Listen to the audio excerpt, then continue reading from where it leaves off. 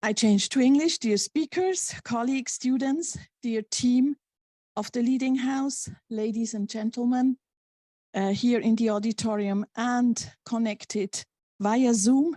The ones from overseas will probably join a little later. Let me give you a warm welcome to this get-together of the scientific community in Switzerland with a focus on Latin America and the researchers of partner institutions in Latin America. We are very happy and grateful that you have joined us. Let's use the lingua franca English, as there are always a few persons who do not speak Spanish or not well enough to follow the panels and the presentations, discussions. Nevertheless, we will proceed occasionally in a bilingual mode, English, Spanish, Portuguese. Everybody speaks the language with which he or she feels most comfortable. Also in the Q&A, in the Q&As and panels, it always works out somehow. And normally Spanish takes over during the day, along the day.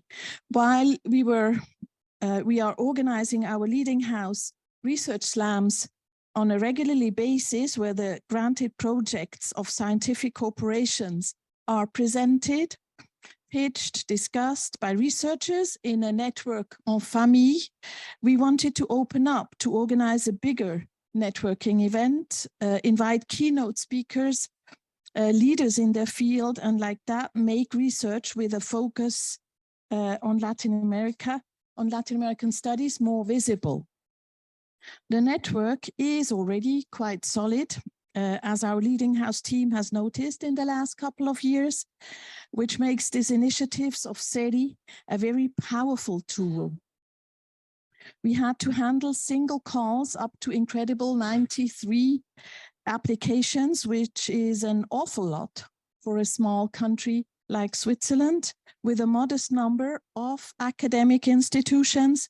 Latin America is definitely on the radar of researchers in Switzerland.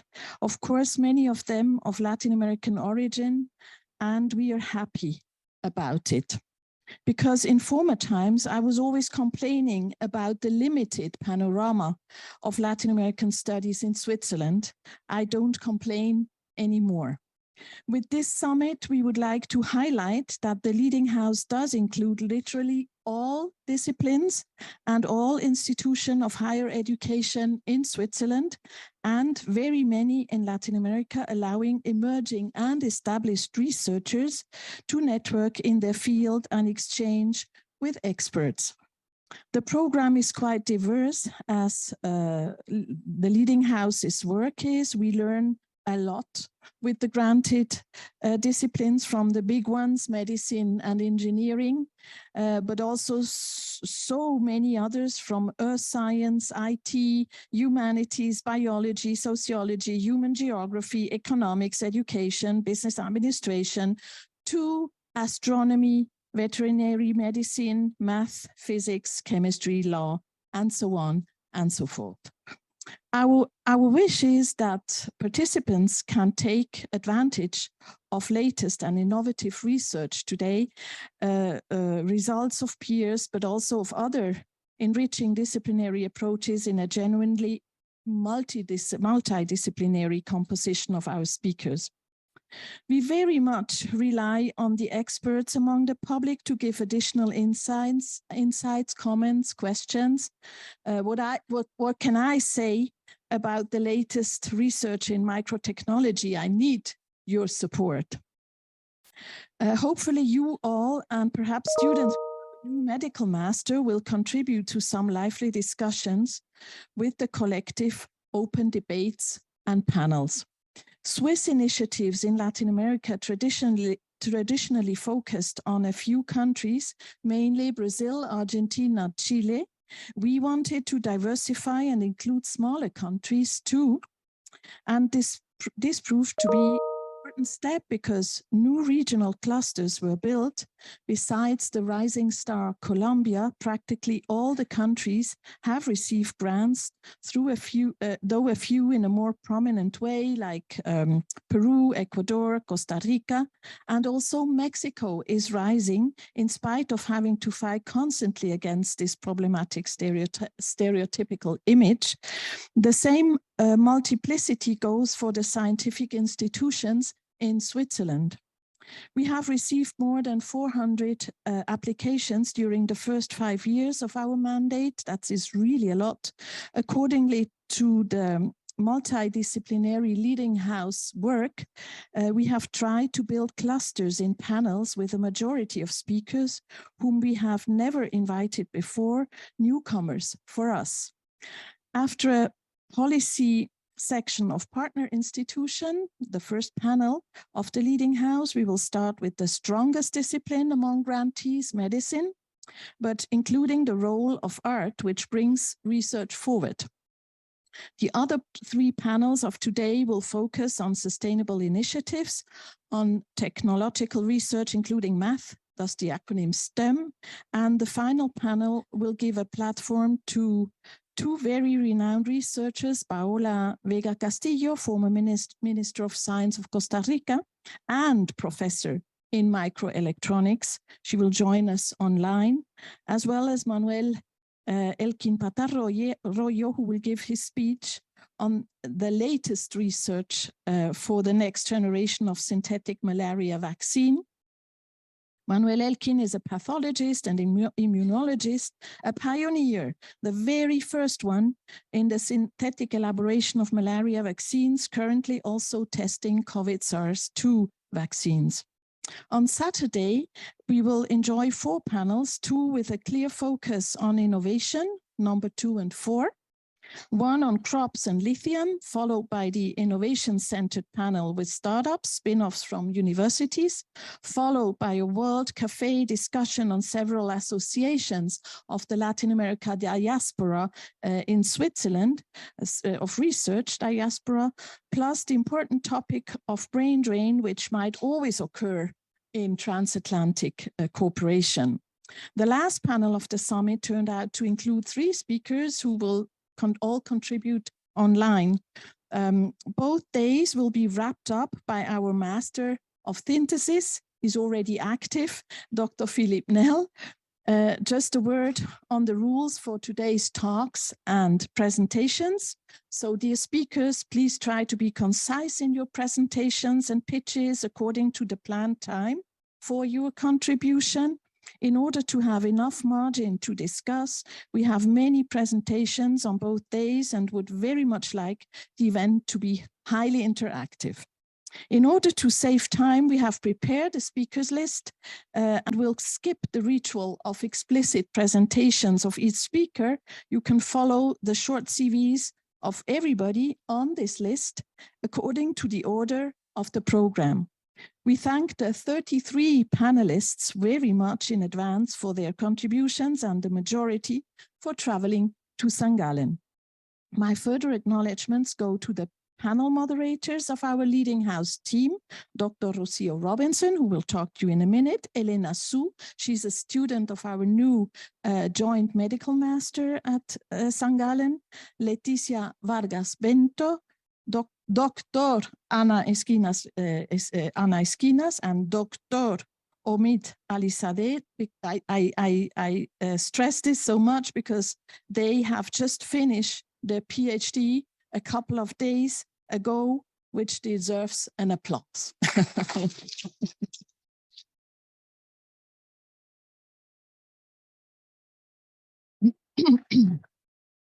My special gratitude goes to the whole leading house team, having organized the event in a very professional way, taking care of plenty of details. Many, many thanks, especially, of course, to our terrific Andrea Güpfert there, where all the threads come together, coordinating, structuring, and working a lot. Let's hope for then for some insightful moments during this summit. May it serve as an impulse to deepen our knowledge, learn more about our research projects, Now I'd like to hand over to Dr. Rocio Robinson, who will concentrate on the innovation part, while I had to report a little bit on the scientific part. Innovation is key in Switzerland, as you all know, #1 in the world for innovation, but also and above all for our partners in Latin America. Rocio is the one who had the initial idea of organizing this Leading House Summit. So welcome again to everybody, and thank you for your attention and for being present. Rocio? Thank you so much, Yvette. Thank you. So I want to give you all a heartfelt welcome to our Science and Innovation Summit, Latin America 2022. I am very sorry that we could not organize better weather for you though, although we tried to take care of everything else on the side. So when I first came with the concept for the Science and Innovation Summit 2 years ago, we were in the midst of the pandemic. And I could only dream and aspire for us all to be here in person, in a conference room such as this one, without feeling like my neighbor would deploy chemical warfare onto me with a single sneeze. So I'm very, very happy that we could be here. I'm very grateful that we can host this event, both in person and online today and tomorrow. So none of this would have been possible without the guidance of Professor Dr. Yvette Sanchez and the help and support of our wonderful Leading House and Centro Latinoamericano-Suizo team. So a great thank you and another applause, please. So a great thank you from my side to Yvette, Andrea, Ana, Leticia, Omid, Veronica, Elena, and Matthias. Thank you so very much. Thanks.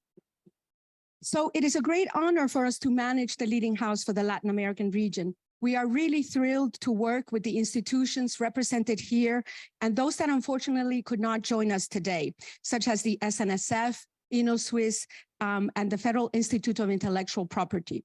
We feel extremely privileged to play a small role in this golden age of Swiss innovation and internationalization.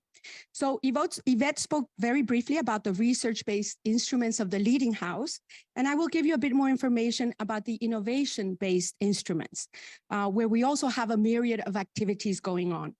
Our flagship program is the AIT Startups. There we have 60 startups participating on a yearly basis, 30 from Switzerland, 10 from Brazil, 10 from Colombia, and 10 from Mexico. So the program consists of a one-week camp in 2 different cities in Switzerland and a one-week camp in 2 different cities in either Brazil, Colombia, or Mexico. In the AIT Startups program, we help scientists take their innovation out of the lab and into the marketplace.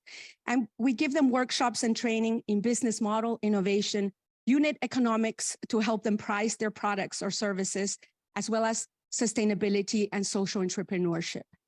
Since we took over the Leading House for the Latin American region in 2017, 180 startups have participated in our program. And tomorrow you will get a chance to meet 3 of them. So we have some of them already here in the room. So next year, we will be launching the ecosystem grant for up to 25,000 Swiss francs per project. And the purpose is to include innovation actors beyond startups. We hope to receive projects that create collaborations between universities and technoparks, but also with NGOs or private industry. So Switzerland is ranked as the most innovative country in the world, and everyone in this room benefits from excellent infrastructure, talent, and human capital that fosters science and innovation. We hope that in these next 2 days, you can enjoy exchanges with other creative minds and are also able to come up with new and inspiring ways of collaborating. We are the producers of knowledge and technology, yes, but other regions in the world also contribute to this expanding scientific global network. Although many gaps still exist among and within continents, recent studies demonstrate that investments in science and technology in the Latin American region have increased by almost 40% since 2009. Scholarly publications throughout the continent are also on the rise, mainly in the field of biological and medical sciences. So the region is diverse in all sectors, and Latin American researchers and academics are increasingly assuming the role of active knowledge producers, often offering solutions to help overcome social and economic inequalities.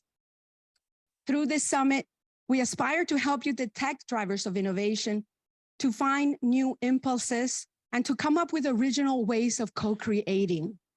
This is the first of 2 Science and Innovation Summits planned by the Leading House for the Latin American region here at the University of St. Gallen. The next one will take place in 2024, and we really hope that you join us then as well. So as you look at the program we have prepared for you, we wanted to offer different formats and interactive sessions to deep dive into some of the most pressing issues in the region, to draw on your expertise, and to showcase all of the phenomenal academic work taking place between Switzerland and Latin America. So welcome again, and let's get started, okay?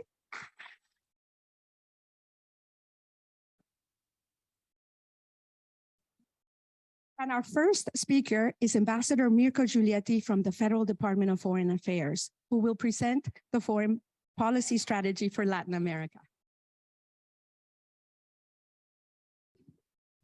Yeah, it's good. Okay, thank you. Buenos dias. Good morning to everyone. As you have just witnessed, I'm not really the most innovative guy, most technological guy. I don't even know how to put a microphone on my headset on my head. Anyway, good morning to everyone. And thank you very much to the Leading House St. Gallen, to you, Professor Sanchez, to you, Mrs.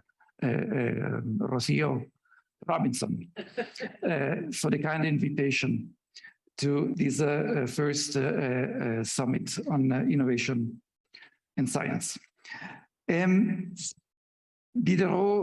Diderot has written a dictionnaire des idées reçues, and the definition, in his definition of diplomacy, he wrote that it's a beautiful career, but spiked with difficulties and full of mysteries.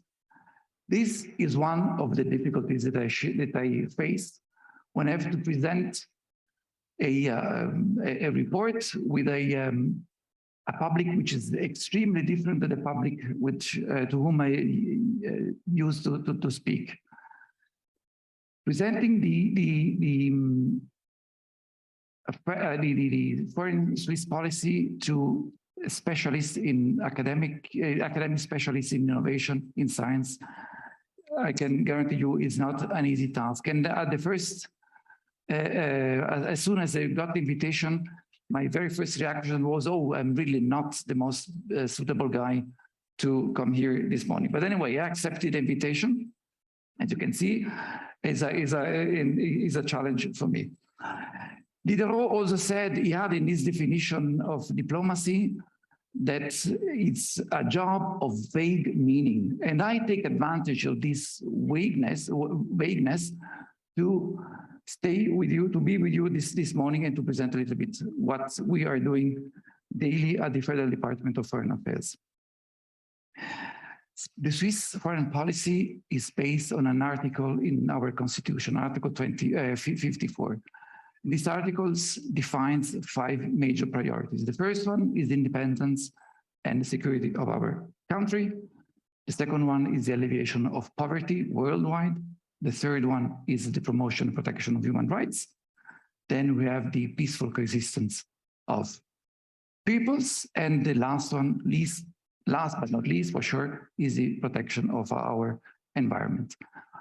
I think this is the only country that has these objectives enshrined in the Constitution, and particularly, as you know, the Constitution is adopted by people and cantons. So every one of us, yeah. Oh, good, yeah. If you wish to. Thank you. Okay. Yeah, perfect. No, it's okay. Anyway. So we have this mandate, the constitutional mandate that you, or that at least the Swiss citizen that voted in 99 gave us to carry on every day. Then the parliament gave to the government the task to prepare for every legislative period a strategy of foreign policy. The last one is from 2020 and is a foreign policy 2020-2025. 3, which is underpinned by some principle like freedom, the rule of law, universality of our mandate, and neutrality, and multilateralism is also as a channel for our work. Then, under this major report, different offices of the Department of Foreign Affairs had to prepare a specific strategy for their own region or for their own topic. We have a strategy on digitalization, we have a strategy on arm control, we have a strategy on China, we have a strategy on human rights, we have a strategy on on the Americas, on the Western Hemisphere, we have a strategy on Middle East and Northern Africa, and so forth and so on. Other departments, and we have here the representative of our State Secretariat for Education, Innovation and Research, thank you. They also have a strategy of the international strategy of their secretariat, which, if you take all this range of instruments together, you can see more or less where Switzerland is going, let's say, worldwide.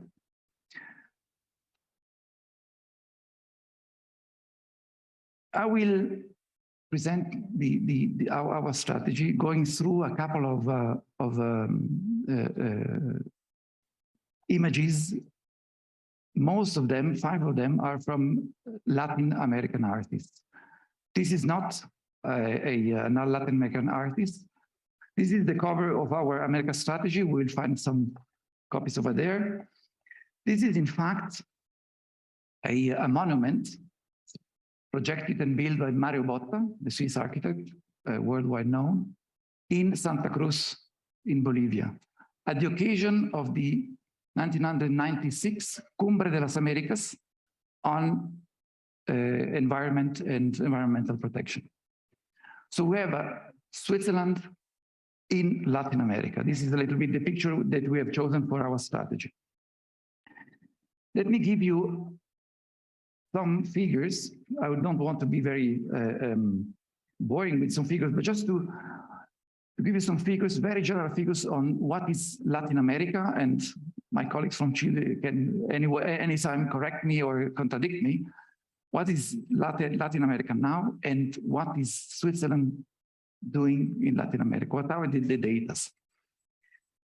Latin America counts with 8% of the worldwide population, but only with 3.5% of GDP worldwide is produced in Latin America. So a rather weak result. 5% of international trade is with Latin American countries. Latin America is a superpower, as the UNDP defined it a couple of years ago, is a superpower in biodiversity. 40% of the biodiversity worldwide is in Latin America. We have the 25% of forests worldwide are in Latin America, 25% of oil reserves, 60% of lithium reserves, 25% of copper reserves, 25% of nickel reserves. So you see a huge amount of resources are in Latin America. They have only 4% wheat production worldwide. It's quite not very strong if you think about Brazil and Argentina, or Uruguay, that are extremely powerful wheat producers. If you see it worldwide, it's not that important. But we have not denied 8% of population, but 1/3 of the homicides worldwide occurs in Latin America. And we have 68% of crimes against defenders of environment are perpetrated in Latin America. So you see, you have a huge resource in Latin America with a huge negative aspects in the same continent. They had Latin America, 12% of COVID cases worldwide, 1/4 of the deaths COVID were registered in Latin America. Switzerland in this context, let me be a little more positive. So 7% of the Swiss population living abroad lives in Latin America. Just to give you an idea, more or less 15–80% lives in Northern America, 2/3 lives in Europe, 7% in Asia, 1% in Africa.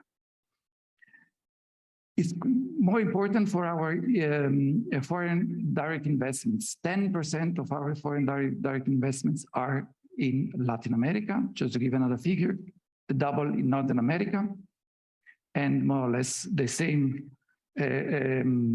figures in Europe, where the half of our foreign direct investment are in Europe.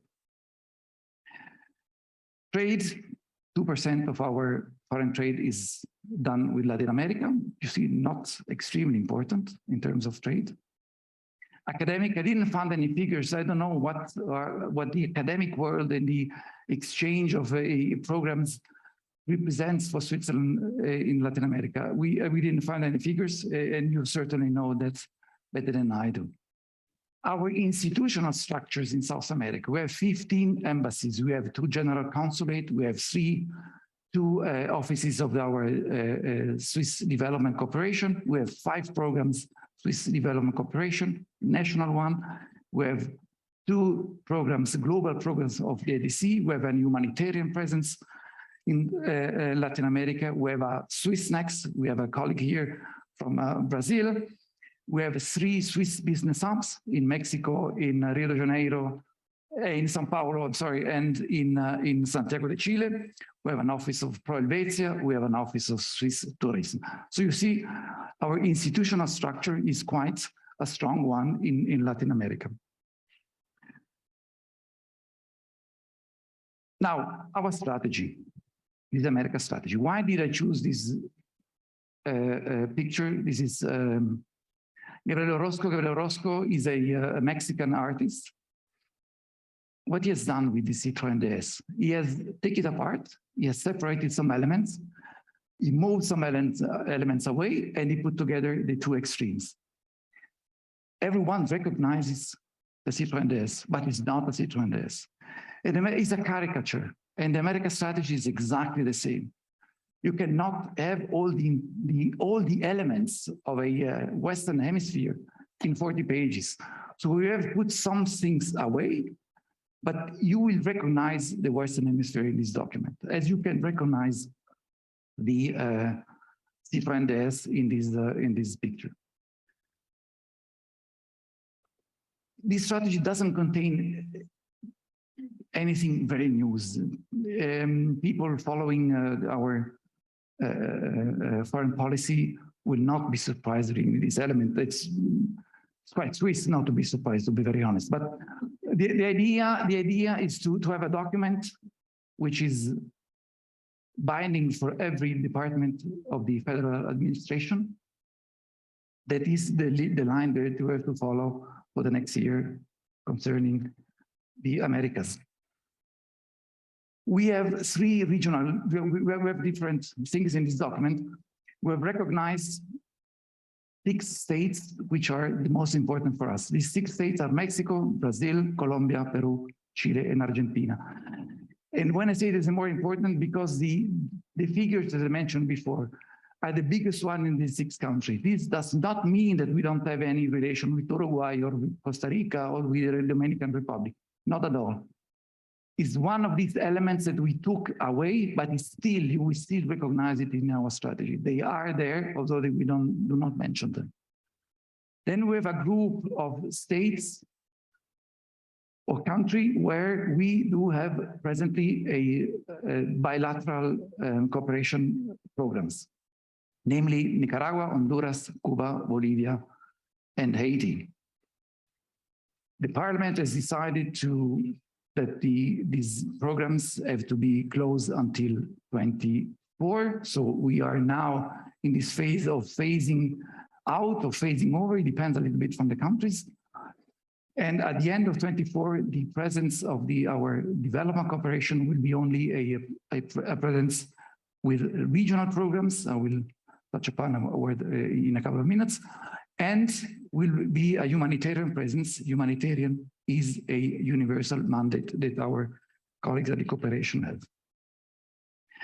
Now, as in the general policy, foreign policy strategy, there have been 4 areas that have been considered as as priorities. The first one is peace and security. You will recognize it from the Article 54 of our Constitution. The second one is prosperity, also in the Constitution. The third one is sustainability. You will also recognize it in our Article 54 of the Constitution. The fourth one is rather new one, it's not in the Constitution at all, it's more an instrument, it's digitalization. So if you allow me, I will go through these 4 different priorities.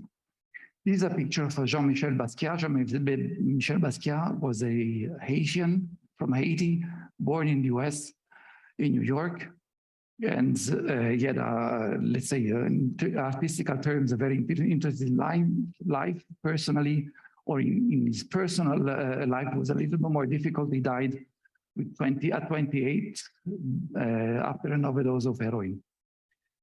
And I choose this particular picture because the title is The Warrior, so we want peace. So the warrior is a little bit the contradiction of peace, although it's not always true. But anyway, in our strategy, we recognize the fact that Latin America countries are like-minded with us when you talk about human rights, when you speak about rule of law, and you think about democracy. I have to admit, in our strategy, the strategy was elaborated last year, and this topic, it is important. We have regular dialogues with different Latin American countries on human rights. We do collaborate with different countries of Latin America at the Human Rights Council in Geneva, at the General Assembly in New York, promoting human rights. Just to give you a couple of examples, with Peru, we work in the promotion of international humanitarian law. We work in the prevention of conflicts. With Argentina, we work to fight the death penalty. We work for the gender equality, work with the aim to promoting and protect the rights of women, and we work a lot with Argentina in amending the Statute of Rome of the International Criminal Court. With Chile, and we have the ambassador present, he may maybe compliment me or contradict me once again. We work also with Chile in the protection of women's rights, in the protection of journalists. I mentioned before the high murder rate against environmentalists in Latin America. Don't forget journalists, one of the dangerous countries worldwide to be journalists is Mexico. We work with Chile in the Commission of Status of Women, and in the transitional justice area. With Costa Rica, we also a lot of we share a lot of priorities in the human rights. We work with them also in the environmental protection with the High Ambition Coalition for Nature. With Costa Rica, we prepared a resolution at the General Assembly on the rights of a safe environment or a healthy environment, and so far and so on. So you see, with Latin American countries, we work quite a lot in the promotion and protection of human rights. We tried with my colleague Benjamin here to find some figures to also to give a kind of percentage how much we work with the Latin American countries in these fields and how much we work with African countries or Asian countries. There's a million of data on these fields, so it was impossible for us to find any meaningful general tendencies. But according to my experience, according to the experience of various colleagues that we have contacted these last days, Latin America, outside the usual suspects as the European countries, US, Canada, Australia, and Japan, are by far the countries which we share with us these three values, which are the human rights, the rule of law, and the democracy. So I will come back again on this point later on. Second priority, prosperity. This is a picture of Genesis Alayon. Genesis Alayon is a young Venezuelan artist.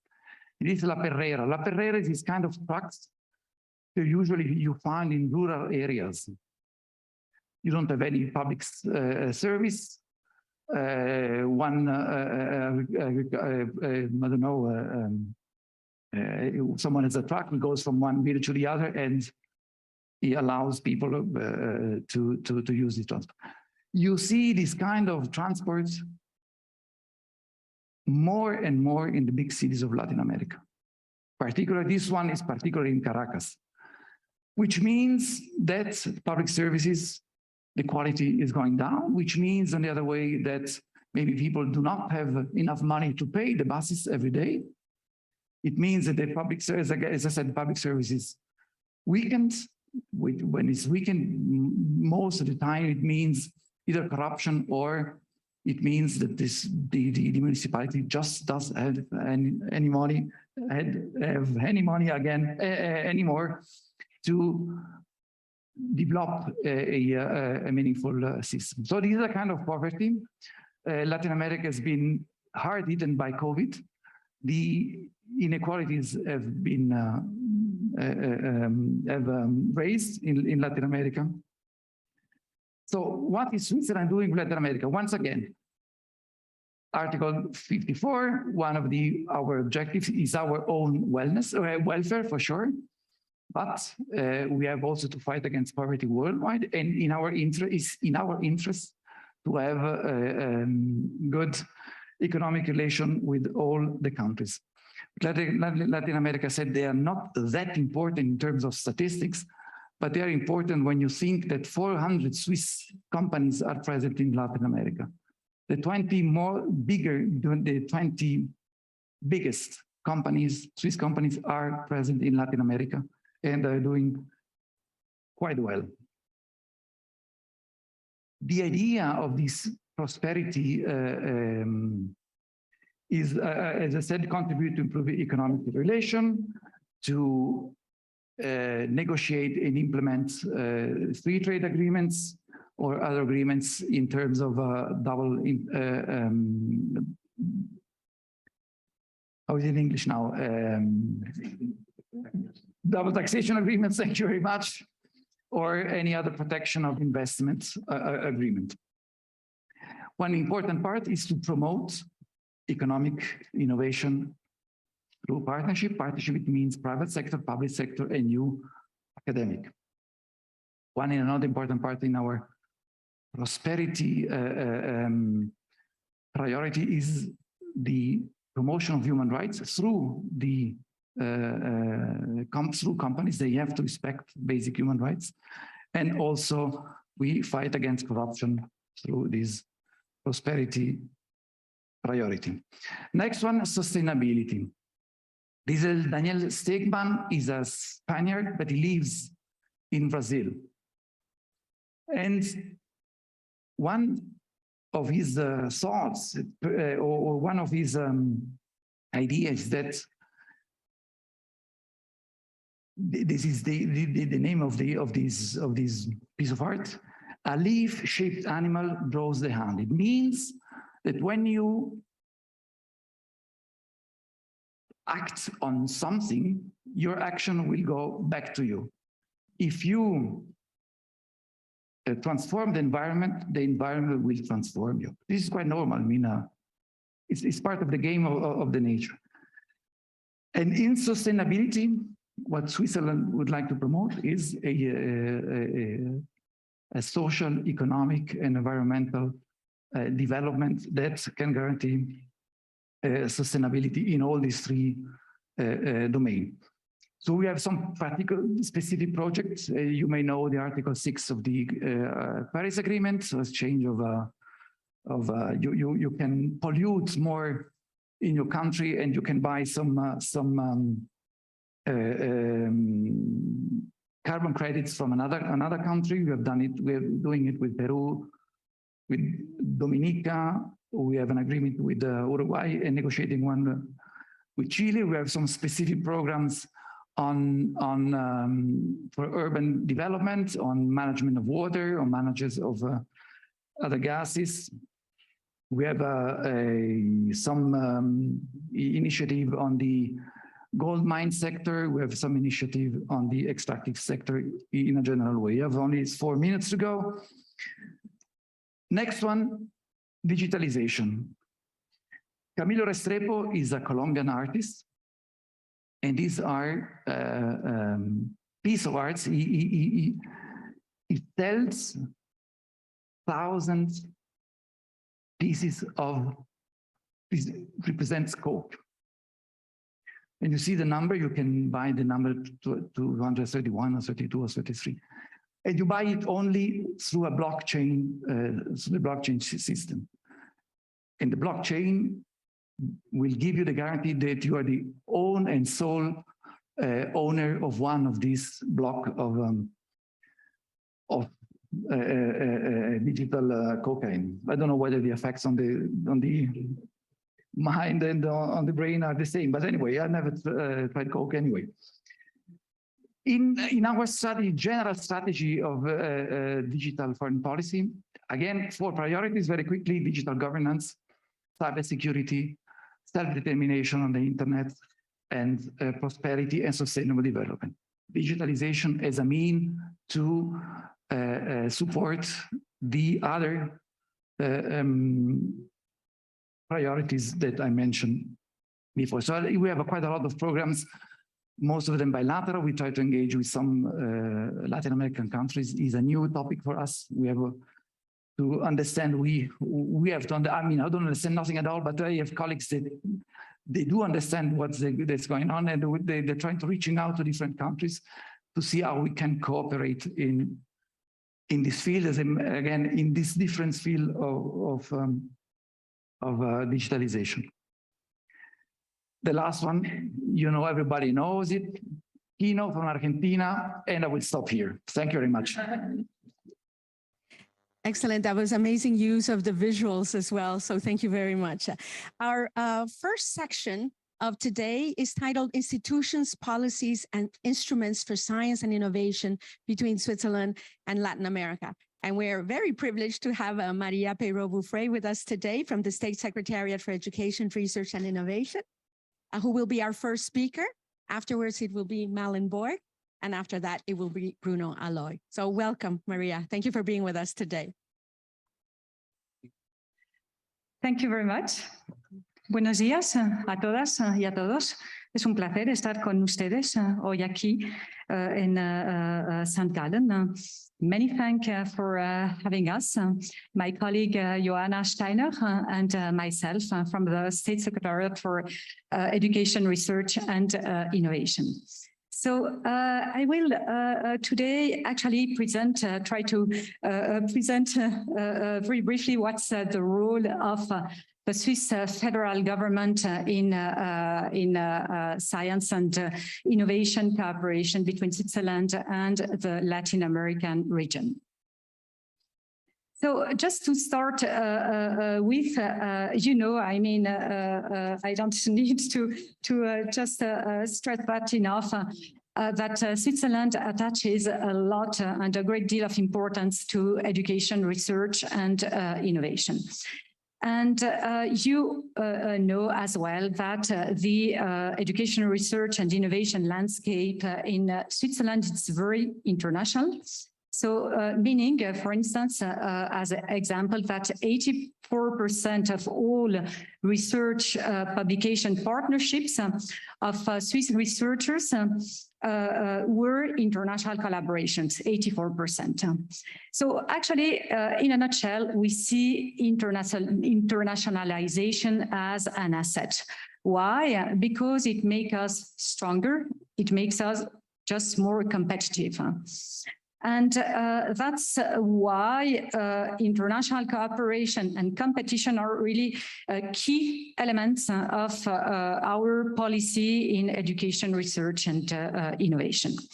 So for for Switzerland, in our role as federal government, we see our mandate as creating the optimal framework and the optimal framework conditions for our education, research, and innovation stakeholders to freely engage and to thrive in this environment. We do have these principles that underline and that are the key ones for our action in the education, research, and innovation. Perhaps I have to emphasize the one of them, which is the bottom-up approach. It means that we do strongly think that research and innovation is something that can't be kind of prescribed or directed top-down. It has to take place bottom-up in the sense that our stakeholders are the ones who know with whom and in which fields they would like to cooperate. Autonomy, our stakeholders, they do enjoy a great deal of autonomy as well. Quality and excellence, it means that we fund from our end, from the State Secretariat for Education, Research and Innovation, excellence-based research and innovation. And openness, as I said, openness meaning that be it transnational mobility, be it internationalization, we think it makes us stronger. Activities in this field. So they are just, here we emphasize some of them, official activities, which are, for instance, visits, ministerial activities, talks between at the ministerial or state secretary level, science diplomacy as well. Participation in multilateral programs or multilateral infrastructures. So here as an example, we could mention the CERN as an research infrastructure or multilateral programs as the EU, European Union framework programs, kind of Horizon 2020 or Horizon Europe. We do have also the bilateral programs. I will come on these just later on. And we do have these Swiss government excellence scholarships for foreign scholars and artists. These are fellowships that are funded by the Swiss federal government and cover more than 180 countries. And they are aimed at really just support young researchers and artists who do have, in the case of researchers, either a master's degree or a PhD, or in the case of artists that do have a bachelor degree. And then we do have Swissnex, our CEO of Swissnex in Brazil, Malinborg, is here today and will speak after me to explain exactly what Swissnex does. Coming back to the bilateral programs, these are programs that were launched by the Swiss federal government in 2008 to intensify actually research and innovation cooperation with regions that we do think have a great deal of potential for having actually enhanced technological or scientific cooperation, and that have really that do interest a lot or many of our scientific and research community.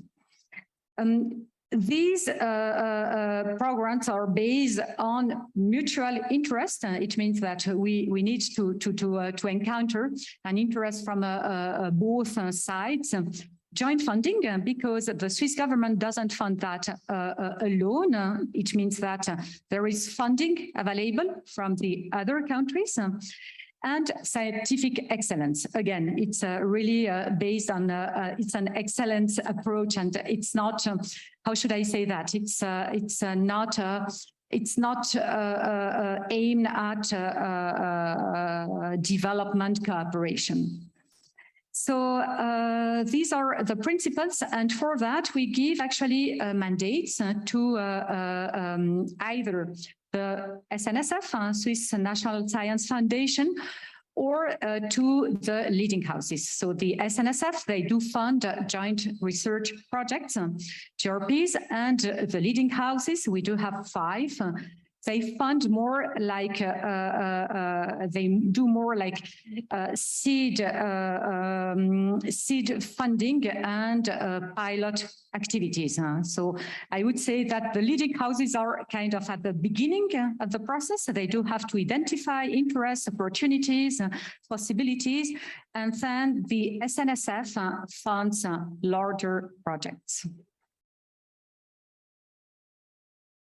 Here, you have actually for the leading houses, concentrating on the leading houses, you do have the 5 institutions, be it universities or universities of applied sciences, to which we gave a mandate for under the current area education research and innovation dispatch, which is actually our main funding instrument over a period of 4 years.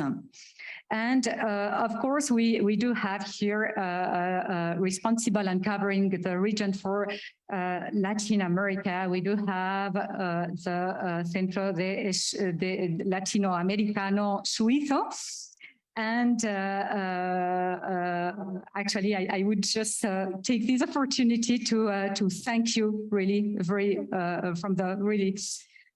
to thank you very much for your amazing commitment and delivery in fostering this research and innovation relationship between Switzerland and the Latin American region.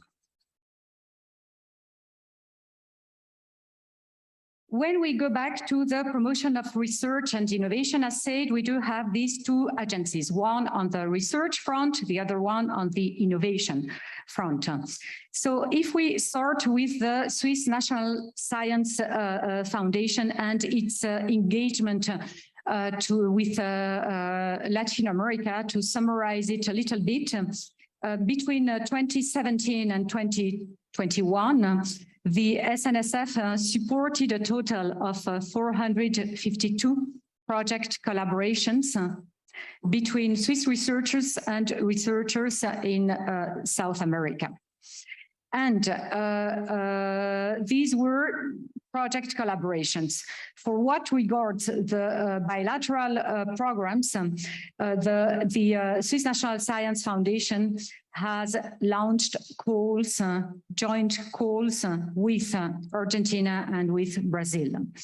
So it's likely that there will be another call with Brazil in the next future. We recommend you just perhaps to sign up for the SNSF newsletter to stay up to date with any new calls, should you be interested in this. Then the SNSF has also actually something, an instrument called a lead agency agreement with the federal state of Sao Paulo. These, under this scheme of lead agency agreement, actually, one research agency does recognize the selection process and examination process that is done for the applications within a call by the other agency. It means that there is actually a relationship of trust. It means that they don't need to do the job twice, both agencies. They will take turns, usually 1 year one and the other year the next one, just to agree on the projects they will fund within these calls, so that they launch together.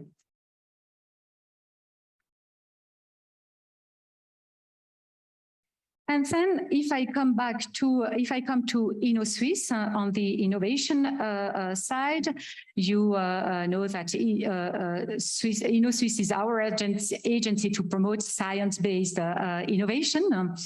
And that they do use actually instruments, diverse instruments to encourage cooperation, be it at the national or international level. In the context of the Latin American region, they do have, InnoSuisse has actually an agreement with the partner agency in Brazil, which is Embrapi.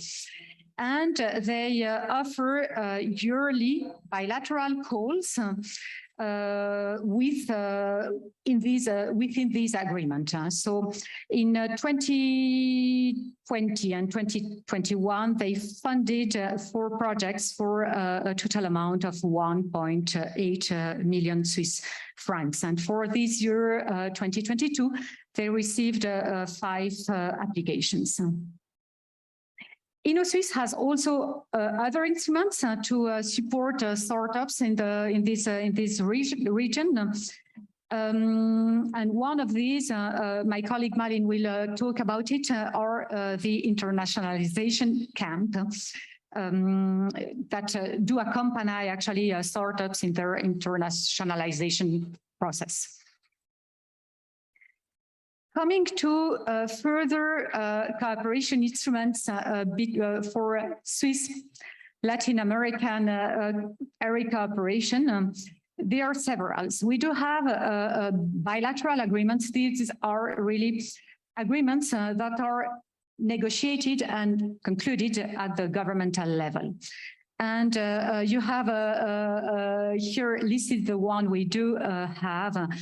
These are actually instruments that are an expression of the willingness of Switzerland with these countries to cooperate more strongly and to work together in an enhanced manner in the field of education, research, and innovation.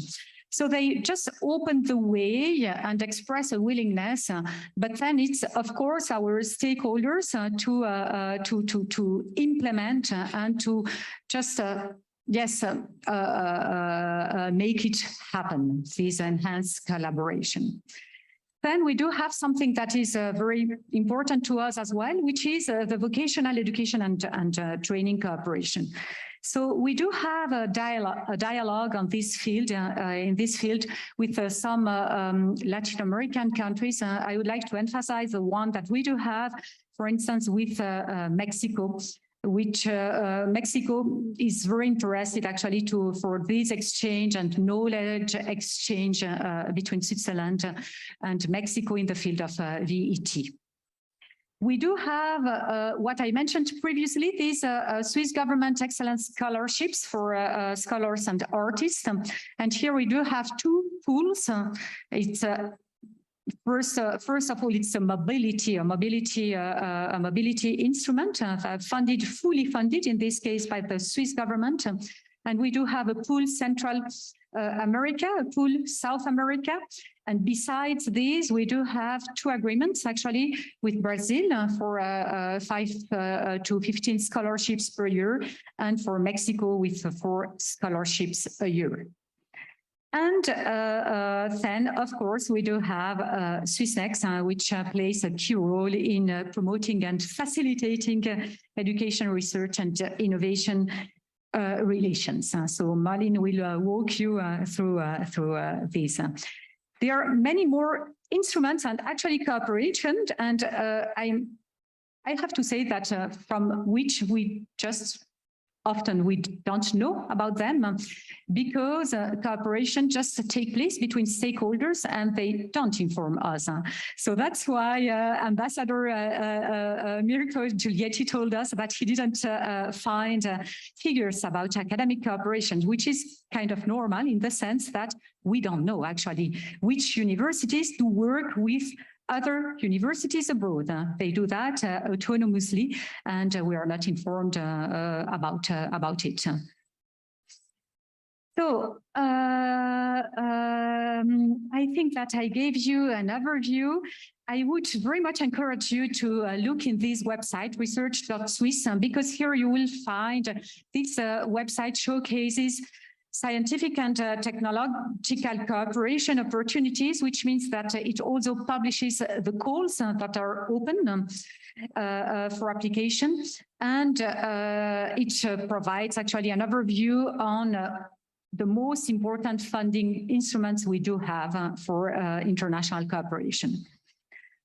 So many thanks to you all for your attention. Here, further links that might interest you.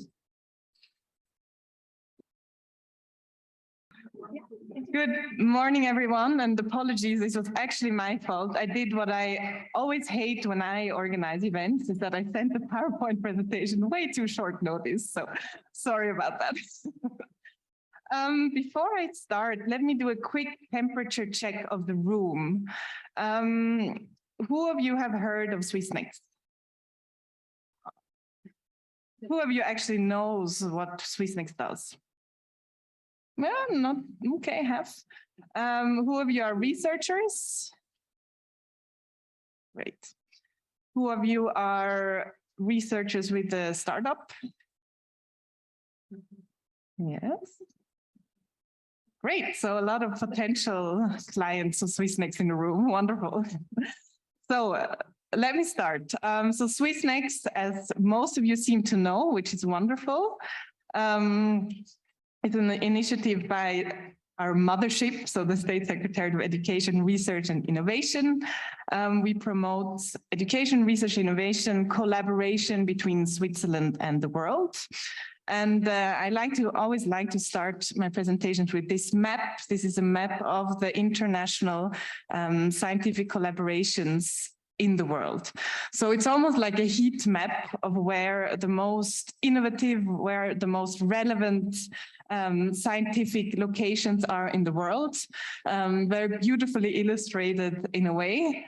And so it's no coincidence that our SwissNext locations are in the spots where it's the darkest red. So you have our network here. We started 20 years ago in Boston. We are in San Francisco, we're in Asia, in Bangalore, Shanghai, and since last year in Osaka. And since 2014 on the Latin American continent, we have our offices in Rio de Janeiro and Sao Paulo. You might ask yourselves, why only in Brazil? So of course, we'd love to be present in more than one country. And this was actually the original idea when SwissNext started. Our motto was connecting Switzerland and Latin America in education, research, innovation. We started and immediately saw, or very quickly noticed, that Brazil is a huge country. Even in Brazil, we are 8 years into our mission and we still have only covered a tiny patch. So to say that we cover all of Latin America would be quite a stretch, but maybe that's something for the future. So as I mentioned, we promote the active outreach and engagement of our partners. So these are researchers, startups. This can also be companies and public institutions between Switzerland and Brazil.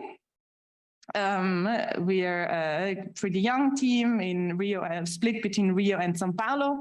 And at this point, I'd like to give a big shout out to the University of St. Gallen, who constantly feeds our talent pool of young, talented master's and bachelor students who come and do an internship with us, and sometimes even stay on as permanent employees. So it's really interesting how the engagement of University of St. Gallen in Latin America really fosters the interest of the student corps for Latin America. So there is really, I think, something to be said for a bit more of top-down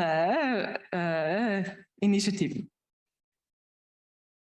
To talk a little bit about the collaboration between Switzerland and Brazil, it's a long-standing relationship, started in the 60s with the Agreement for Scientific and Technical Cooperation. Currently, we operate on the basis of an MOU. and the establishment of a strategic partnership plan that dates back to 2008.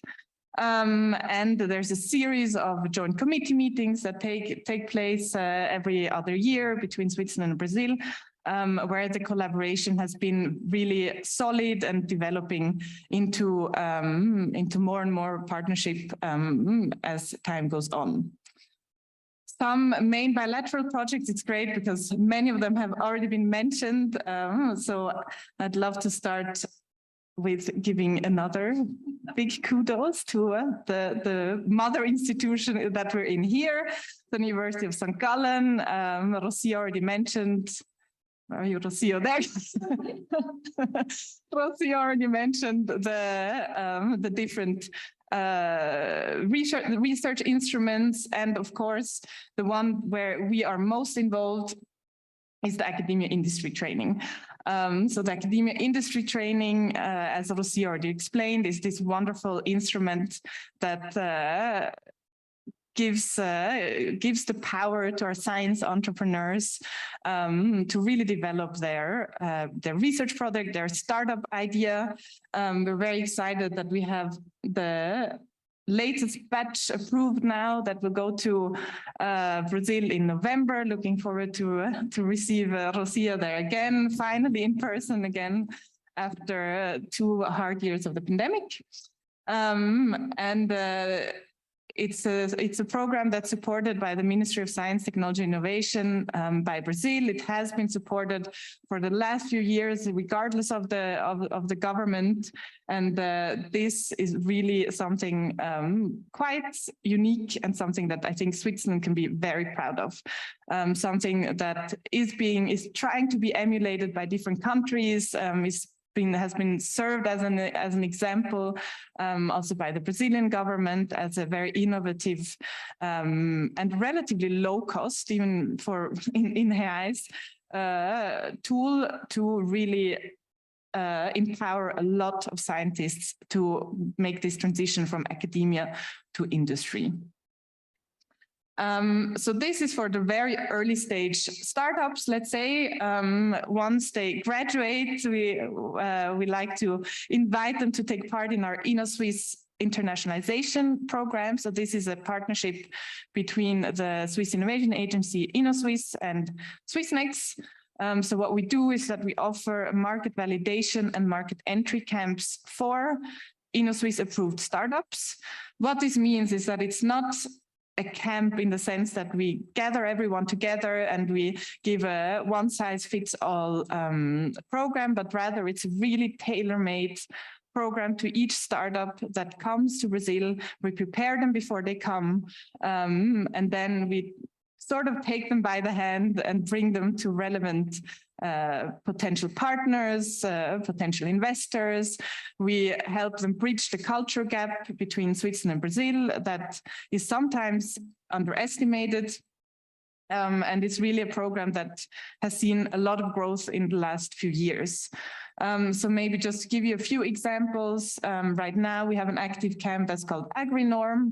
That is a machine learning sort of deep tech software that works on the quality of fresh produce. So to make sure that the fruit, vegetable doesn't expire, or to manage the expiry date of fruit and vegetables. So in a tropical country like Brazil, where things expire much faster than in Switzerland, that is something that is very relevant for supermarkets or for farmers, sort of through the whole supply chain. In terms of food security crises, wars, supply chain difficulties, we have seen a lot of success with this startup in Brazil. Just taking them to the right people and really having them make use of our quite diverse network that really goes from the farmer to the top-notch researcher or investor has been quite useful for them. Then another example is MapTiler. MapTiler is a sort of like a competitor to Google Maps, except that it works offline. It's a lot cheaper. So it's also very interesting for remote areas that might not have access to the internet. And they have also been very successful in Brazil. Last example I'd like to highlight is Herbie. Herbie is an education technology software. It's a fairly simple solution that corrects tests in schools. In Switzerland, they don't really have a market because it's almost too simple for the Swiss schools. Swiss schools don't need it, but in Brazil, in remote areas, in municipalities that need softwares or need solutions that are low cost but effective, they have seen a lot of success. So through our market entry camp, they did a whole road trip through the northeast of Brazil, have signed several partnerships with Brazilian municipalities, and are really driving this small Swiss startup really from Chur in Graubünden to the northeast of Brazil. So quite a nice success story. That is Andrine on the right side here from Herbie. Then when they graduate even further, they can apply to this tech maker call. So Maria already mentioned it, this partnership between InnoSwiss and Embrapi, which is a call for international cooperation. So for companies, it's for big companies, but also for startups and for researchers. There's no restrictions, but we've seen in the current call where 5 pre-proposals were submitted, and actually the final day for submissions of the final project is today, 30th of September. That there has been a lot of focus on agri-tech and food. So sort of very much in the vein of the current food crisis, food security. This is very relevant, I think, to the times we're living in.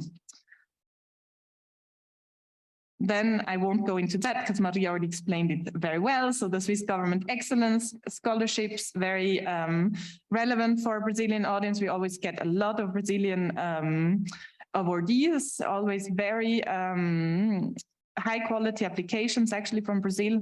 And we're very happy to see that because, to be honest, there's not that many instruments for Brazilian researchers to come to Switzerland. So that we have this is very, very important. Then, of course, complemented with the instruments that are available from the leading house, but still, I think not always easy to compete with the big neighbors as France, Germany, etc., when we're on the ground in Brazil and trying to sell Switzerland as this location for talent. And then maybe to close, there are many more ways to collaborate with us at Swissnex. So we're really an interdisciplinary platform to bring together artists, researchers, startups, and maybe my most important call to action to all of you is that if you collaborate with Brazil, even if you collaborate with other Latin American countries, let us know. So you might think that you don't need us, and maybe you don't, which is absolutely fine. But we are sort of masters of serendipity. So usually when you do let us know, we manage to make some connections happen that you might not have imagined by yourself. So I think this collective intelligence is really, really useful to the people we receive at Swissnex in Brazil. I'd like to highlight one particular initiative that we are working on right now is the Pantanal Science Camp. So this is quite a unique opportunity, actually, that we have constructed in the past 2 years, together with the largest private natural heritage reserve in Brazil, the SESC, it's called. It offers a infrastructure to conduct research for students, for study tours, for researchers in one of the most biodiverse biomes on Earth. So this is a very special partnership we have with this partner in Brazil. They are very interested in international collaboration. They are only starting their internationalization journey now, and Switzerland is really the first country to open up this avenue. So it's a small window opportunity that we have to make use of this completely free infrastructure. So I'd like to invite you to take a look on our website, swisslinks.org, to learn more about this camp or to come talk to me about it afterwards. And then tailor-made services. So we're very bottom up. We listen to what you need. We try and adapt. And when you come to Brazil, we know that Brazil is not for beginners. So we try and make you feel at home, feel comfortable, try and bridge all the difficulties that sometimes we encounter to make your stay there the most fruitful. So thank you very much.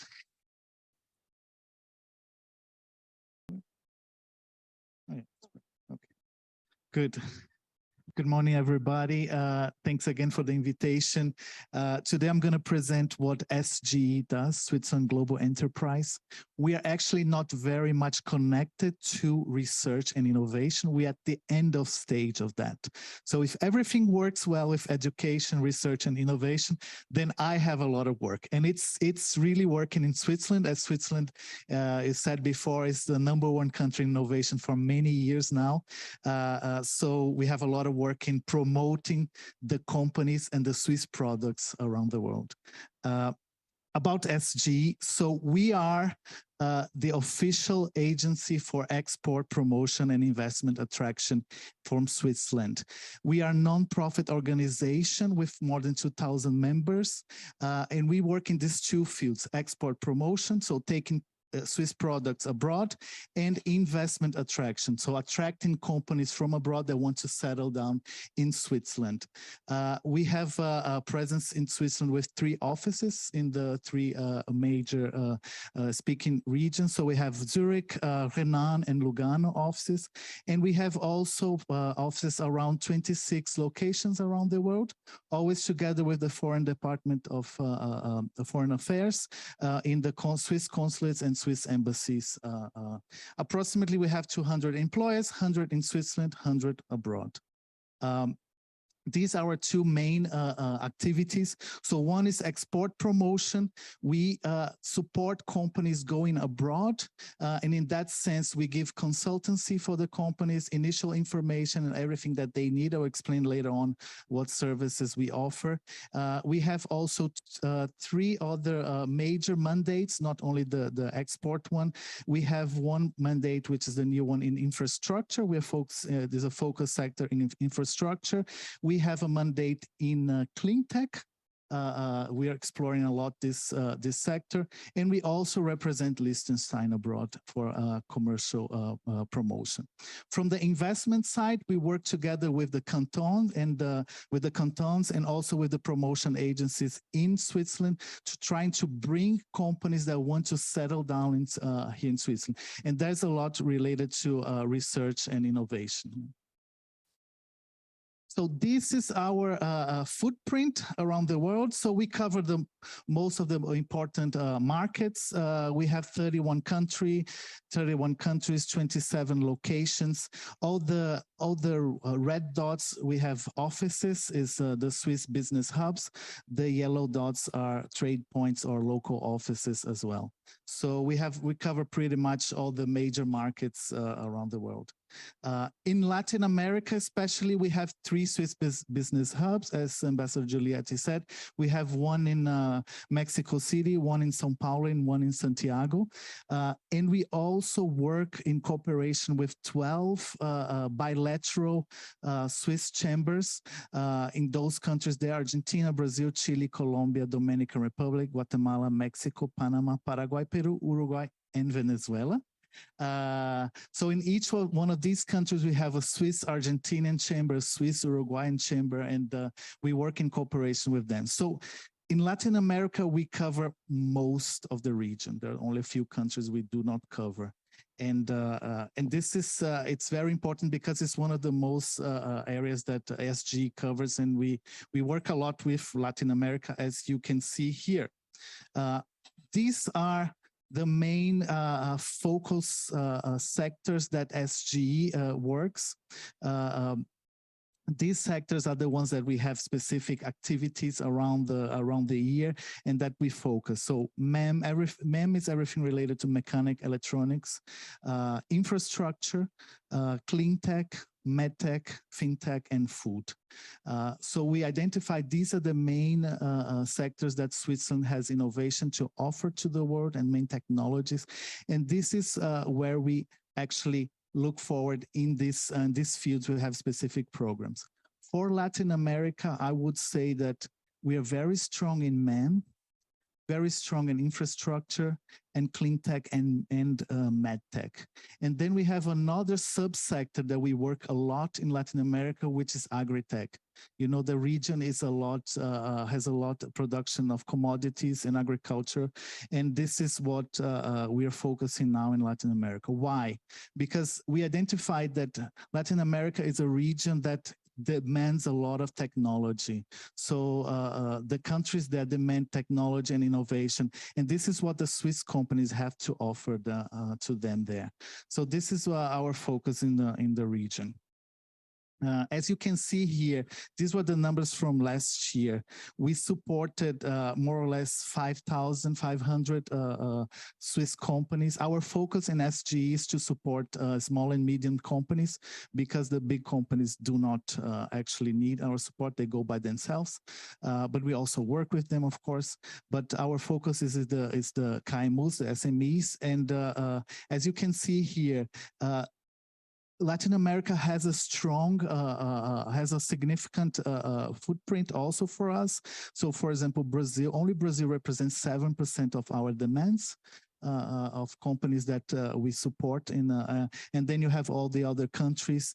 And we see that this is a region that, although it doesn't have the highest number, most of the Swiss companies, when they think they're going to internationalize, they think of US and they think of China, and of course they think of Europe. But in these places, in Europe, it's quite simple for the companies, very direct. They understand the rules, they understand how things go. And in Latin America, they really need our support.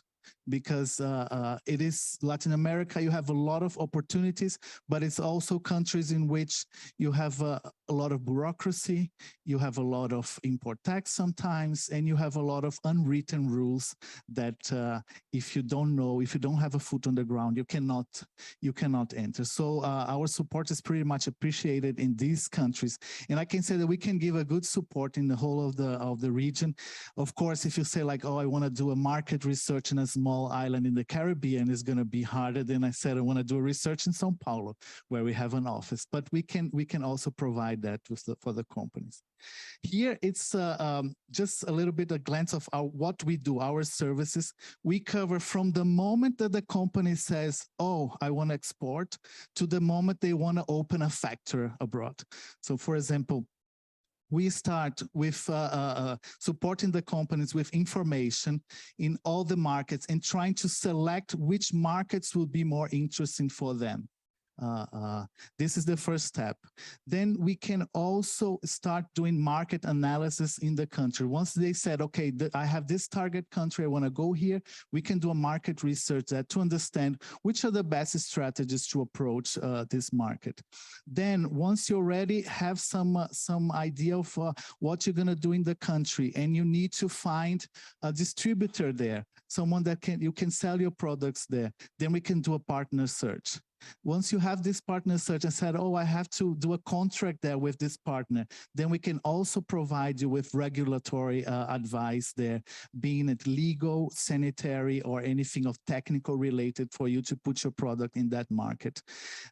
Once you have established those connections, you said, oh, now I have to go there and visit the country. We can also help you going there, organizing a business agenda, or if you want to visit a trade show in the country, we can also organize that for you.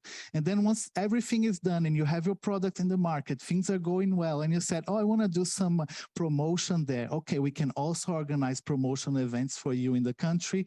And we can also, in cooperation with the Swiss embassies and consulates, link your brand to the Swissness. And this is very important for the Swiss companies abroad. And then you said, okay, now it's, for me, the market is very good. And I think there's there's opportunity, I'm going to produce there locally. And we said, okay, we can also help you in opening a company in that market, or maybe opening a factory. And then so we accompany the Swiss companies from the moment that they decide to export to the moment they have a establishment in the country. So basically, I mean, it's sorry, it's a short presentation. I'm here for questions if you need, but basically our job here is at the end of the research and innovation. And we see that it really works because Switzerland is very good in applied science, and SG can give you the support there. In Latin America in specific, we have a very good network of that we can do there. And it's a region that we are growing a lot. Normally, when we do several surveys with Swiss companies, normally we see that Latin America always get 2 or 3%. So when we ask Swiss companies where you want to export next, Latin America always get like 2 or 3%. And in this year, we saw that it raised a lot to 11% of the companies said that they want to start exporting to Latin America. We think that is a reflex of everything that's going on with Ukraine war. The companies are really rethinking geostrategically risk where they're going to put their companies, and also everything that happened with the COVID situation and all of the logistics. So the companies are really thinking of how to outsource for other regions, and Latin America has this potential that we think that it is time to cover, and this is something that we are really focusing on. And we saw a really increase in the demand for information in Latin America lately. Okay, thanks a lot. Yeah. Thank you very much. Wonderful. So maybe we can get our 3 speakers and have our Q&A session. We have about 10 minutes, so I hope that everybody's getting their questions ready. And from my side, I just want to thank you once again for all this very interesting information.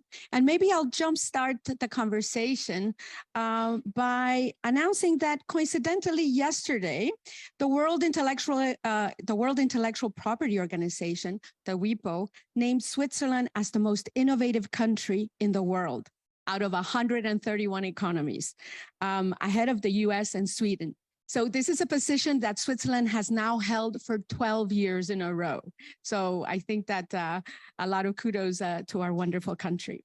But I wanted to ask perhaps the panelists a bit, referencing Ambassador Giulietti, who highlighted the complexities of the Latin American region, particularly pertaining to peace and security and sustainability. So we have 2 very divergent regions which we're collaborating with. And I wanted to ask perhaps, what do you think we can do to even further this commitment and these relationships between Latin America and Switzerland to foster more science and innovation? And what do you think perhaps what is missing? Is it more funding? Is it more talent? Do we need more digitalization? So maybe just a couple of words. How do you think we can even foster more collaboration between Switzerland and the Latin American region? Yeah. or perhaps we should go to the Q&A from the audience already. No, I'm kidding. I can just start about it. What we can do more or better. Actually, we can always do more and better, and we have to reach for the stars. I think my impression is that what we do currently is already very, very good. There has to be. I think that there has to be just enough support mechanism, enough instruments. We do have them. We listed all of us, we listed them, but we need also to encounter enough interest from the stakeholders themselves on one hand. And on the other hand, we need to be to collaborate. So it means that the countries in the Latin American region, we need to feel that this willingness and that they really truly want to engage and to also to take to ensure that follow-up is done, that we can go from the very starting point to the end of, for instance, a project. But sure. I mean, I can comment maybe from our perspective. from the field, let's say. So I think here I'm preaching to the choir a bit. You're all interested in Latin America already. But what we encounter at Swissnex is there's just a lot of ignorance or a lack of understanding or of Latin America, of Brazil specifically in our case. What makes the news here in Switzerland is, especially right now, to be fair, because it's election day this weekend, but is only negative. So I think we see our role in, of course, not promoting Brazil at all costs, but bringing a bit of a more balanced view of the opportunities. So I think, so what we've tried to do is to identify some focus themes, or very much also like SGEs. We focus on the future of food and biodiversity in terms of our communications, in terms of our active trend scouting. So I think each of us in this room probably has a role to speak more about the more differentiated view of Latin America, of the opportunities that exist, of course, also of how to overcome the challenges, but to make the opportunities to bring up these 3% interested in Latin America at first sight up to a bigger number, and not just because of the war in Ukraine. Well, Malin, I feel your pain. That's my daily struggle to convince the Swiss companies that there's a lot of opportunities in Latin America. And I see, especially when you talk about sustainability, we see that there's a real, like, concrete opportunity for the everything that's going to happen with the energy transition now in Latin America. And we see a lot of countries, for example, Chile. The ambassador is here. Chile is one country that has a lot of potential for energy solutions and everything related to energy generation, storage, and distribution, and all the solutions that Swiss companies can offer. That's very much welcome in Latin America, and will have a lot of increase in the near future. So that's my challenge also, to convince the companies that there are a lot of opportunities there. Thank you. We have a question from the audience already. Okay. Thank you very much. First of all, more than a question, is a general comment of my experience here.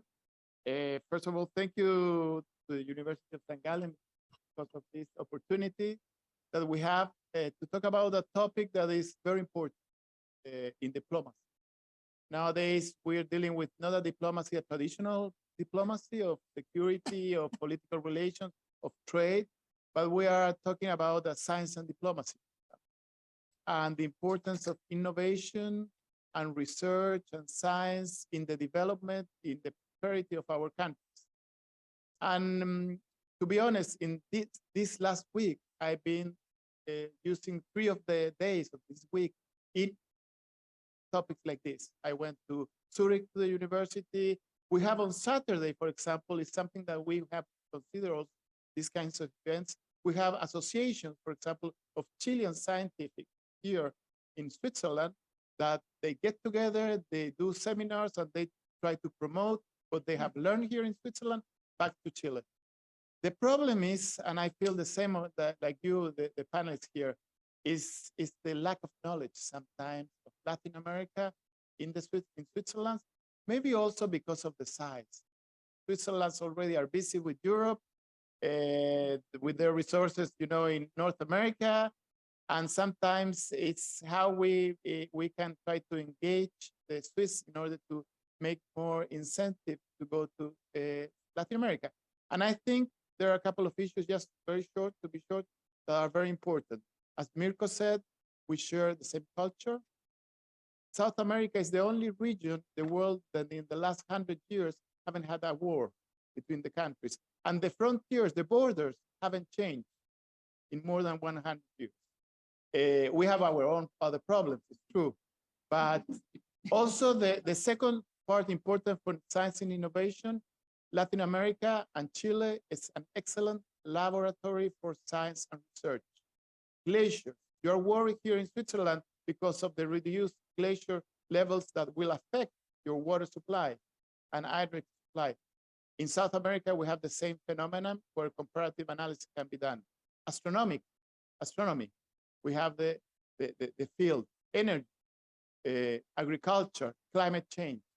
So those are the areas where we can maybe try to find interest here in Switzerland to go to Chile.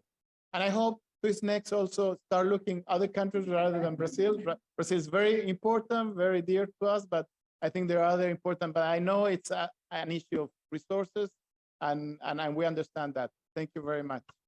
Thank you very much. And it's a very good point that Latin America is an incredible laboratory, and we will look into an AIT Chile in the very near future. We also invited ICES, the Association of Chileans, but because of the event tomorrow, they were not able to come in person, but definitely I'll speak about them in our section for international talent and brain drain, which is a very, very important issue for us as well. And talking of other countries, I have a question. The University of St. Gallen has moved its institute from Sao Paulo to Medellin for a reason, because Colombia is in bilateral relations with Switzerland, really the top country at the moment. And we went there. Anthony is here, who is at the institute, and they are living in Medellin now. And I would like to ask the SNF, Swissnec and SNG to consider more Colombia, because I talk now from the basic. I mean, the top numbers of research corporations at the moment are Switzerland, Colombia. So, I mean, Brazil is fine, and also Chile and Argentina, the classic. But I think you have to think more of Colombia too. What do you think about Colombia? So I think we have lobbying for Chile, for Colombia. Any other takers? Because we are the Latin American region, so we need to hear from the other countries as well. Many thanks. I just making a list mentally of all the countries that are of interest. Of course, I can't agree more with you, Yvette. Colombia has amazing academic institutions. Just to speak about them, but in the end, how should I say that? Actually, yes, indeed, but there has to be, we come back to the stakeholders and to our bottom-up approach. So for these collaboration, enhanced collaborations to happen, there has to be interest from our stakeholders. And as you pointed out, actually, it goes hand in hand with the fact that our stakeholders should better known and be more aware of all the opportunities that do exist in the region. And this is a common job and common job for which we should all be committed in the end. Well, from our side, we are driven also by the demands that the companies have abroad. And we see that, of course, Colombia, there is some demand, but compared to, for example, Brazil or Mexico, it's still a little bit behind. What we try to do also is to present opportunities. And therefore, we do a lot of reports on some economic sectors in Latin America. Dr. Nell is a good partner for us, did a lot of this research for us. And Colombia, for sure, is in our target, but it's still not as requested from in comparison to Mexico, Brazil, or Chile, for example. Maybe if EDA tries to expand our network, then maybe Colombia is the next one.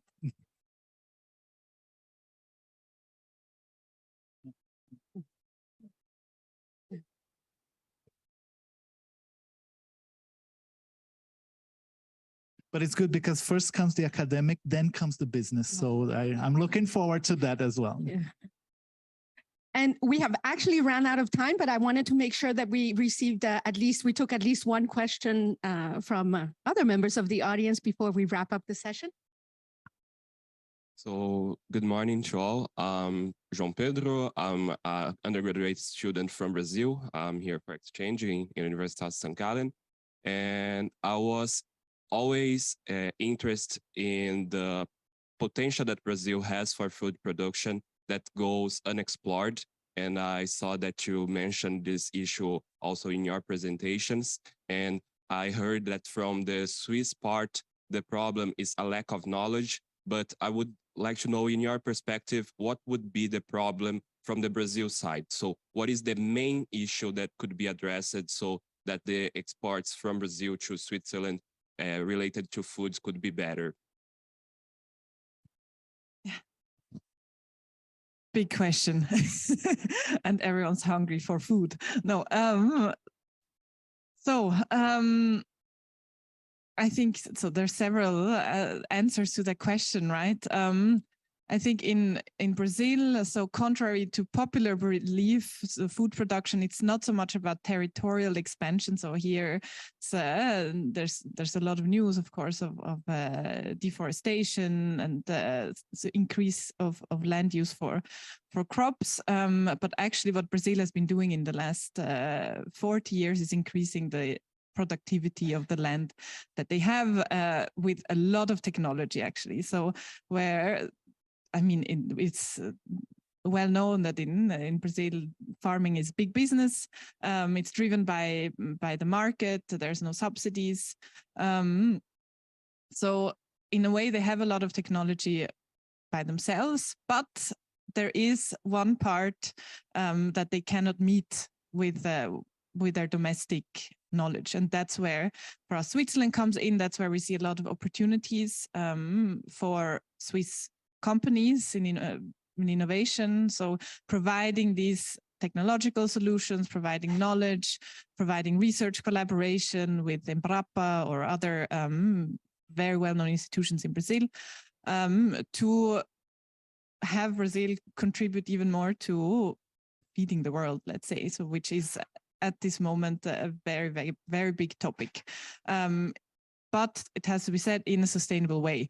So here also, I think Switzerland, with its tradition of sustainability, can help a lot in trying to increase efficiency, increase productivity, but also in a sustainable way.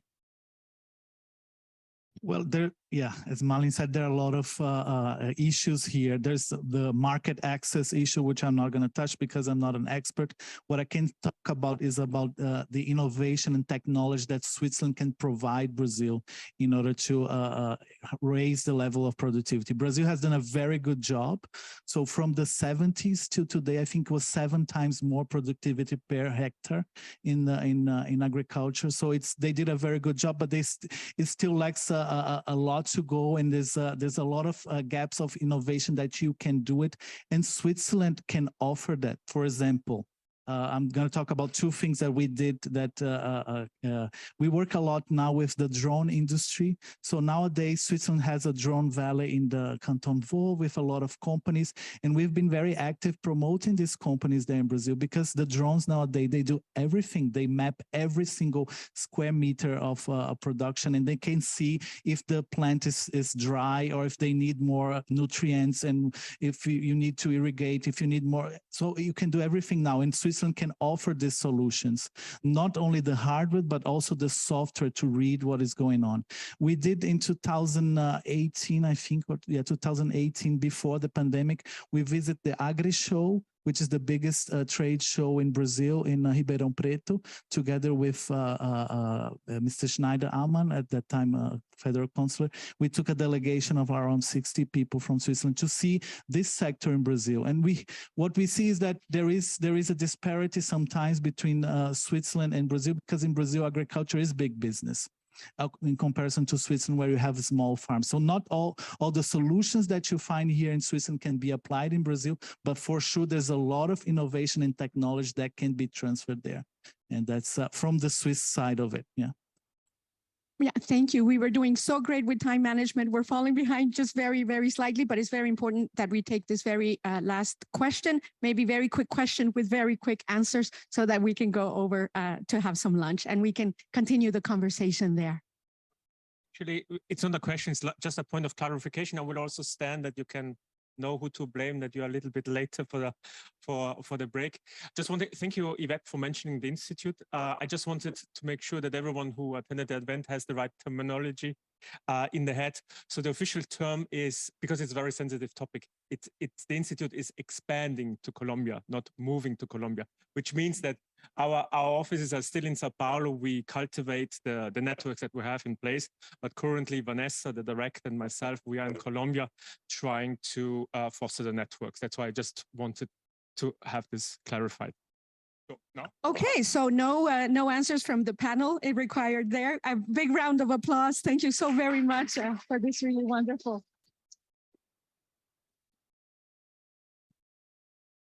And this is the type of engagement and exchange that we really look forward for in the next day or two, today and tomorrow. Okay, so now we will go to lunch. We are gonna guide you to the Mensa. We understand that our university is a big labyrinth, so you probably will get lost, but just make your way up here and you will find us again. So it's gonna be downstairs around, but we will guide you there. And we're gonna give you some vouchers for lunch. There's one, please make sure you take one green voucher and one blue voucher. They are here on this table and they are right here as well. And that will grant you a lunch and a non-alcoholic drink and also a coffee afterwards. We are gonna have another coffee break where you can have hopefully some dessert as well around 3:30. And we need to get started back up again at 1:15, the later, 1:10. It would be great if we were all back by 1:10. Okay, thank you one more time and see you in a bit. Bon appetit. Huh? Welcome back. I hope you had a good lunch. Now we come to the first panel of medicine. We have 3 panelists plus 1 moderator. The 3 panelists are, 2 of them will dedicate part of their lecture to art and the influence and the cooperation between art and medicine. The first is Juan Sanchez Ramos, a professor of the University of South Florida in Tampa. And I mean, without going too far and being too much into nepotism, he's my brother. And the second one is Irene Hediger there at the back. She has the arts, the Artists in Labs project in Zurich. And the third one is Pedro Manuel Marquez from Lausanne. He has been here many, many years talking already about his research. Impressive. But now we have a protagonist. She's the moderator of this panel, and it's a very special thing because the first time we have a very, very talented student here from our new joint medical master. And she has also helped at our leading house and helped us a lot with her disciplines. This is medicine and chemistry, because she has worked 5 years already at Roche. She's really highly talented, and I'm really pleased that you will moderate this session now. Elena Su. So I would also like to welcome you back. I hope you had short, but you're certainly in for a treat. We have 3 very, very interesting topics that are, or presentations that are gonna cover medicine and art. And without further ado, I would like to give the space and room to Juan Sanchez Ramos, who will talk about designs of a neurologist.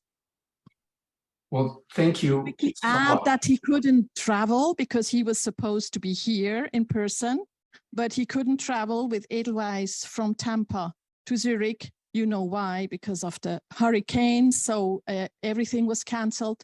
So unfortunately, he had to stay there, and now he will present online. Well, I would like to thank Yvette and the organizing committee for inviting me. And indeed, I'm here with mixed feelings. I'm very disappointed I couldn't fly into lovely St. Gallen and actually see my sister, who I haven't seen for a while. But I am happy to at least present this talk virtually. So it really is about a very personal perspective on integration of art and science. So initially I'll be a bit objective before I get too personal. And of course, scientia, knowledge in Latin, really refers to a systematic enterprise that builds and organizes knowledge in the form of testable explanations and predictions about the universe. And it's this approach, objective approach to exploring the universe that has led to amazing advances in technology, which leads me to the next word, art, which really refers to technology or craft or a skill. So you can see that with improved science, improved acquisition of knowledge, we can end up developing new techniques. So the use of, what is art anyway? And this is it has so many ways to define it, but I'll use the Encyclopedia Britannica, which is very dry, but succinct. It's the use of skill and imagination in the creation of aesthetic objects, environments, or experiences that can be shared with others. So it's always interesting that can be shared with others, though many people do their artwork for themselves. Ultimately, it's the sharing with others that provides a significant meaning. So for some reason, this slide, I'm blocking out the top line, but it's okay. Representations of ancient, I don't know why I can't see the, any case, cave paintings are really, these cave paintings are 17,000 years old. And you can see that so-called primitive man possessed a functional understanding of the nature of the materials used to craft the paintings. And it's impressive how they put together pigments and created these artworks that have lasted for so long. But the interesting thing is that art could be used to record data and information. So it was a repository. Art was not just there to produce an aesthetic message, but also to record significant data. For example, there's some suggestion that some of these Lascaux paintings incorporate prehistoric star charts. Some of the non-figurative dot clusters and dots correlate with constellations of Taurus, the Pleiades, and then grouping known as the Summer Triangle. So I found that quite interesting that they were already using art to record data. So from the point of view, I'm for some reason, the way I have this in my computer, I don't see the top line on the slide, and I'm trying to figure out, excuse me for a moment.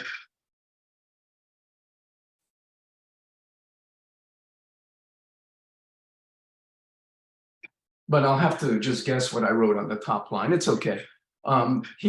Clay, you can read what he thought about it. From the cave painter up through time, artists have to some degree been chemists or technologists. In fact, over the last few hundred years, art and science were closely allied. And I like Einstein's perspective on, and the key thing is that the most beautiful thing we can experience is the mysterious. And it's the mysterious that's the source of all true art and science. And I've always found that the unknown, the mysterious, is where art and science meet. Here's one of my favorite artists / scientists that was always an inspiration to me because I loved his technique of drawing and painting.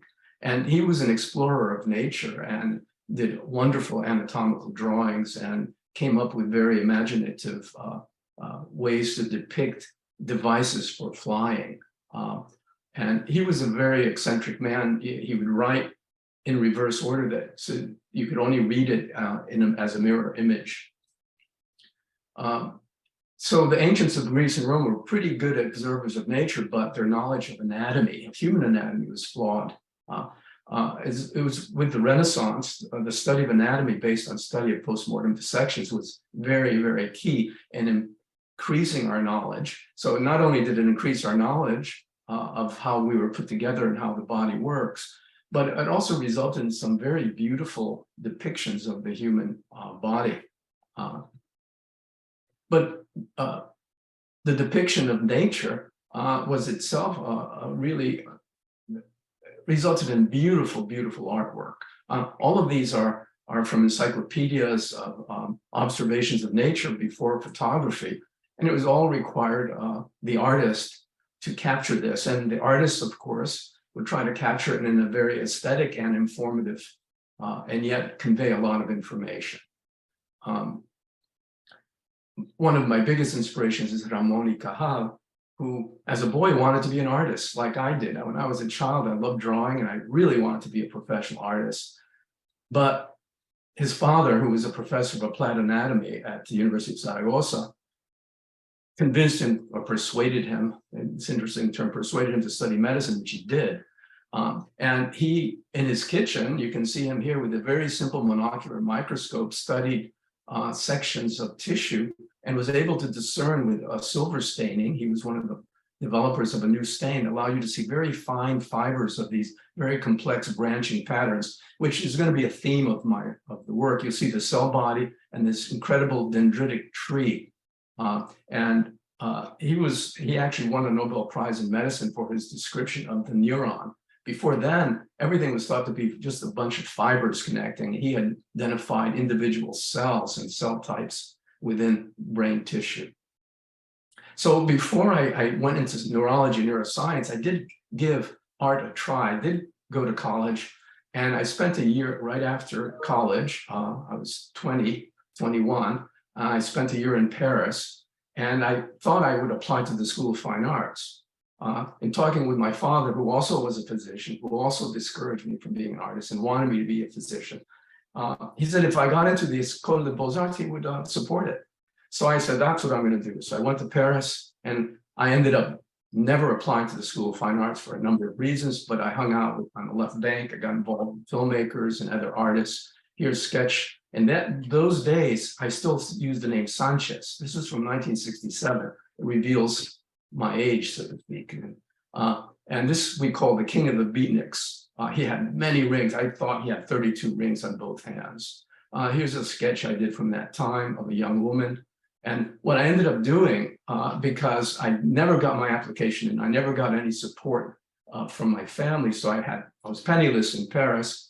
So I did street art, I did portraiture, and at that time I already had developed a name, Zeno, for yes, no in Spanish. One of the young French artists I met asked me my name, and I didn't want to say Sanchez, so I said si, no, like yes, no. And the next day he says, bonjour, Zeno. So I love that as my name, and I have a logo for Zeno here. But this is one of the ones of the Conte pastels that I would do on the street for a few francs, so to speak, so I could at least have my lunch. When I went back to university finally to get a PhD rather than medicine, I met the editor of Poetry magazine. He asked me to do several cover illustrations. So in 1972, I was in graduate school working for a PhD, and here's one of the covers of a nationally recognized poetry magazine. Curiously, Poetry magazine was established by the heiress to Eli Lilly Foundation, which is a major pharmaceutical company. I didn't realize that for a while, but I find these coincidences quite interesting. Being a pharmacologist, doing a cover of Poetry magazine for an owner who happened to be an heiress to a pharmaceutical company. I thought that was intriguing. Here's another cover of, this is an alleyway in Chicago, in a poor section of Chicago. Here's another kind of portrait fragmented with pen and ink, done in 75. And these I show, these weren't done for anybody but for myself. And with these, you could see how I'd be interested in what's going on in the brain, because you can see the face like a mask and the swirling mandala pattern that emanates from the head. So obviously I was interested in what causes consciousness and thought and dreams. So you'd think I'd want to be a psychiatrist, right? But psychiatrists don't really visualize things in the way that neurologists do who study the brain. Here you could see the optic tracks coming together and forming a flower. So I call this a flowering of thought. From these drawings, while I was still a graduate student, you could predict I would move into a field of neuroscience. But I'm going to skip ahead. I finished my PhD and decided to go ahead and study medicine. I was able to do a special program called a PhD to MD program. And in medical school, one of my mentors asked me, saw my drawings, because I would do little sketches on the consult reports I would present to him. He asked me to illustrate his book, and that was fantastically flattering to me. And so the book was called Stroke, A Clinical Approach. I did the first edition. Now there are 4 editions.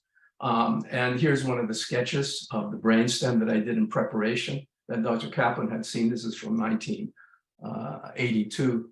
And this is where he asked, he puts this in the introduction where he invited me to work on the creation of this book. These are illustrations from the book. I'm not going to spend, when I have illustrations, I'm just going to flash through them. I don't need to explain them to you other than to say this is a brainstem and the vasculature, the posterior circulation, we call it. And this is in cross section. Here's a vertebral artery, which I did as a sketch before I put it into the book. Here's the basilar artery in the circle of Willis. Again, for my artwork initially, especially neuroanatomy, I used the name Sanchez, not Zeno, because I knew my father would be very proud to see his surname on the artwork of medical illustration. But in basic neuroscience work, like Cahala, I was fascinated by microscopy. And I did a lot of work where I studied the effects of environmental toxicants on dopaminergic neurons. Now, in Parkinson's disease, there's a loss of dopaminergic neurons. And one of the hypotheses was that environmental toxicants exposure over time causes the death of neurons and the development of signs and symptoms of Parkinson's disease. So I did a lot of work in cell culture where I tested various toxicants, measured pesticides in brains of people who had died with Parkinson's disease. We also even found fungal metabolites that reproduce some of the effects of the other toxicants. So clearly, neurotoxicology was neurotoxicants played a role in the development of Parkinson's disease. I also worked on studying how heavy metal exposure, especially manganese, and welders are exposed to welding fumes chronically that have a lot of manganese, and they develop a movement disorder. So I studied that for a while. Reason I bring that up is that eventually I use manganese in a positive way, though it's a neurotoxicant.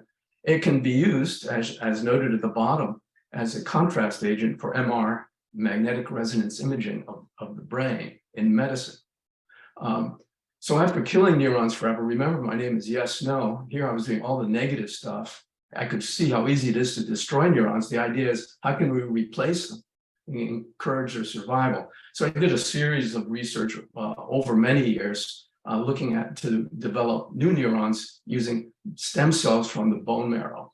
And I worked with a Chinese neurologist, and he said in ancient China, they believed that the brain is called the sea of marrow. They thought that the brain was like the bone marrow, but it was more congealed. So I thought that was intriguing because we're using bone marrow cells to go to brain to produce new neurons. And I have a number of papers that I'm just showing you quickly, but we did demonstrate that in vitro. And there were beautiful images that came from that research, and I'm just showing them here. These are done in my lab, and I'm the one that does the staining and the visualization and so forth.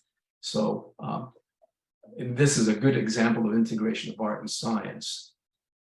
And then I'm going to move into the clinical research. That brings me into the Latin American connection because I was born in Venezuela, though raised in the US. And it turns out that in Venezuela, there's a large, high prevalence of Huntington's disease, which they know as mal de San Vito. And it's a hereditary disease that's devastating, extremely rare. In Europe, it's only 2 to 6 people per 100,000 that have the illness. In Venezuela, it's about 700 per 100,000. It's a dominantly inherited disease. That means, for example, in this red, it's a sign of the Huntington's gene. It's transmitted with each generation. And since only one of the pair of genes needs to be mutated, there's a 50% chance that any of the offspring of this man would have the same gene. 50% chance, because during spermatogenesis, the chromosomes split in half. So one of the sperm may have the mutant gene, the other may not. That's why there's a 50% chance. And it's a horrible disease involving all levels of the nervous system, cognitive, emotional, and movement disorders.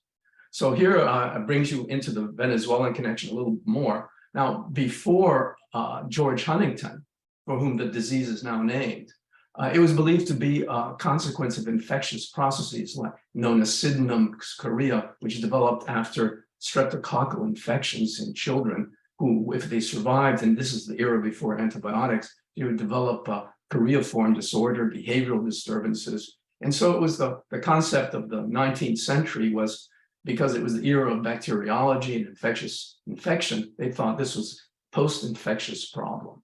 And interesting that George, however, was the first to show it was hereditary because he was the son of a father who was a physician, whose father was a physician. So 3 generations of physicians took care of 3 generations of choreic patients in Long Island.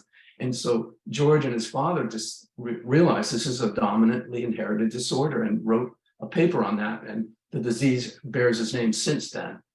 Americo Negrete was a neurologist in Venezuela, who had noted the high frequency of people with mal de San Vito, or St. Vitus stance in English, in Venezuela.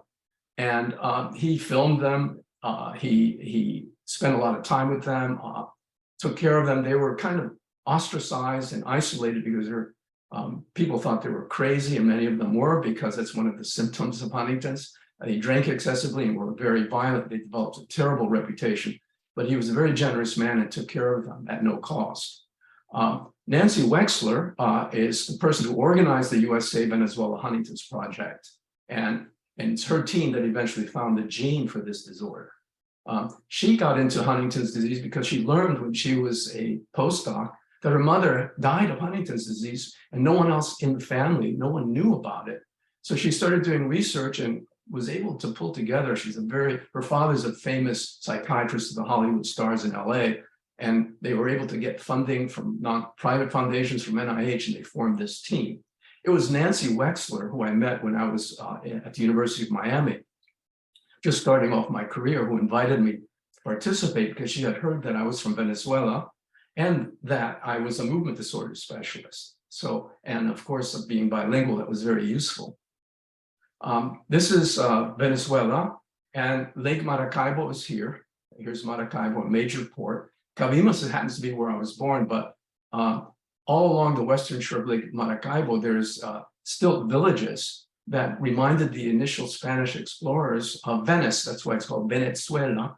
And you can see in the chart below, there's 700 cases of Huntington's disease per 100,000 people. In European countries, it's between 1 and 9, and the US is between 4 and 8. Interestingly, in Japan and Finland, it's less than 1, extremely rare. In that, why were there so many in Lake Maracaibo? Well, it turned out as we did more and more research and got a genealogist involved, we went to the villages along the shore. We were able to learn that the common ancestor was a Spanish sailor who sailed into Maracaibo around 1820 and was not allowed to sail back because of his aggressive and violent behavior. He ended up staying there and had many, many children with a native woman or women, and these are the descendants of this man. So this is called the founder effect. We have a big cluster of cases in this limited population.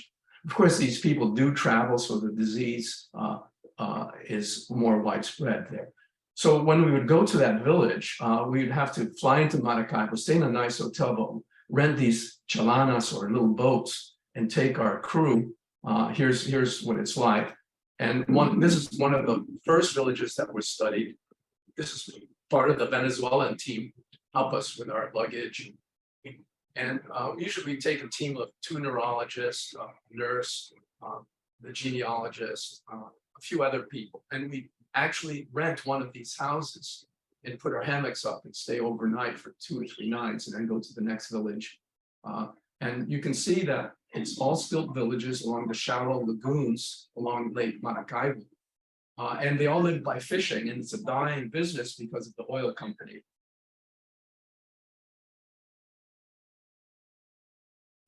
And this is, let me keep on going. And here's an example of, actually you'll see a young Dr. Sanchez Ramos to the left and a choreic patient in Venezuela.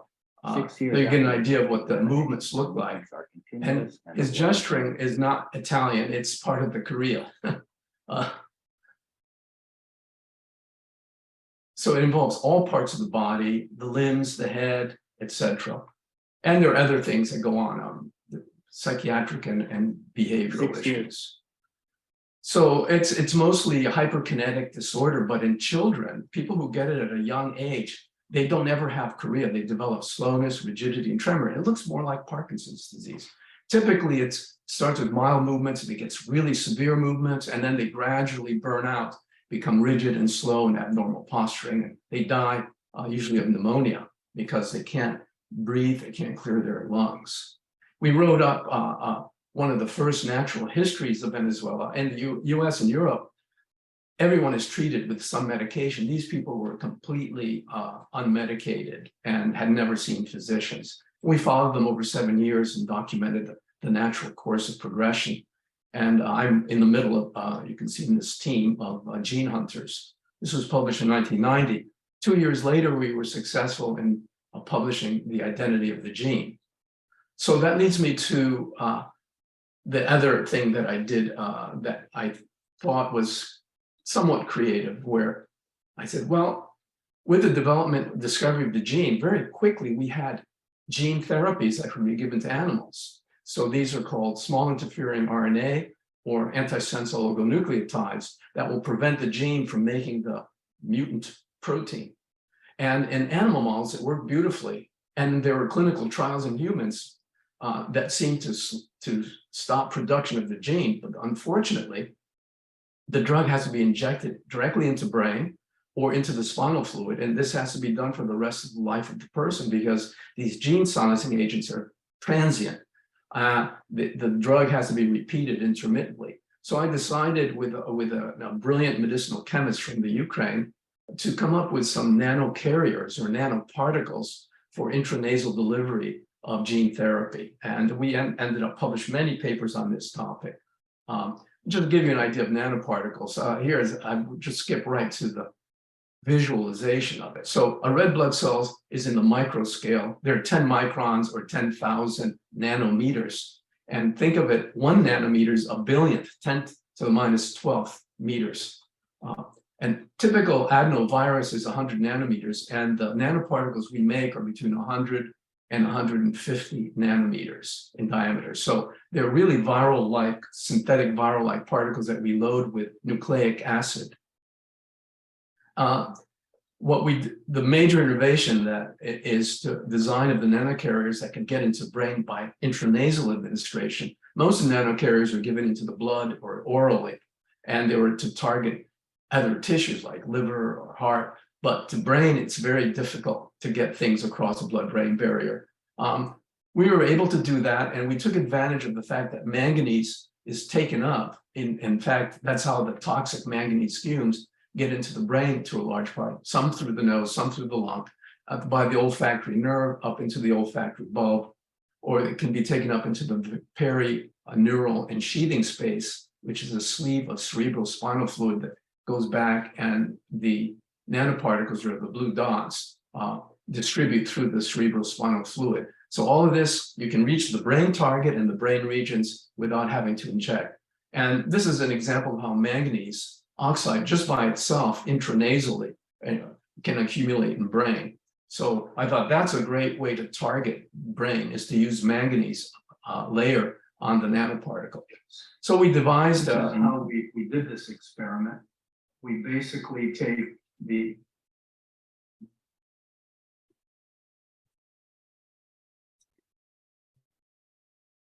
something happened here.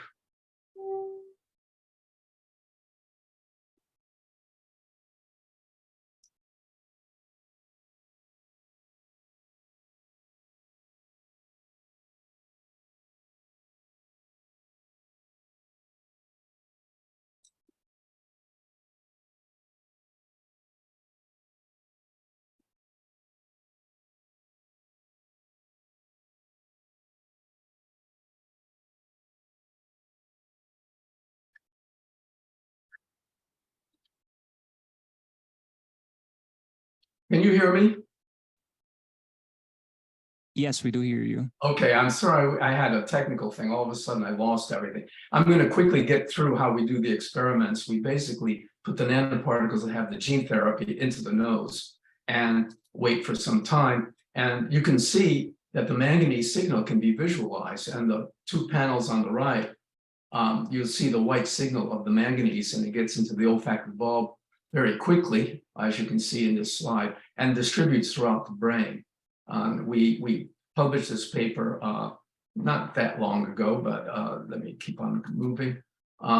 We published it showing that enriched chitosan nanoparticles loaded with siRNA are effective in lowering Huntington's disease in an animal model of Huntington's disease. And we looked at the kinetics of HTT lowering, that's the mutant protein lowering in mice that have Huntington's gene.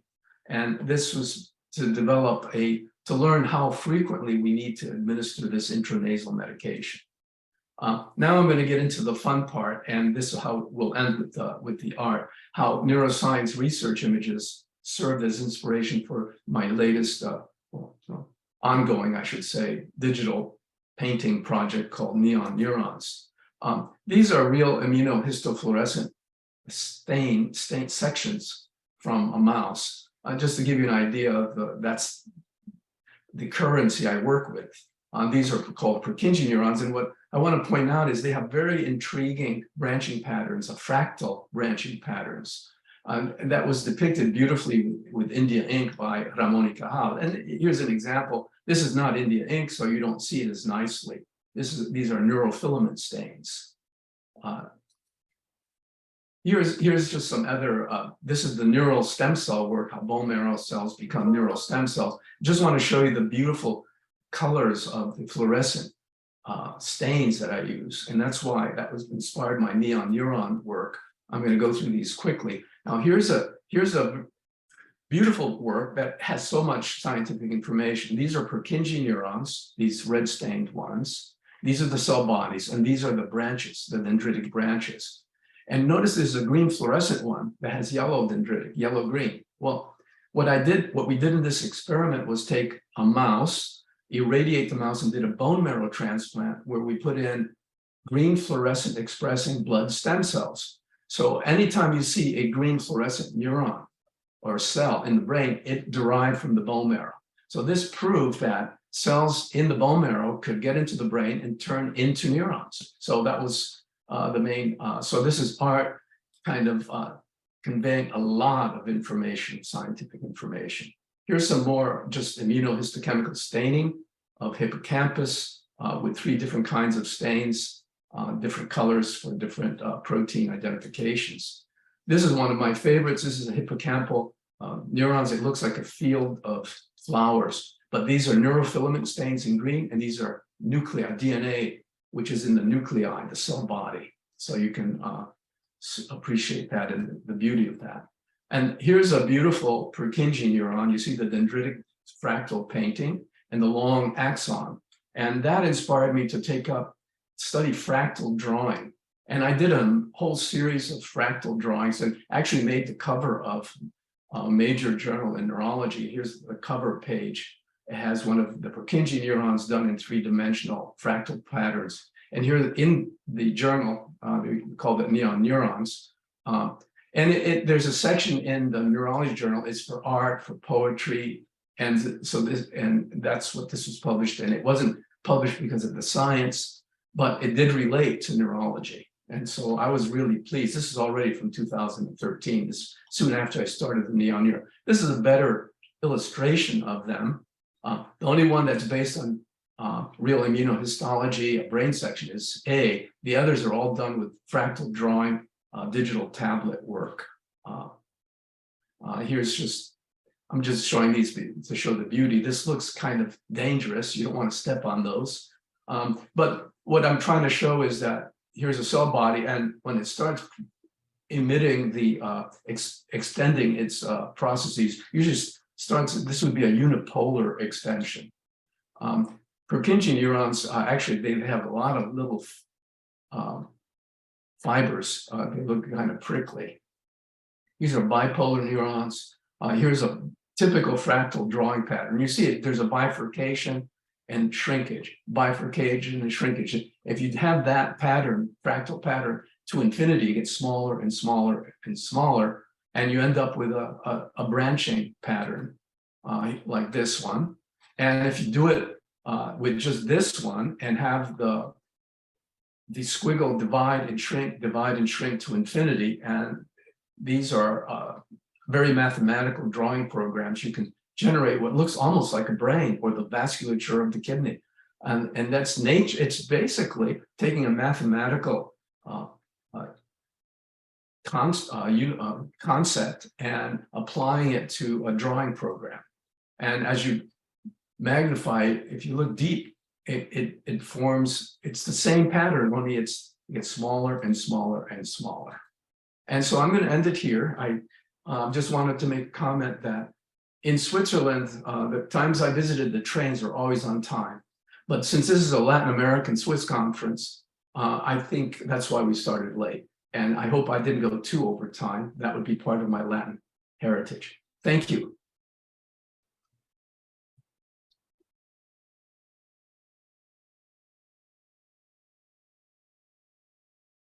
So thank you so much, Dr. Sanchez Ramos, or maybe we can refer to you as Zeno now, based on your art. It was fascinating and beautiful. Thank you very much. Thank you. Do you have any questions right away? I'll start with one. Oh, we do have one.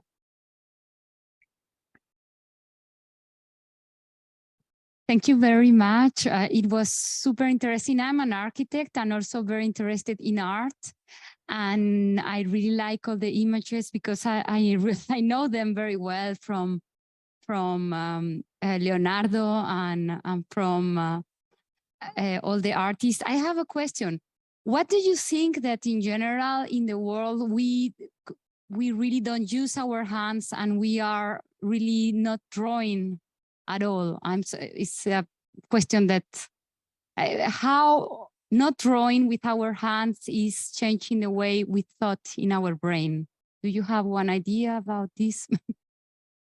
I think even with the advances in technology, for example, I still will use pencil and paper, but when I decide to do something like a fractal neuron, I have a pen and a tablet, a Wacom tablet, a digital. So I'm drawing with electronic medium, but I can end up making a drawing that looks just like pen and ink. But you're absolutely right. We're born with the capacity to draw.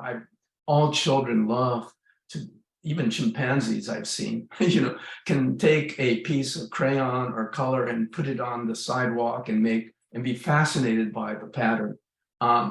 Kids are naturally creative in drawing. I think as long as primary school has art classes and encourages kids to draw and color and paint, I don't think we'll lose those manual skills. I think, but I am concerned that people are using much more keyboards and touchpads than they are using pen and ink. Though I went on too long. I'm not sure that we will ever lose the capacity to express ourselves with our hands. And just with the gesticulation of a composer, of a conductor, if you imagine putting a pen at the end of that hand and just record the gestures, just with the gesture of the hand, that is an expression, and just attach a recording device to that end of that hand, and you have art that's visual as opposed to auditory as a composer or a conductor would do. I encouraged all my kids and my kids' friends since they were little to play drawing games. We would take a pen in one hand and both hands on a big piece of paper. What the right hand would do, the left hand would do. And we end up with this beautiful symmetrical work. And so I said, do this like you're just conducting music, but then put a pencil there. And what this hand does, and do it top and bottom. And my kids all love drawing, and my youngest does a lot of beautiful painting, even though they're not professional artists. I think I went overboard with that answer, but No, it's beautiful. I have to invite you to the EPFL to talk with architects to show them that it's important to continue drawing with the hands. Thank you. Thank you very much. It's fantastic. We have another question here. Thank you very much, Doctor. You showed us quite clearly the diagnostic of the Huntington disease. Now, where do you stand in terms of having a medicine to address the problems raised by the Huntington disease? And if you already have one, what would be, for instance, the cost for the people in Venezuela who are suffering from that? Thank you. Yes, we have already medications that treat symptoms. So the chorea, the movements, we have many medicines that can attenuate or control the involuntary movements. We actually brought some of those medicines to Venezuela, but curiously, the people there with chorea didn't like it because it interfered with their motor function, ironically. But very low doses of these anti-chorea drugs, they're basically anti-dopaminergic drugs that are known as neuroleptic or antipsychotic drugs, and they make you feel tired and slow. So there's one mechanic who repaired the outboard engines for his village, and he had a lot of chorea, but I was amazed how dexterous he was despite all the excessive movements. He was loose and dexterous, and we gave him a trial of the anti-chorea, and he hated it because he couldn't work with his hands as well. So that's a downside. A lot in the United States, because they're so socially conscious and it's embarrassing to be moving in public, they are more readily take the medicine, even though they complain it drains them of energy. There are agents that deal with depression and anxiety, but the big breakthrough has been the gene therapy. We know that the gene therapy stops the production of the mutant gene. The way the disease develops is the mutant gene makes a protein that misfolds and accumulates in brain cells. And after a certain threshold, the disease becomes evident, usually in the mid-30s. If you have too much of that protein at an early age, it can be developed as young as 6 and 7 years old. So if we could prevent that gene from making its mutant product, we would cure the disease. In animals, we are able to do that. In humans, it's at a point where you have to inject it into the spinal fluid, and so we're not ready yet. But gene therapy will be the solution in Venezuela.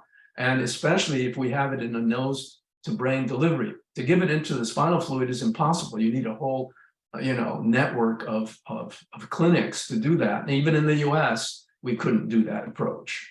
So yes, there is hope for the future, and which is amazing because when I started going to Venezuela, I said, this is ridiculous. We're never going to find a gene. These people don't want to talk to gringos, they were very reluctant at first to get involved with the researchers. Now they're willing, I think, if there is they hate needles, especially the men. They always have excuses why they don't want to get blood samples. But in general, if it's a non-invasive way to deliver a gene therapy, we would solve the problem in Venezuela.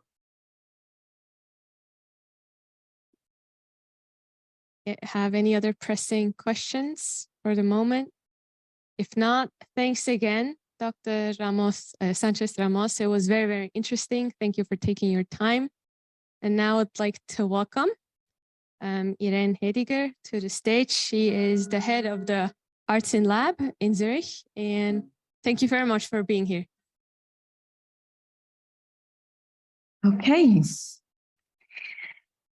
So, first of all, thank you very much, Rocio, Yvette, for this kind invitation. I'm really happy to be here. And also thank you for the team that makes our lives here so easy to, install everything and so on. It's really amazing. So my name is Irene Hediger, and since 2006, I bring artists and scientists together to exchange and to foster a dialogue and work together across disciplinary boundaries. And also since 2009, we have extended this art-science dialogue and exchange internationally. Unfortunately, not yet in South America, but we'll see in the end.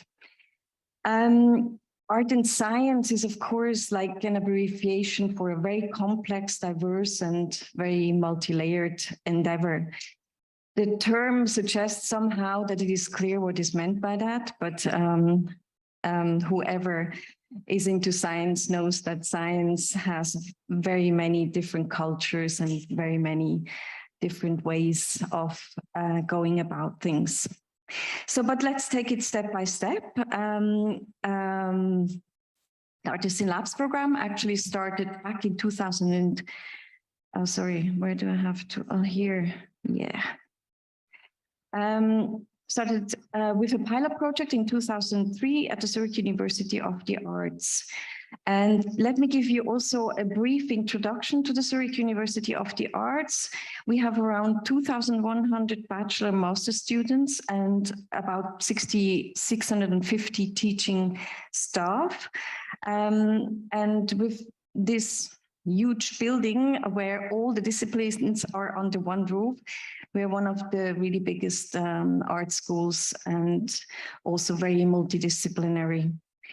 The university also has a cinema, and we have really possibilities of exhibition, and maybe one of you or the other has already been also to our museums.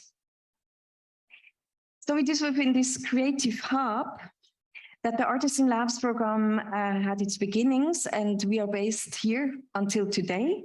And what is really quite unique is that we are working in a university, but actually we're working very much outside of the university realm with artists and also with artists that haven't even been affiliated or even studied in our university.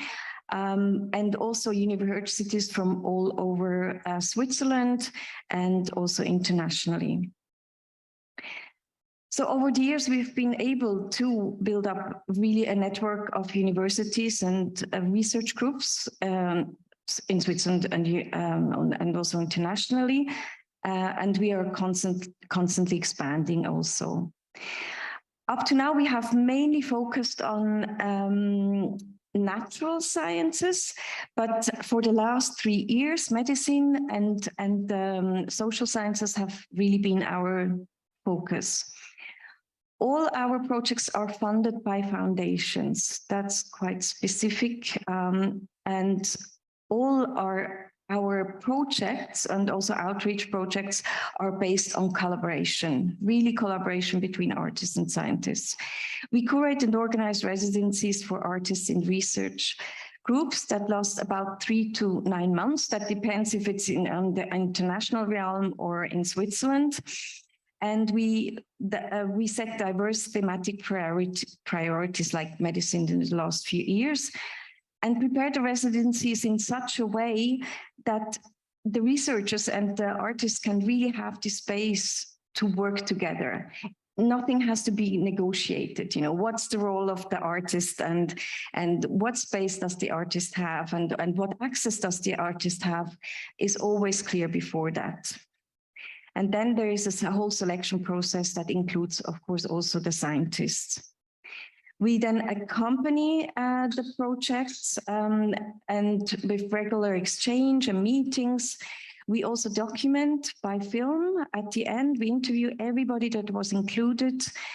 And the process and the dialogue is really at the center of this exchange.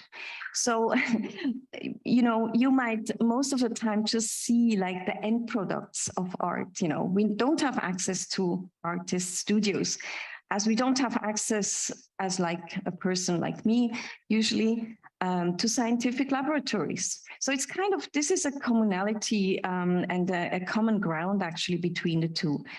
And also, you know, to ask questions, to ask pertinent questions is certainly true to both fields as well.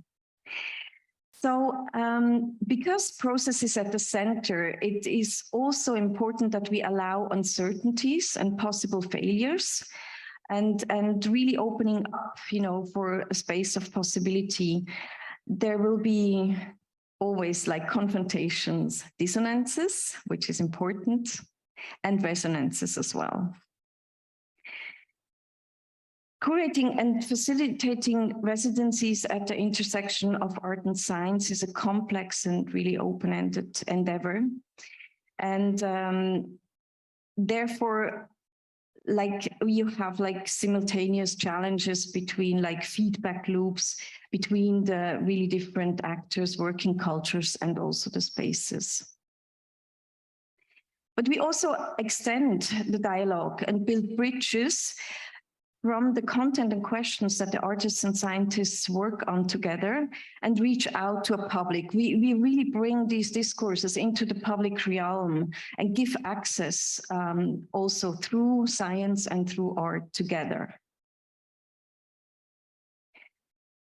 I understand my work, of course, as formative in a way, because I create this this kind of framework, also mediating and an accompanying practice. At the intersections, of course, of the disciplines, of the practices also, and the artistic institutions. And it's a constant social loop of reflection, really, for everybody involved. So in order to really shape the future together and have some sustainability, I think we really have to be willing to leave our inner and outer comfort zones, and we must be willing to expose ourselves really to what we do know and for especially what we don't know actually. And then with this, it's also important that we do not subordinate one field to the other, or one person's knowledge to the other person's knowledge, but to cultivate and work towards a mutual exchange of knowledge within like this really big diversity of self-understandings and also different perspectives. This also means, for example, that the idea that science generates methodological to theoretical knowledge and the arts while thinking and sensual knowledge in aesthetic forms wants to be really reconsidered. In my practice at the interface of art and science, I notice again and again that while thinking is also practice in the sciences, and that methodological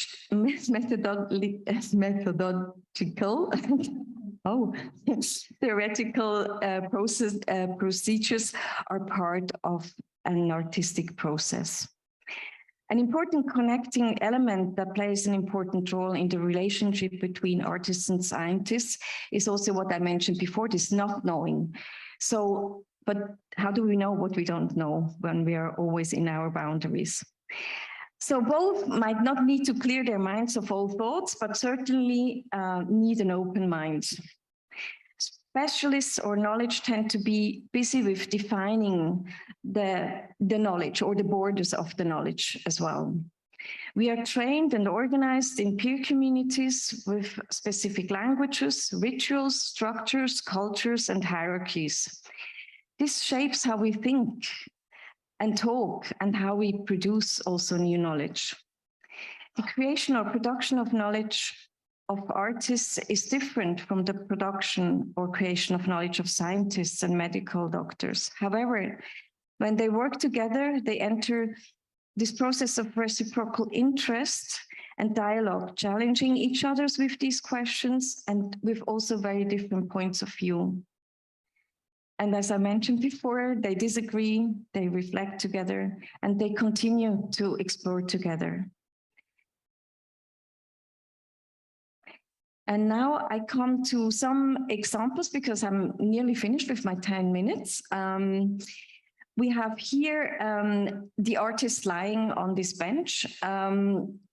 He is an artist who is really working with different media. And he applied to us to work with chronic pain. Chronic pain is an issue that I think concerns many patients, but it's never really, consciously talked about when we don't know anybody that suffers with this. So he was artist in residence for one in the Center for Pain Medicine at the Swiss Paraplegic Center in Nottwil, where they work in a very multidisciplinary way on chronic pain. And on the other hand, there is the Institute for Biomedical Ethics and History of Medicine at the University of Zurich. And one thing when the artist started there was really that he realized, you know, like the building where everybody had to work in, he thought was kind of a weird environment to be actually, you know, thinking and thinking about things and really working. So, and I mean, specifically to have like building up a relationship, because everybody's in front of their computers and don't really relate to each other. So what he did, what you see here in the middle, he built up an institute in the institute. He called it the Institute Indiscreet, because of course you see everything in here, what he does, but also he invited scientists to this tent to have like an exchange and to really talk about ethics and their research and so on. And of course, on the other hand, at the Center for Pain Medicine, he was following everything. He was there like a patient. He followed all the treatments that were possible and so on. And what he realized was also that, you know, there are all sorts of possibilities where you're animated to move and so on. But he wasn't animated by this because it was just like not inviting in a way. So he thought about the way to invite like patients, but as musicians. And near Nottwil, there is this very famous cymbal factory. In the drum set, you have the snare, and they produce these snares worldwide. So he started working with these people and then created these sculptures. And these sculptures are actually, of course, sculptures, but there are instruments as well. And he did invite, now how can I, is this touch screen as well? Yeah, okay. I don't think you can hear it, but it should actually hurt when you hear it. Because he invites these people and they play with these sculptures in the way they feel it. And what is really a problem when you are suffering from chronic pain is that you are really retreating yourself. You don't have much contact anymore. And the social, you know, the social contacts, you reduce it to a minimum. And yes, that's pain. And so he actually created this pain orchestra. And he paid also the musicians that are patients to perform there. So there is also public that you don't see in this film, but I will not, you know, stretch it too far with the pain. And just mention, because I think my colleague that will be speaking after me, he's from CHUV. We also had a residency at the CHUV where an artist was working in heart chirurgy, how do you say? And this was also very, very interesting because he was thinking about the heartbeat. He's a musician, museologist. And yeah, I think the last I leave, this is about Alzheimer and dementia. But anyway, I think one thing I just want to mention at the end, this will be our next project. We will be working with the Patagonia in Chile and with La Verde in the Amazonas in Brazil. And we are going to really bring together artists and scientists and see what we can learn from fungi. So this will be the first time we are coming together, and we are still developing this project. Yes, so that's it. Thank you very much.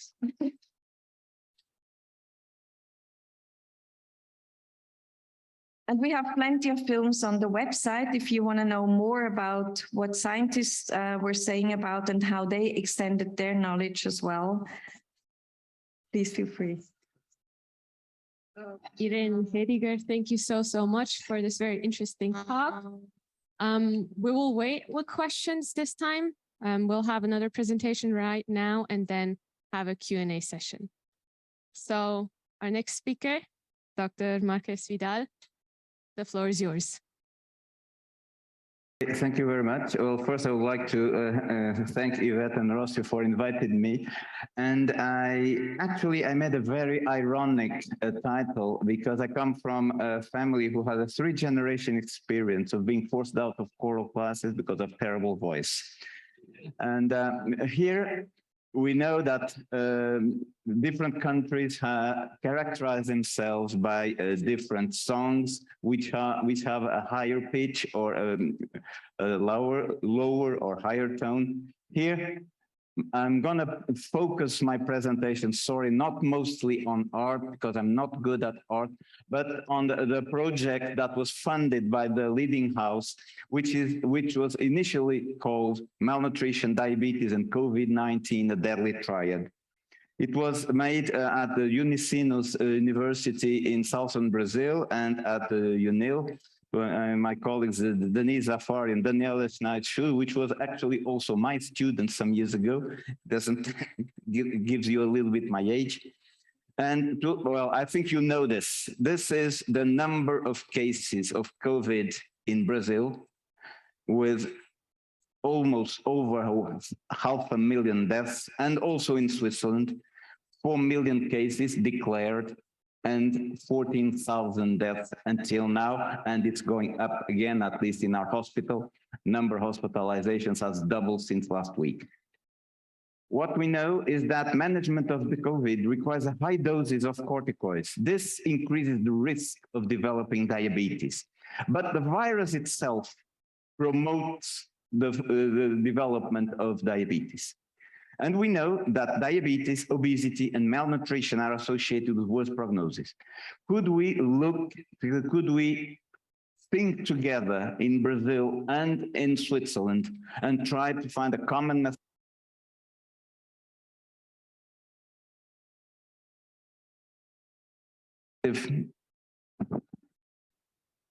Yeah, should work. Yeah. So the objective was to assess the impact of nutritional status and steroid treatment on health outcomes and quality of life after COVID-19 in Brazil and Switzerland.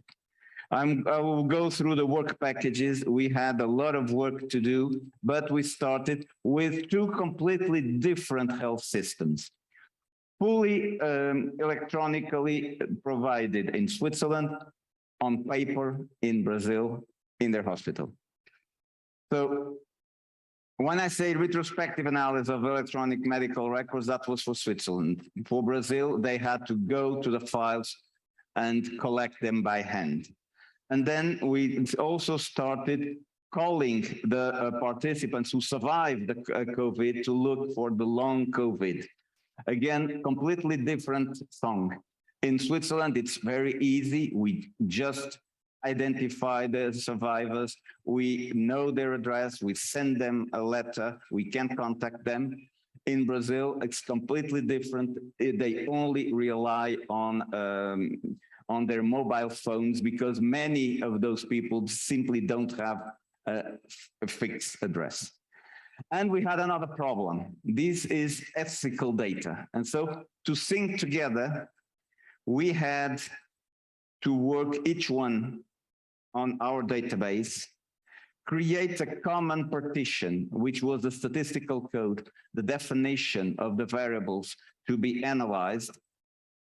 We had to sync separately and then join the 2 records. Currently, we are still in this in here. And here are the results. For example, for Brazil, we have over almost 1,000 people, lots of them with diabetes, as you can see. Almost half of them had diabetes. The diabetic persons were much older. They had a higher level of obesity and overweight. They spent on average 12 days at the hospital. And half of them approximately were in intensive care unit, more frequently for diabetics. The diabetics also had a higher risk of having to be mechanically ventilated. And when we looked also at the risk of dying in hospital, what we know, this is something that we all know. The older you are, the higher the risk of dying. And if you are 10 years older than the young, for each 10-year increase, the risk of dying is multiplied by 4. Corticoids and ICU are also increase the risk simply because you're in a very bad shape and then you have to go to intensive care unit. But in Brazil, many patients also had stroke and acute kidney failure during their hospitalization, which also increased their risk. Interestingly, when they were managed by the nutritionists and benefited from internal nutrition, they were protected from dying. So intervening quickly among those malnourished patients saved their lives in Brazil.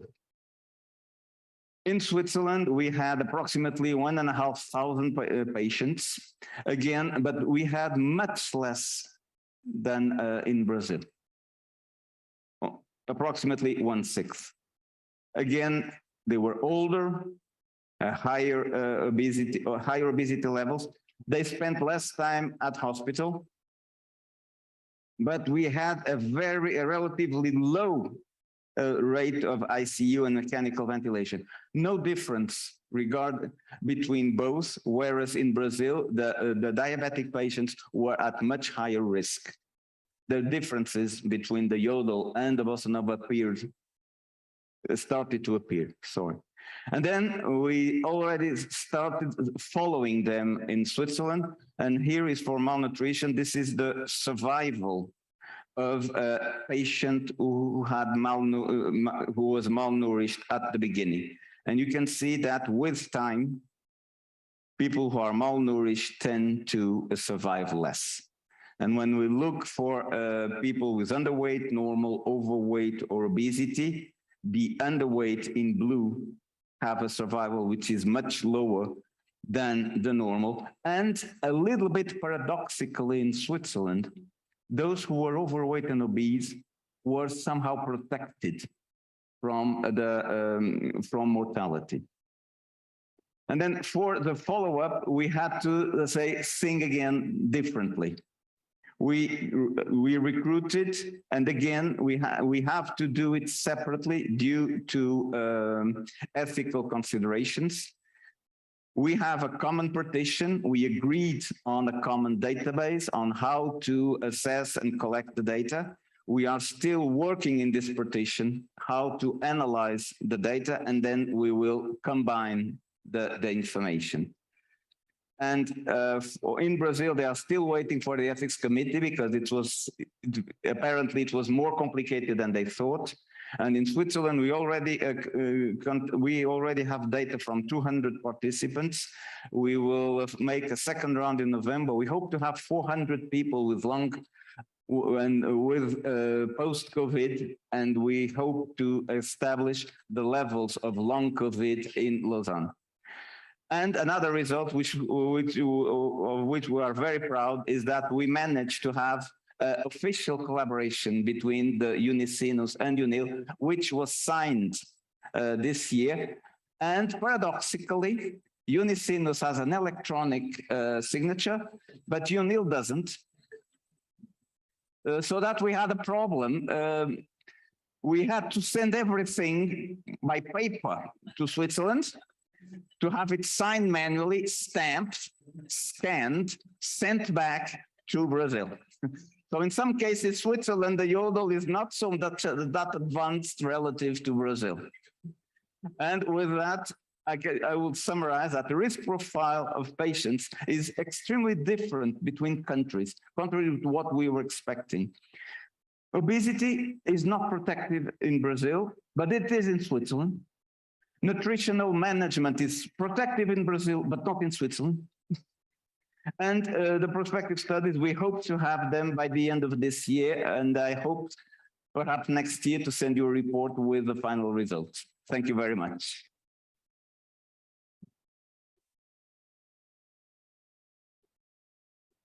Thank you very, very much for this talk.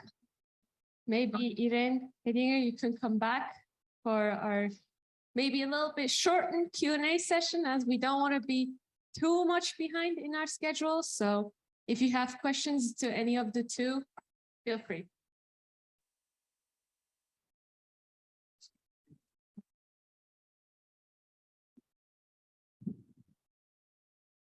I will start with one question for you. First of all, it was very interesting, the Artisans Labs project. I think it's fascinating. Me having a more medicine, scientific background, I know we talk differently sometimes. Our language is a bit different. So from your point of view, how do art students and scientific heavy students communicate? How do they find common ground to do projects together? Well, I think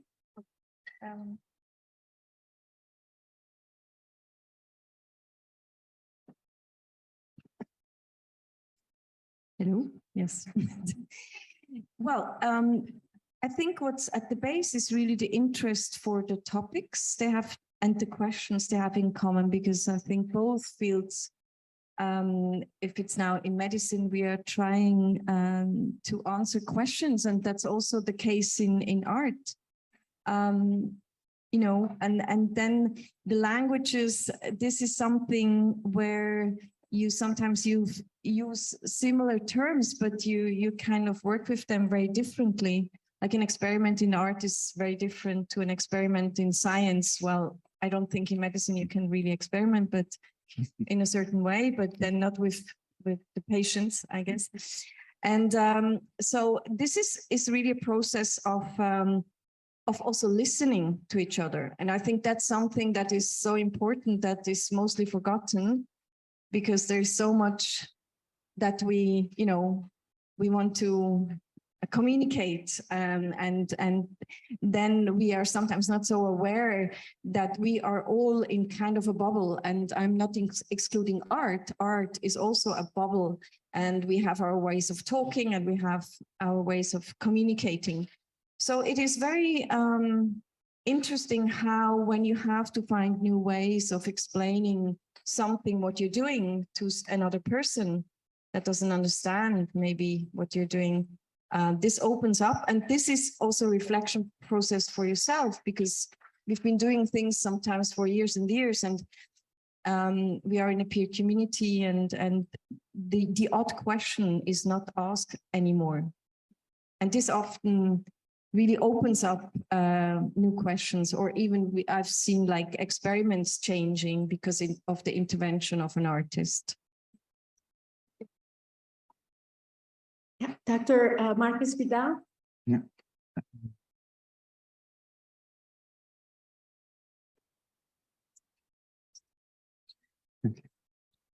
I have a question to Irene.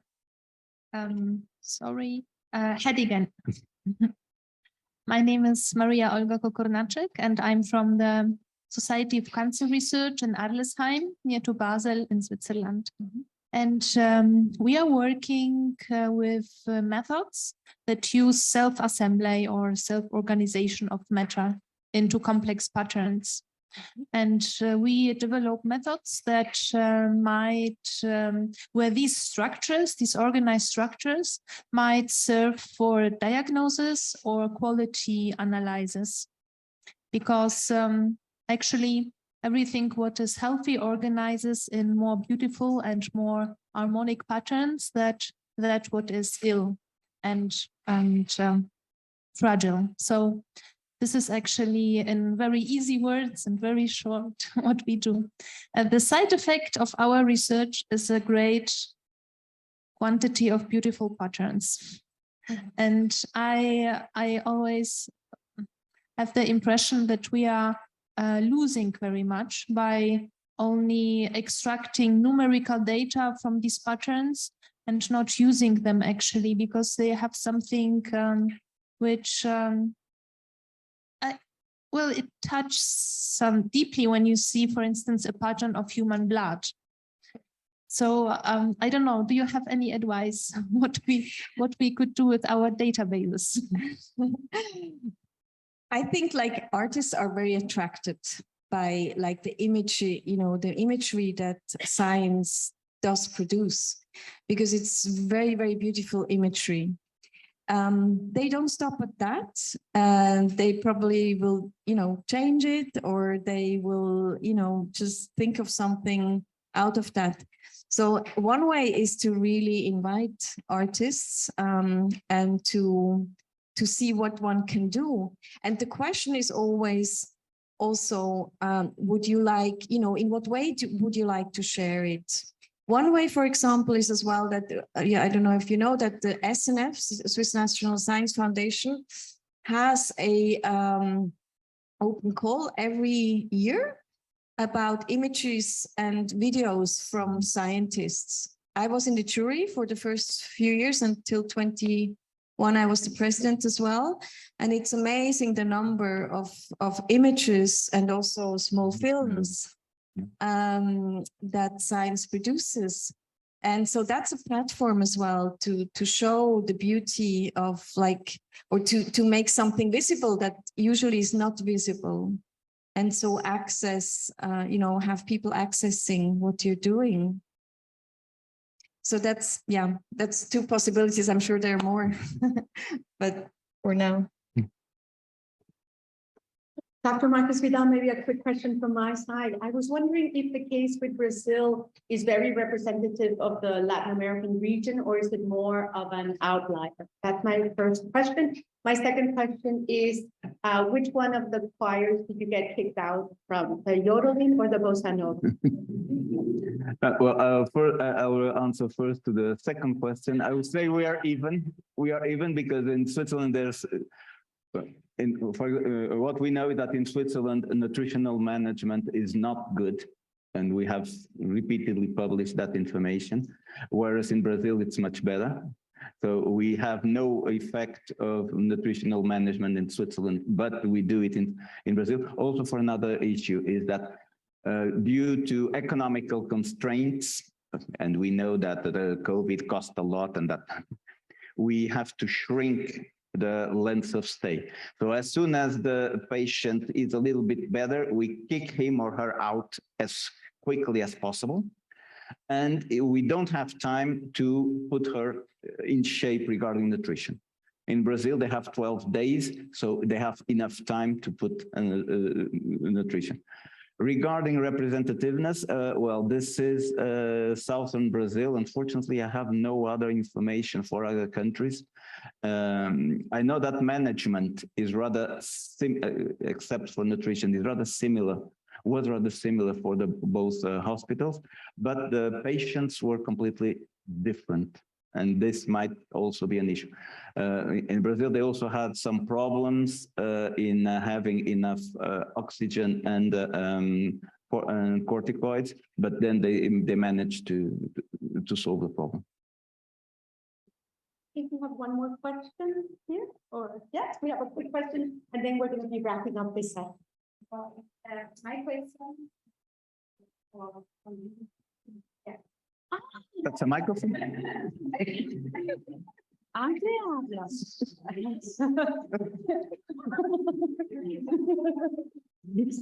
Wow. Sorry. No, it's just to know how can, it's just a big question, is how can we integrate more during the formation of our students, art and science together? Because the other question was about how to understand each other. What I learned is that the only way to understand each other is that this is coming from the bottom up. What do you think about the system in Switzerland and the relation with art that you have? I am also Swiss, but a little bit more you perhaps. Well, you know, the thing is that we are organized in institutions, and institutions have clear boundaries. And this is actually quite difficult then, that you have the immersion. Of course, you have the outreach where, you know, information is going into the public, but to actually have access and work together, that's like being a new team member. So now I think now more and more this has been, you know, understood that it is very important that, like, in this complex world with all these complex questions, we cannot do it with one like discipline, or and to think out of the box and to kind of also go towards innovation and understanding on a more holistic level. Maybe immersion is vital and important. So I think there has to be quite some changements in how we organize institutions as well, in how we organize also, it starts well before, how we organize Bildung, you know, education. So that this comes like in as something, the way we work in the future. We cannot immediately change it, but we can change it bottom up, I'm sure. But it will take time, of course. But there are so many attempts now, so we are in a good way, I think, on a good place. Oh, thanks again to all three speakers for three very interesting presentations. And now we will move on with our next section. Thank you.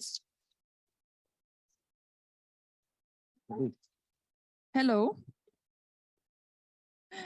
Okay, so good afternoon. This session, well, after this session, we'll have a coffee break. Now we are going to talk about Exnovation, circular economy, and clean energy. Thank you. And while we are preparing ourselves here, I would like also to invite you to take a look at the Leading House website and the research-based instruments. I'm Leticia, I'm the program manager of this research-based instrument. So, well, and I'm very happy that many of our grantees are here, as Dr. Marquez Vidal, and now we are going to have another two grantees. Yeah, right. So if you don't know our calls yet, and if you don't know our funding opportunities, I invite you all to take a look at our website. So we start here with Jessica Mesman from the Maastricht University, and she's going to talk about Exnovation. Indeed, I'm from the Netherlands. No bossa nova, no yodel, nothing, actually. Right, Exnovation. Well, first of all, there's a lot of attention for innovation. And not only in this room, not only in Switzerland, but that's what I learned today, but in many, many fields, and for good reason. Let's face it, innovation means new things. It comes with promises, it comes with hope, which means hope for improvements. But there's more. Deborah Davidson from Environmental Sciences, she added a couple of other good reasons why we need to focus on innovation. It comes with awards. It's the stuff that gives you awards. And it's good for your career. Wow. And more. It also it increases the stock market. Well, I have to tell you, it might hinder my career. I never might get an award, but I'm gonna talk about Exnovation, not about innovation. So for those of you who are interested in innovation, please don't leave the room, because I will tell you, Exnovation is innovation from within. Those of you who are interested in the combination of science and innovation, don't leave the room. I will show you it all comes together. And when it comes to the South America, to the Latin America, don't leave the room. We will go there as well. So let me first start with the whole idea, Exnovation. I will explain the concept to you. Then I will show you how it works with the help of a very interesting innovative method, video reflexive ethnography. And then we move, oh, I have to act like a bit of a DJ, so I have to do on both slides. Then I move to Medellin together with you. But before doing so, I really would like to thank Yvette Sanchez and the great team for allowing me to present you my research topic, Exnovation. Now, what are we actually talking about? Exnovation is a word which might, for maybe some of you already, quite a familiar concept. But it's good to realize that it's used in different ways in different fields. So if you think about the field of science engineering, of environmental science, but also the field of medical science, exnovation is actually a very almost negative concept. It means take it away. Scale down, take away everything that hinders the possibility of innovating something. It's that hinders innovation. It should be taken away. So this is actually a very common way to conceptualize exnovation. And going back to Deborah Davidson, who was also the one who came up with the idea that innovation is actually about getting awards. She also even calls exnovation, it's a purposefully termination of existing institutions, existing infrastructures, existing practices. Actually, my background is not in environmental studies. It's not in medical science as such, although I am practicing in the medical science as a researcher, but my background is in science and technology studies. And science and technology studies is a field closely related to philosophy. And my field is philosophy of science, science studies. And in philosophy, we use exnovation differently. So if it works, it worked so well in a minute. And now it stopped. We do everything to get you here.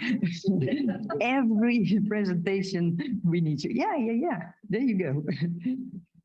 So this is the thing. In philosophy of science, exnovation is about taking it out, putting it in the light, setting and looking at it. This is really what we need to see, and this is what we're gonna learn from. Now, what is this? This is about everything we do, everything we use without knowing it. We do a lot. Think about our competences, our spatial abilities. Think about competences to coordinate, not only coordination of our body, but also the alignment and the combination of ways of reasoning, ways of talking, ways of doing things. It all requires a lot of actions we do the entire day, and we are not even aware of it. So the idea of exnovation in this particular conceptualization is there's a potential, there's a resourcefulness, there's richness in the mundane, in the very ordinary, routine ways of dealing with things. So the idea of exnovation is let's take it out, let's use this potential, which is there, but we normally have forgotten about it because we use it every day. So it has faded away in the background of our existence. Let's use this richness, the resourcefulness. So we excavate it to innovate. So in that way, you can actually say, we use, let's see, yeah, it works. We use exnovation to improve things without replacing anything. It's improvement without replacements. In that way, it's important as a kind of a counter movement. That sounds a bit too big, I would say, because it's not against innovation, it's complementary to innovation. But it's the idea, okay, let's not forget that things that are already there also can be very important. So existing practices are not less valuable because they already exist. Now I have a bit of a problem. If I say, let's use, what is already out there, which we normally don't pay any attention anymore, the ordinary, which we should consider as an extraordinary accomplishment. But if I want to dig it out and put it in spotlights, I have the problem that I don't know where to look, because this is the invisible work. This is the things we don't see anymore. So where to look? So this is a bit of the problem. Luckily, we have a solution, because what I need is an outsider's perspective to see it, but an insider's knowledge, know-how, to give meaning to it. So I need a combination of familiarity and unfamiliarity.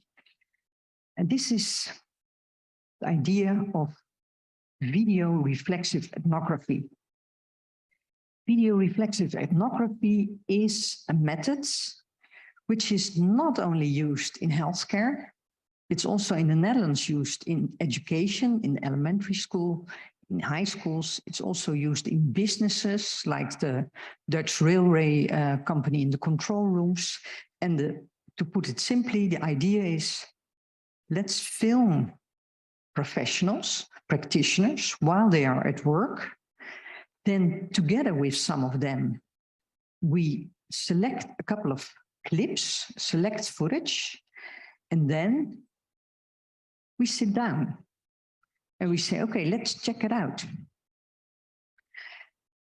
I have one question. Is that the time left, or is it the time that, oh, the time, okay, I speed up. So just, I want to show you something, no matter the time, to give you an idea, because this is quite important. So this is video reflexive ethnography. And this is Dutch, so let's don't hear it. So here what they did, practitioners in the intensive care in a Dutch hospital, and I want to tell you, I'm allowed to show you this. They filmed each other while putting on sterile gloves. So this is it, intensive care for newborns, with the incubators, with the babies. And filming each other can be done in many different ways. And there are also many different places where you can actually put on sterile gloves. And then here, they're gonna discuss together what they see. And the whole idea is that they film positive examples. Why do things go well? So all the clips selected, and it's not about simulation, it's not about mistakes. This is about how are we able to produce good quality care. And together, as you can see over there, they have the film about the gloves, and they sit together to discuss. Now, I must confess, I thought they're gonna discuss how to put on sterile gloves, because that was the whole setup. That's not what they do. Do you see what the discussion is about? What do you think? What is it? Yes, they never talked about the gloves, never. They talked about how to open the package, the sterile package. And it turned out, and he's the doctor, you can see, he thinks he knows, but she doesn't agree. But they figured it out that they had different branches on the ward, and that some of the brands, the different brands, and that some of the brands were much more, safe to open up. So they changed their ways of working. We did it in Maastricht, where I come from. I'm also associate researcher to the Mayo Clinic in the United States. And there we worked on a project on collaboration between breast cancer surgeons and pathology. So there are a lot of things that can be done with video ethnography. It can be done for collaboration between specialists, it can be done between midwives and parents-to-be, it can be done between ambulance and emergency staff, but it can also be done, as I told you, outside the hospital, in businesses, or in this case, practices at high school. And it can be done in Medellin. So this is the situation, Yvette Sanchez. and myself, we have developed a project in Medellin where we wanted to study the collaborative practices of the staff of Colombian Red Cross in Medellin. And I can already tell you, we only started Yvette, and then COVID hit. End of the project. But nevertheless, we had, of course, all kinds of ideas, which I would like to tell you. So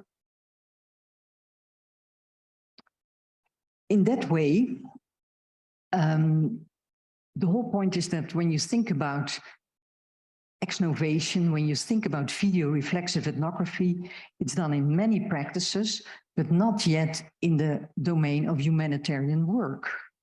And humanitarian work, and I don't think I need to explain it to you, these people work in highly demanding contexts. Their work environment is everything except normal, so to say. And it means that they have high skills to work together, to work with others. They have different tasks and responsibilities, a highly dynamic work environment. And they also communicate and collaborate with many different stakeholders among themselves, permanent staff and volunteers. It's about the international level, the headquarters in Geneva, with the national societies, the regional societies, the local staff. They work together with the affected people, like, for instance, the refugees in Venezuela, family and patients with COVID. So there's a lot of donors, businesses. We thought, how on earth are these people able to do this? So in that way, we had a couple of aims, and it's here where science and innovation come together. Our aim was to engage the Red Cross staff in Medellin in reflexive learning about their own work. They can learn from what they do themselves because they do more than they actually are aware of. We aimed to have practitioner-led innovations. It's a bottom-up approach. During the reflexive meetings, it's them who decide, okay, what is it that we see? What is it that we think need to be improved? And the scientific part is that we could actually elaborate on theorizing about collaborative practices in humanitarian work, and then especially the Red Cross. Things turned out differently. But the point is that when you go in, it's very important to realize that video reflexive ethnography is based on horizontal partnership. The staff, no matter if it's in a hospital, in a school, or in this case, the Red Cross staff, they become co-researchers. They're included in agenda setting. They're included in decisions about what to film, where to film, whom to film, what time to film. They're included in the selection, the editing of the footage. They're included in the organization of the reflexive meeting. But therefore, we needed to first start at a thorough contextual-based orientation, deal with the gatekeepers. And it started here in Geneva, deal with gatekeepers on the ground over there, the legal, the ethical aspects, the mandate, the approvals. So it's a kind of an important part of starting to work together with them. And then we would do field work, film, and sit down together with them. And the whole idea is, of course, after the reflexive sessions, that they would come up with ideas for improvement, and that we would come up with academic output, with report, and they would also act as co-authors. It's co-researchers all the way from the start to the very end. So, to finish, why does it work? It is looking at your own practice from another perspective. And we as outsiders can ask strange questions. It triggers discussions. It is bottom-up, so it is engaging. And the important thing is you tap into what we would call the group wisdom. These people sit together, they know a lot. The other issue is that this is not go in, film, do your thing. This is really required, and it's not easy to get there. People need to be motivated. It's not easy to explain to people that we want them to sit down and watch themselves while they are so busy and have no time. It's about time and money, approvals. But it all comes with a certain kind of politics. This is really self-management. It's really self-monitoring and control. So this is about ownership. Who owns the definition of problems and solutions, to look at things and try to improve things, to innovate things from within on basis what is already there. So ex-novative approaches, the here and now on basis of what is already there. And it's also inclusive for other voices. We can also say, well, the beneficiaries can be included, like I did with the patients in Maastricht and with the parents to be. In that way, I would say innovation from within is about the practices, it's about the group, it's about people themselves. They learn from themselves. And it also leads to both science and innovation. I would like to thank you for your attention.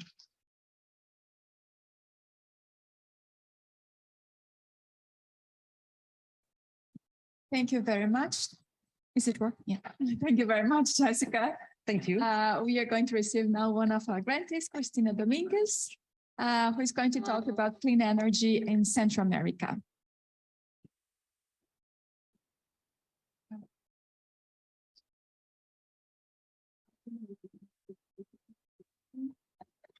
With my hair and glasses? Sure, no worries.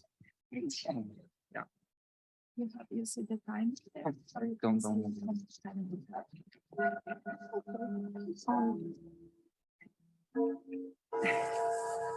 Having the same problem. I'm so sorry.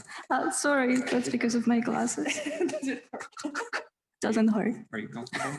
Yes. Thanks. Hopefully it won't interfere here. Okay. Great. Yeah, is that one. And for the animations, I will just enter. Yeah. Okay, so first of all, thank you very much for the invitation. It is a pleasure for me to be here and to present to you about a project that is actually very close to my heart because I'm from Guatemala. So of course, let's travel to Central America this time. So let's start with the general context about the topic of energy access.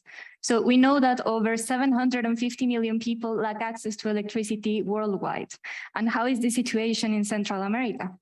Here I put you the lowest and the highest electricity access rates. So of course, when you compare these rates to other regions in the world, they seem high. But let's not forget that there are millions of people still there that are being left behind. And then when it comes to lack of access to clean cooking, the situation gets even worse. So even worldwide, we have that over 2 billion people lack access to clean cooking. And in Central America, we have values from 44% to 95%. And let's not get fooled by these high values because these belong to Costa Rica and Panama, which of course do not represent the rest of the region. So what are we doing about this? Well, there is the sustainable goal number 7 proposed by the UN. And of course, to achieve this goal, multiple international organizations, the public sector, the private sector, they are working by giving a range of solutions. But what is lacking is basically this framework on how to actually take these solutions to the ground.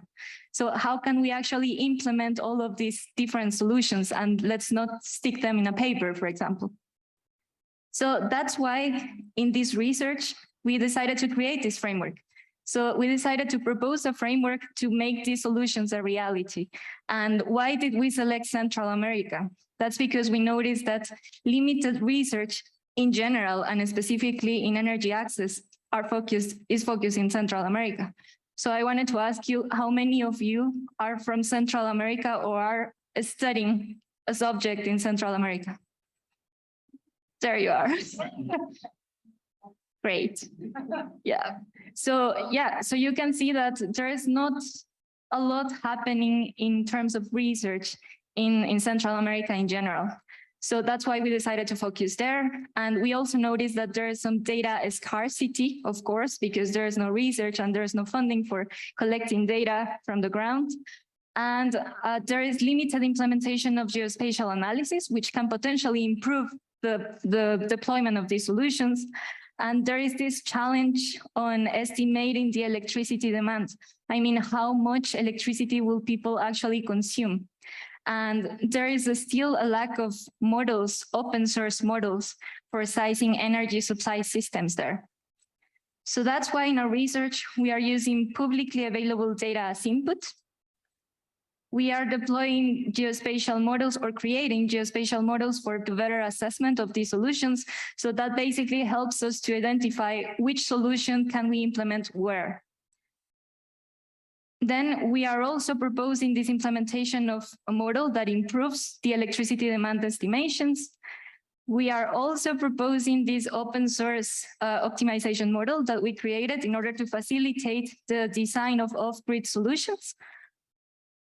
And we are also generating relevant data sets from all the data that we gather on the ground, so they can be potentially useful and helpful for other sectors. So not only in academia, but in public sector, for example. So those are our contributions. So of course, I would really like to present you a whole case of all the countries in Central America, but our case of focus was Guatemala. And it's not because I'm from there, I promise you. That's because Guatemala is the most populated country in the region. And still 1.5 million people live without access to electricity. And 50% of the population relies on firewood for cooking. So of course, that was a very interesting case for us. Okay, so what's this framework about? We start with this preliminary assessment of energy access at the national level. And please be careful that by energy, I am not referring only to electricity. I'm also referring to the fuels that they are using currently for cooking. And then we scale down this analysis to focus more on the electricity access aspect. So yeah, here we take the whole analysis from the national level to a village level. So let's start with clean cooking access. So in order to give some potential solutions and in order to give some guidance on how can we spot the best places in the country in order to place, for example, sites for manure-based biogas plants in order to replace the firewood consumption. So we did it like this. So we created this geospatial model that basically determines where in the country are the best spots to place a biogas plant. And that's manure-based. So for doing this, we basically mapped all the livestock distribution of the entire country. And we produced this mapping on how is the potential of biogas in these places. And we reached the conclusion that almost 43% of firewood could be replaced by biogas. And that's at the national level. So now let's go to electricity access analysis at the national level. So for this, we apply Onset, which is an open source spatial electrification platform or tool. And here I want to clarify that we use open source tools and we created open source tools throughout this project in order to facilitate their implementation in low-income countries, of course. So these were the results from this analysis. And here the different colors represent different technologies of rural electrification. And here what we found is that for future investments, in order to reach the 2030 target of rural electrification in the country, we have to invest 59% to the grid expansion, so the expansion of the existing national grid, and then 24 or 23% to the deployment of solar-based mini-grids, for example. And we also found that for the deployment of mini-grids, especially coming from renewable energies, there is this lack of political framework in the country as well. So it's not quite well defined how project developers will deploy this kind of projects. So now let's go to the scale down analysis and let's get more in deep with the electricity access analysis.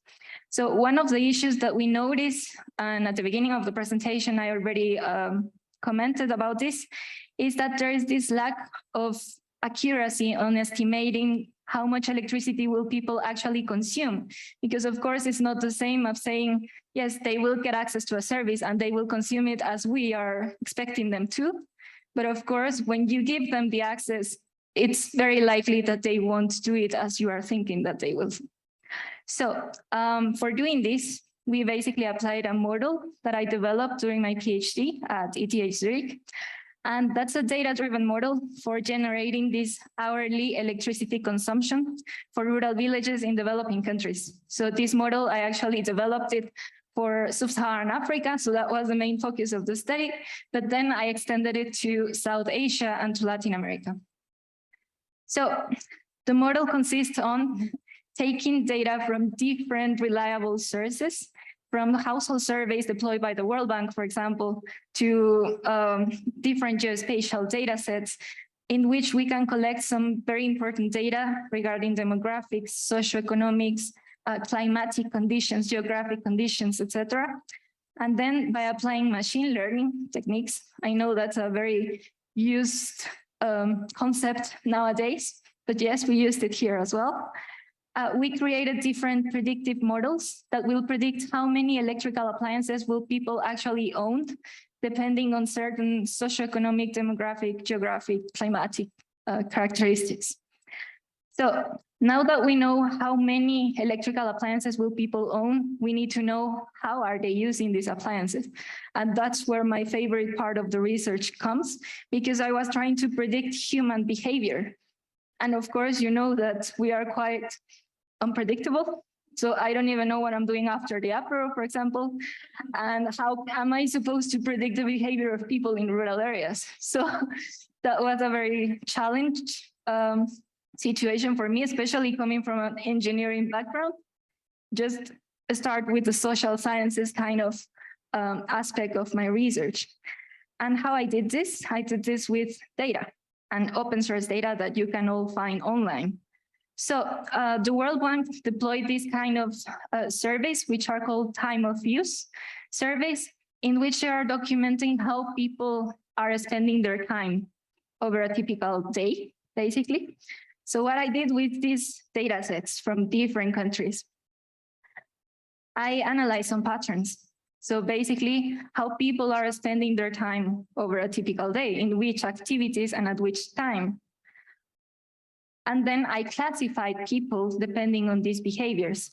So I applied some clustering algorithms, so again, machine learning. And I classified people based on their occupant behavior patterns.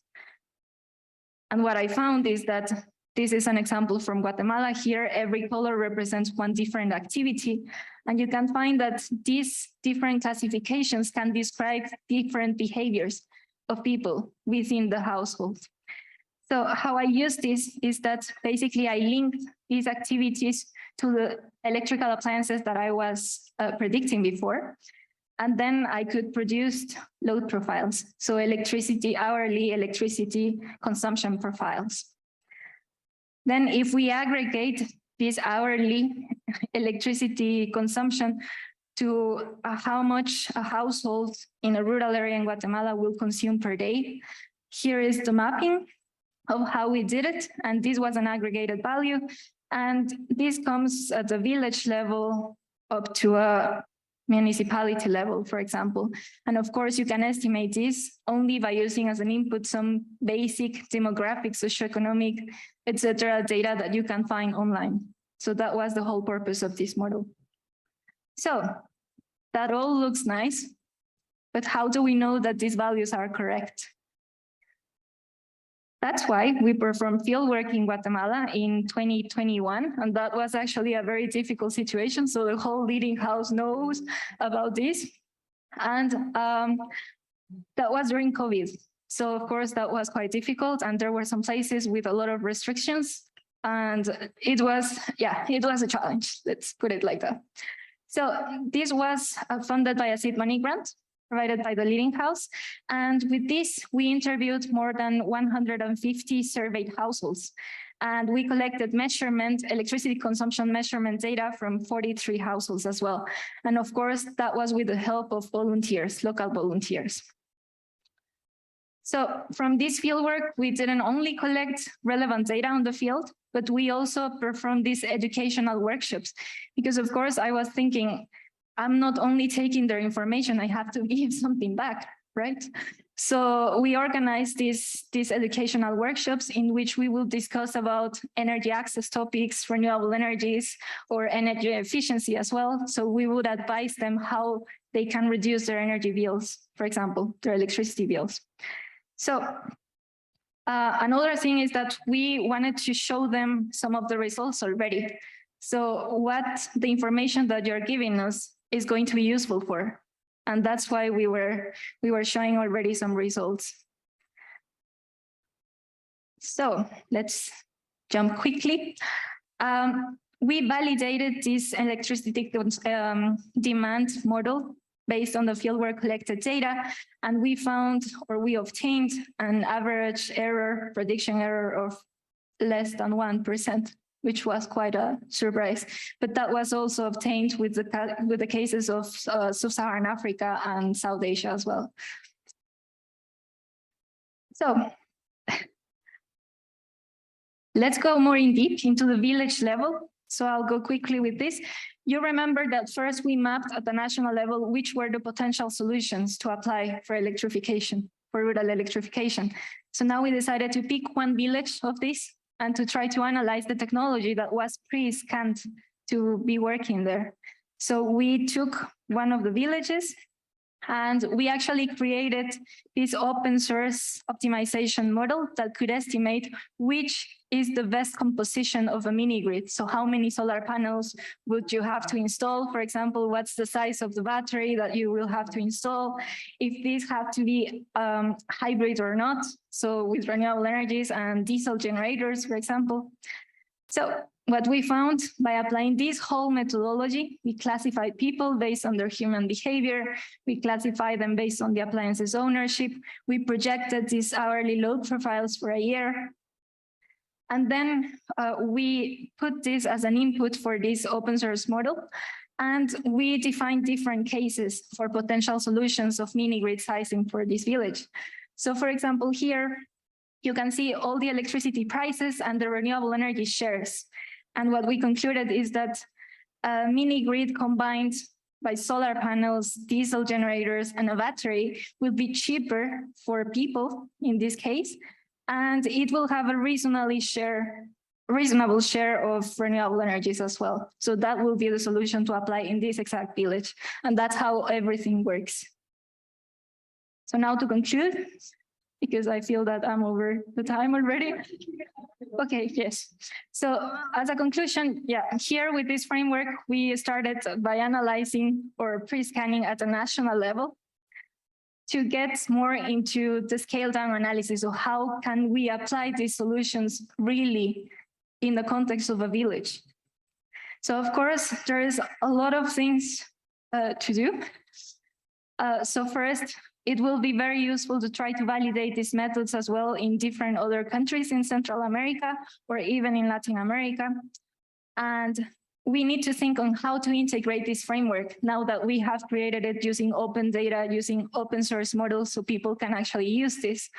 How can we integrate it into the national policies? Or how can we integrate it into the national planning in order to reach as many people as possible and to have a positive impact on them? So yeah, thank you very much. And just the last thing, if you would like to hear some of the adventures from the field, you can scan this code and you will have some YouTube videos about people interviews that we had on the ground with people. So what's their concept of energy and so on. So they are very interesting. So if you would like to go there, please feel free. Thanks. Thank you. Thank you very much, Christina. And now we'll have another grantee, Edwin, to talk about circular economy. And after that, we will have a short Q&A and then we go to the break.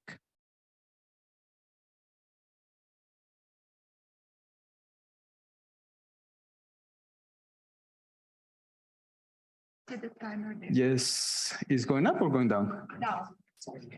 Now it's in 00, so my time is over. Thank you. Before starting the time, I really want to thank Yvette and Rocio and the whole team. Honestly, the work you do as a leading house is outstanding, and I can only hope that you will keep leading the way in Switzerland and Latin America, really. In hindsight, I realized the title of my presentation a bit too technical,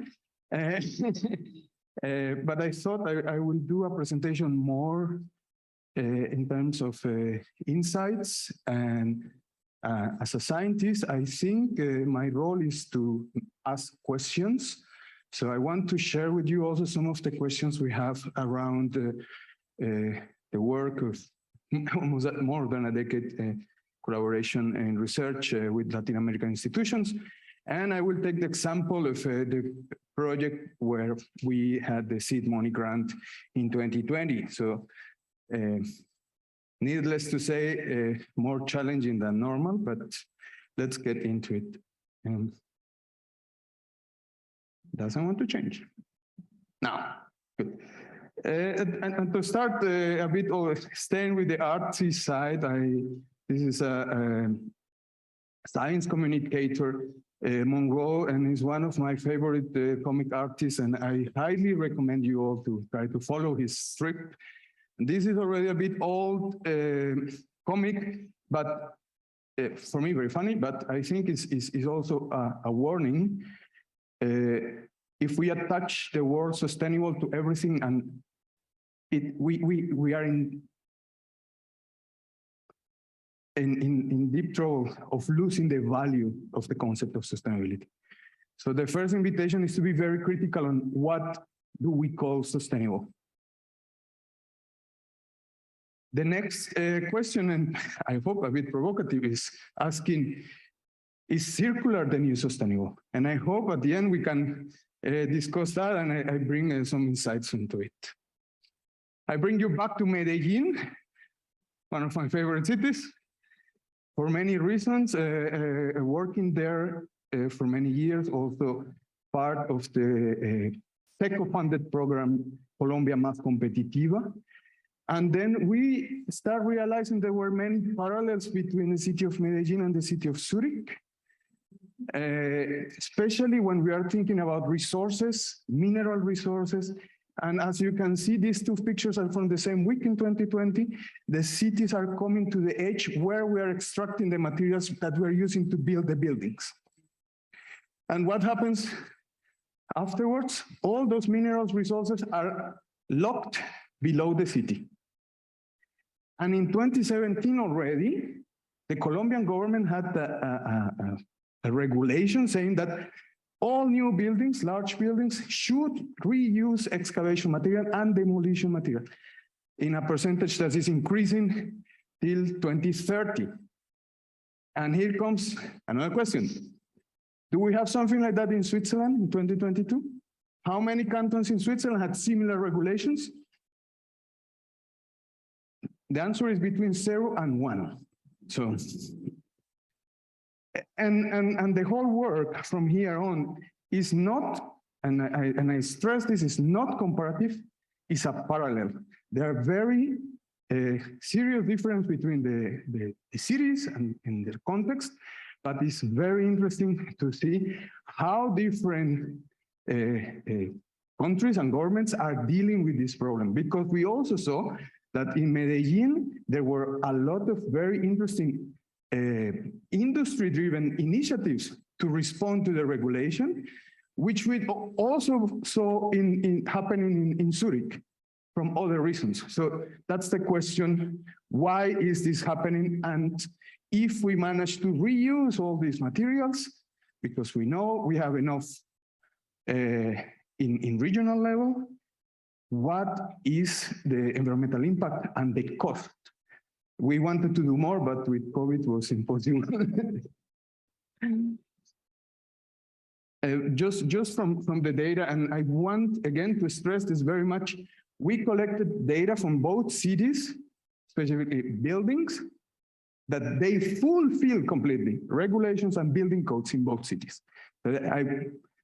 And here we start in the first difference. The constructive systems are almost identical, so we're using same technologies, but the height and the areas of buildings in Medellin is much larger.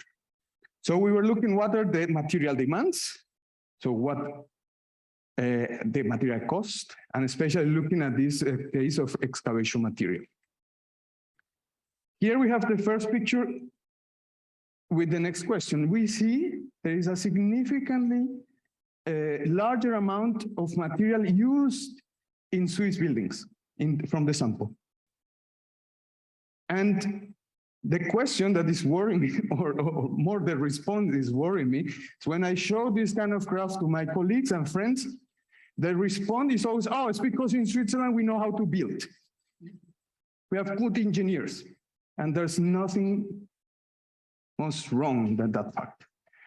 And I think in general, it's also very important as a scientist to avoid this bias and to keep the eyes open, because otherwise we would have missed a lot of information and the finding. And for me, that was that's funny moment. We calculated these amounts extensively. We exchanged, we asked other people, and it was always the same. So there's something behind this, and it's not on the structural design, because we have also very good structural designers in Colombia. Talking about circularity, then we see also we can use a significant amount of materials that are extracted, if you remember from the previous figure, but there's also an amount that needs still to be disposed. And even though in Switzerland we have a large amount of excavation material, it's not enough to fulfill the demand of the single building. So we still need to import from the system to be able to produce, and we still have a large amount of materials to be disposed, which carry an environmental impact and a cost. We should not forget that. In this scenario, what we could see is the use of bricks could be somehow covered, and to some extent, sand and gravel. But we continue using the same amount of cement, the same amount of steel.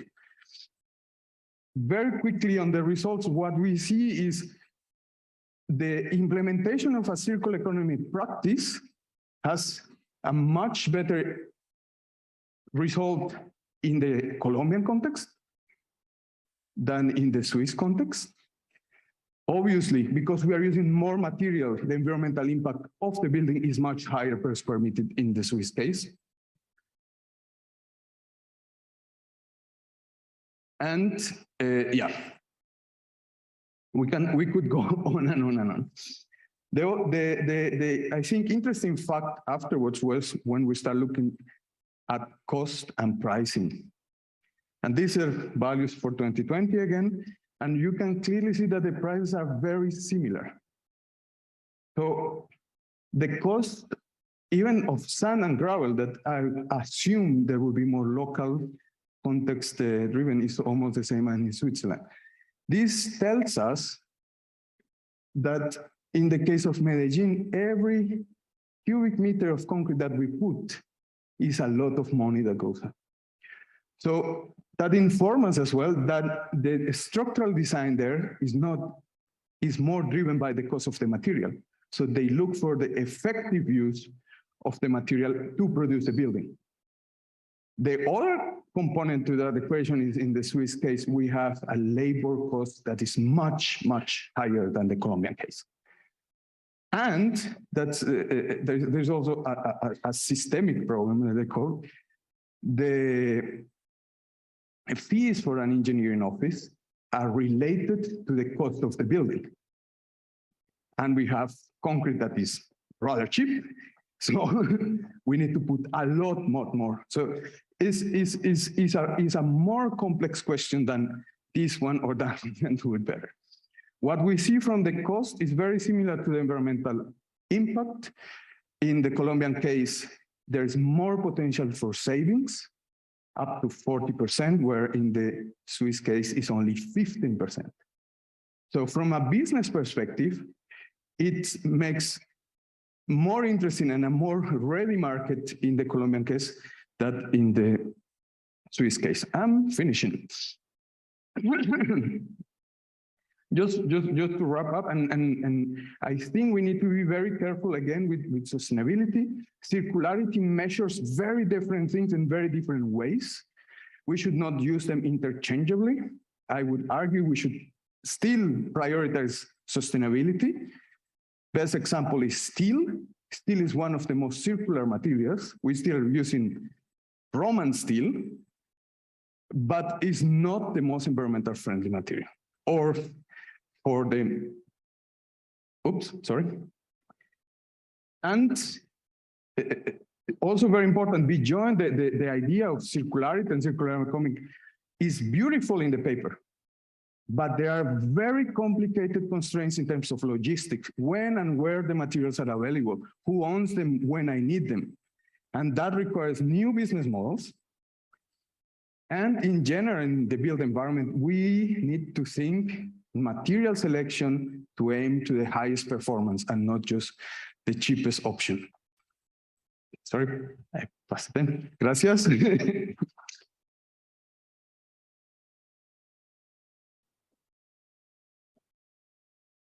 Thank you very much, Last, no? Edwin. Yeah. And I'd like to invite Christina and Jessica also to join us here for a quick Q&A. So, where is the ball? Okay.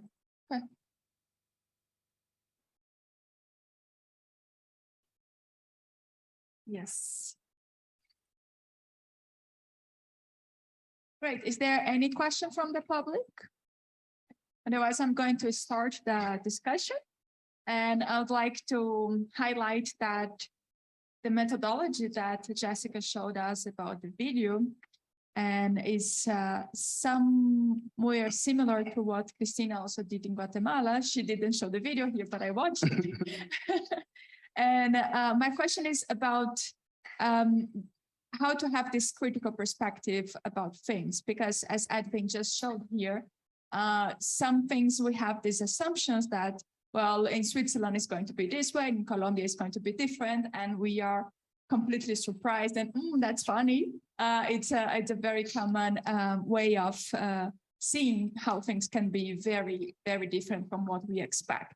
And video, as we just also saw in the last section about art and medicine, can be a very good tool to see things in different ways, right? So I just would like you to comment a little bit about what's the most important and most interesting aspect of using videos for any discipline, not just art, but every discipline. Thank you for your question. It was on. Is it on? Sounds. Yes, it is. Okay. It doesn't sound like on. It is. Okay, sorry. Indeed, the strength of video is actually that it provides a perspective, in my case, on one's own working environment from under another angle. And that makes that you look at your own working environment as if it's new. So that provides something new. And what I also like very much, it's hologrammatic. What I mean is that when professionals look at the video footage, they know what is outside the frame. They know that when they see the table that on the left from the table, because it's their own working environment, there is the door and the noisy corridor. And they also know time-wise, when they look at a particular procedure, what comes before or after what is actually filmed. Just in that way, they see much more than what is shown in the video, and they see it from under another angle. And that is why people are surprised about what they see, which normally was so familiar that it made them blind. So visualizes aspects? Yeah, just to answer that question from my perspective, during the fieldwork, well, if you watch this video, you will see that we perform plenty of interviews to people. And that's one of the things that I was actually mentioning during my presentation. So there is a lot of gap between what we think that is going to happen and what actually happens on the field. So when we are planning and designing with these very sophisticated tools, for example, and models and everything, how the solution will look like at the end when you implement it is not always the case. So what we did with these interviews was to try to put people on the perspective of how or what would you do if you would get access to electricity? What would you use it for example? And they would answer a completely different thing of what we were thinking. So it was very surprising, and that's funny moment, for example. That was not what we were expecting. And of course, we sometimes believe that rural electrification will bring new incomes or a new source of income for people and will increase their economic activity, for example, or their productivity. And at the end, maybe what benefits the most, or what they feel that this electricity access will benefit them the most, is on savings for not using the fuels that they were using before. So in the interviews, for example, they will say, yeah, we are not using candles anymore, and we used to spend a lot on candles. So now we are not spending anymore on candles. Now we have electricity. And of course, that changed entirely the perspective. So yeah, having this interaction and these reactions directly from these videos and from people, it changes everything. I have another question, and this one is more for Edwin and Christina. You touched upon some issues and some subjects that are very important for society. And I'd like to know what are the challenges that you see when you try to communicate with governments about the results that you achieved, and if you're planning to do that and how it was, because everybody needs to know that, and perhaps we should incentive some public policies in this direction. Yes, that's, I mean, in both sides is difficult, because if we show these results in Switzerland, no one will believe that the Swiss buildings have a higher environmental impact than the Colombian one. And if I show it in Colombia, no one will believe it. This is super weird, but indeed, through different projects, and we are looking at how the development of strategies to reduce the carbon footprint of buildings using alternative construction materials and so on. And we are in dialogue, especially with the city of Zurich, that is so leading in these aspects in the Swiss context. So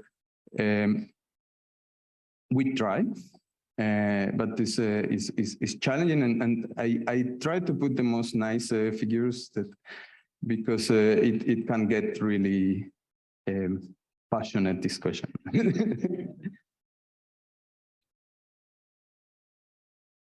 Yes. Yeah. I will just answer quickly. Yeah, so I have participated in different conferences organized by the government presenting this study.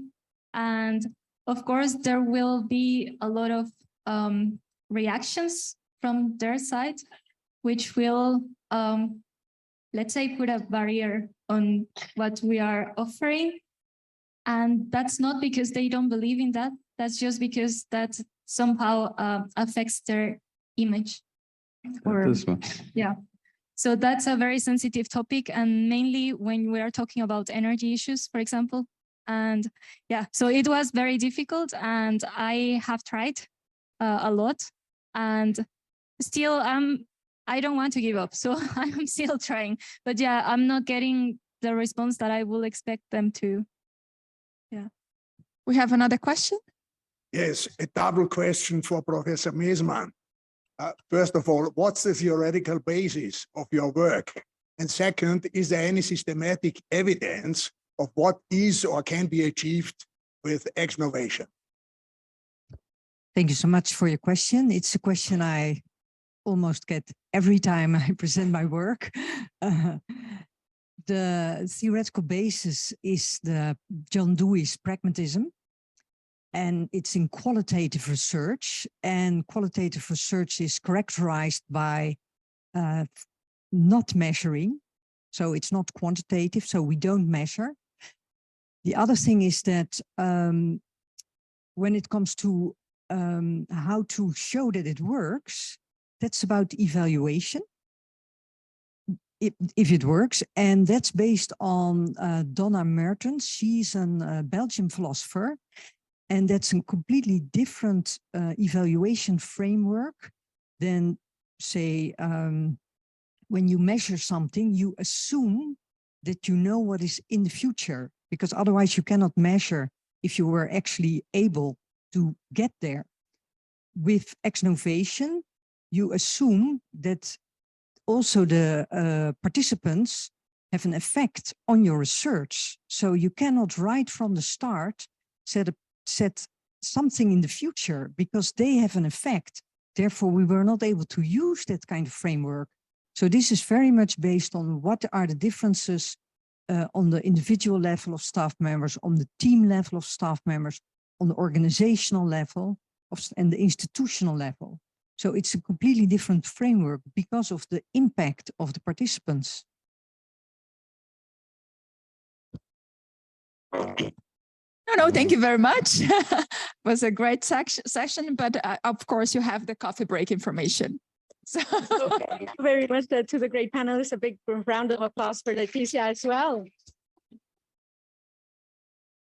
Yes.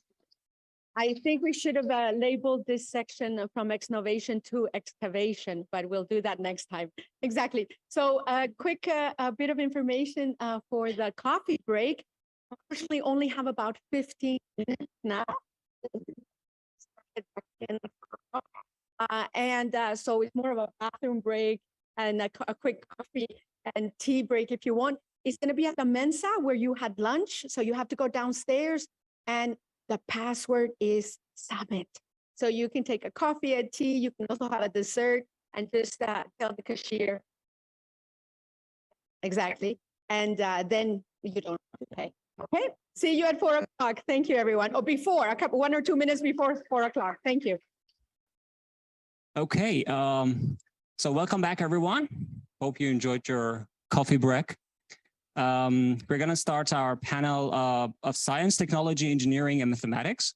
We have 4 panelists, and we are so honored in this panel to be accompanied by a Fields Medal winner.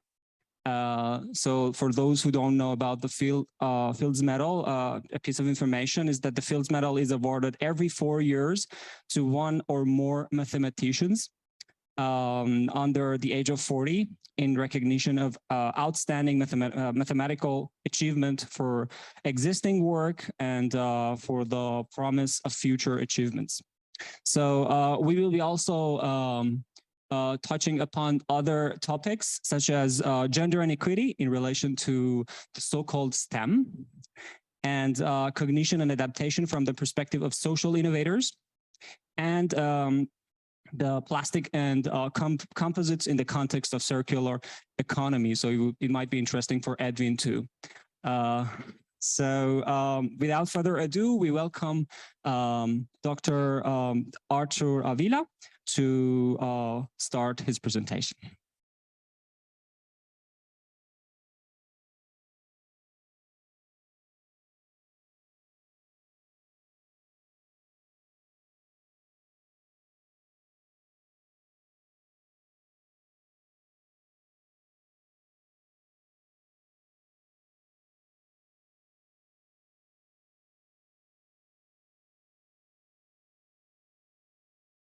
To explain a little bit how it's very loud,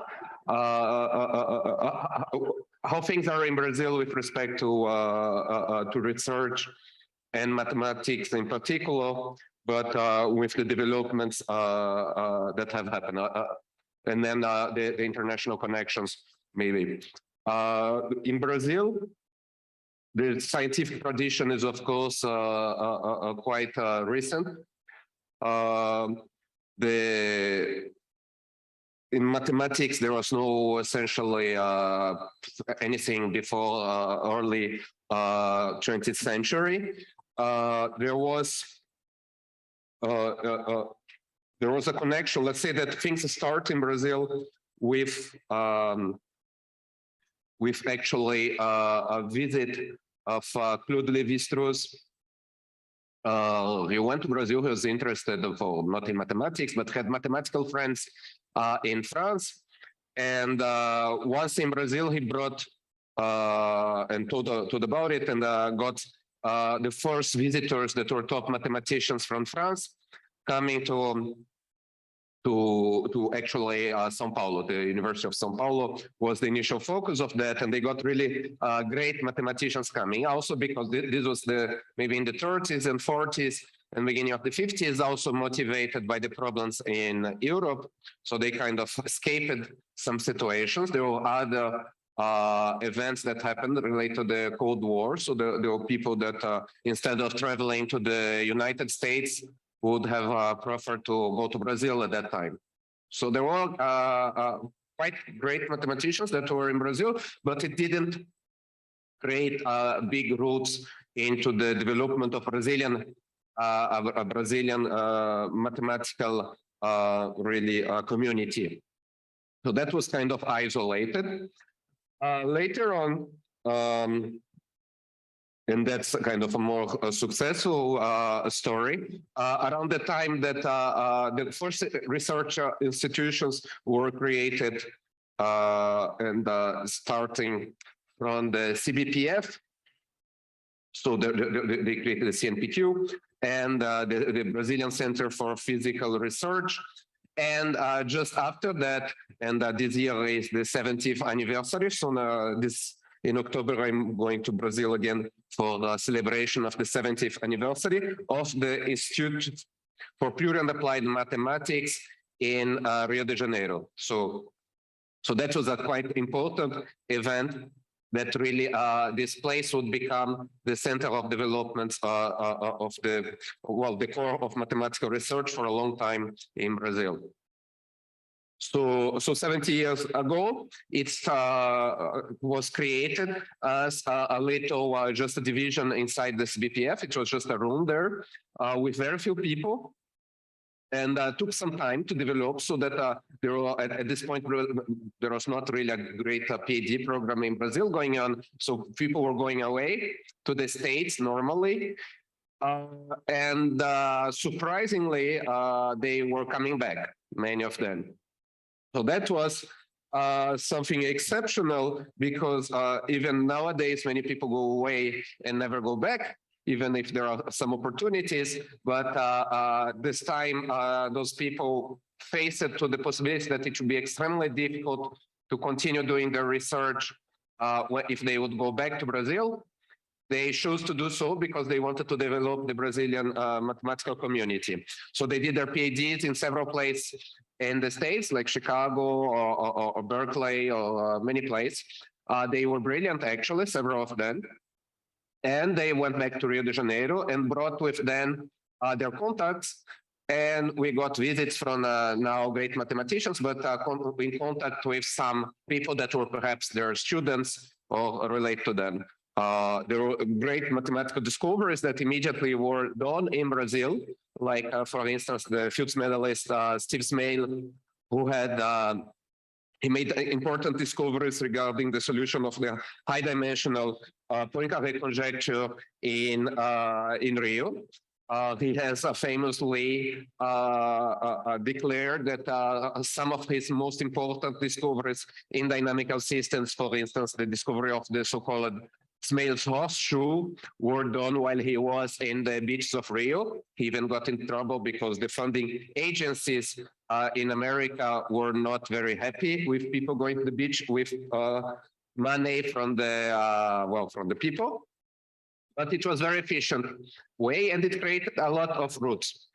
So the point is that then for 70 years, like initially slowly, but then more efficiently, there was continuous progress in the development of mathematics in Brazil. A lot of it centered on IMPA and in Rio, but gradually much more towards other geographical locations and so on.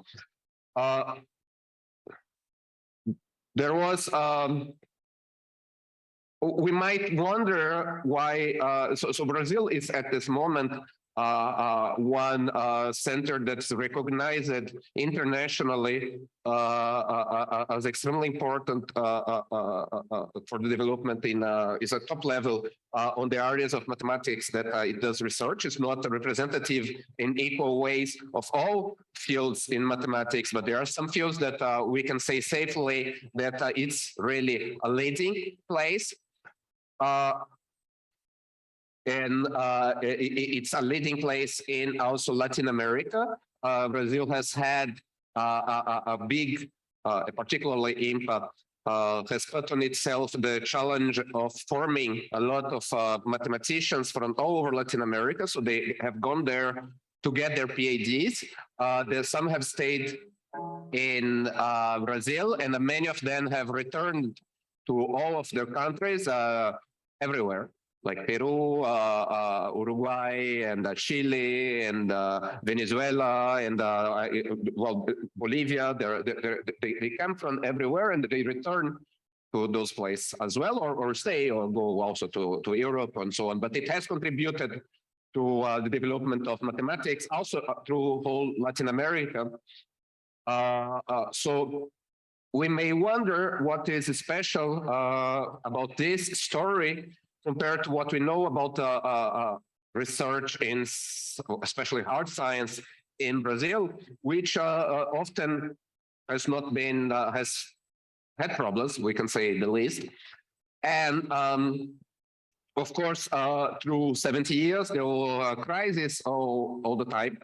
Economic crisis, political crisis, and difficulties right now, and for the, as always, but in the past years, there have been a lot of difficulties and funding problems and uncertainties that are both economical and political that affect the possibilities to really have some scientific development that is at a level that can compete with other places that don't face the same challenge. So if you want to have the same quality of things that are done in Europe, it becomes a little bit difficult if we have these extra challenges. Because one of the points is that you need some stability to make progress in science, to kind of convince people. Like Brazil doesn't have a tradition in a big tradition in research. How would young people make the choice of go for a scientific career when they see that the government all the time change direction? Sometimes it stimulates the research, sometimes it cuts funding, and then people have started doing their job and then they cannot do it anymore, and that they are out of work and out of their thesis or out of work. In any situation, this could happen, and as you see this happen, even the professors can think, is it reasonable to put students in this direction? That would be a natural question. We are participating in this because we love science, but is it fair to tell the students that's brilliant to do science, it's very nice and so on, when in reality there is just a small possibility that it will work out for them? Those are questions that we can ask ourselves, but in mathematics it has gone well. Compared to other things, and there's few reasons for that. One of them is that compared to a lot of fields in science, we don't need really complicated experiments. We don't need complicated labs. We don't need kind of funds to run things or a lot of personnel around each project. So you can imagine that if you have a complicated lab that maybe needs things coming from outside to do your experiments, and those experiments may last for a few years, and in the middle of those few years, some problem happens and everything stops and you lost all your work. This doesn't happen, doesn't need to happen in mathematics. You just need essentially to have the people. We work often just needing, we explain things to each other with blackboards. We work by ourselves with paper or maybe nothing. We need very little except having people well, it's good if they're employed at least, but we just need the people to be there. So we needed this. So this made it easier to go through all the moments that it was extremely challenging situations. There were previous crises. There was, of course, there was the dictatorship in the 70s. This created problems, serious problems, like you can imagine. There were economical problems associated as well. There were the inflation years and so on.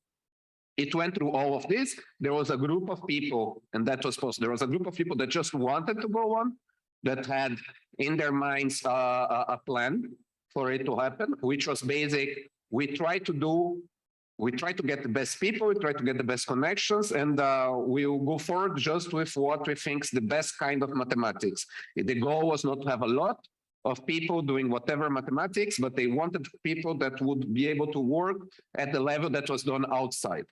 And how to do that? You had already started with a few people that decided to come back, that maybe sacrificed it, but maybe they wouldn't think like so. Their initial research, then they were successful because they created a lot of new mathematicians at work. There was the development of this community. But there was this idea of having a lot of ties with, initially the United States, as I mentioned, but also with France. So there was a big, the math community in Rio and in the whole of Brazil was extremely connected to France. There were several reasons for that. We took opportunity of the fact that, for instance, at the time,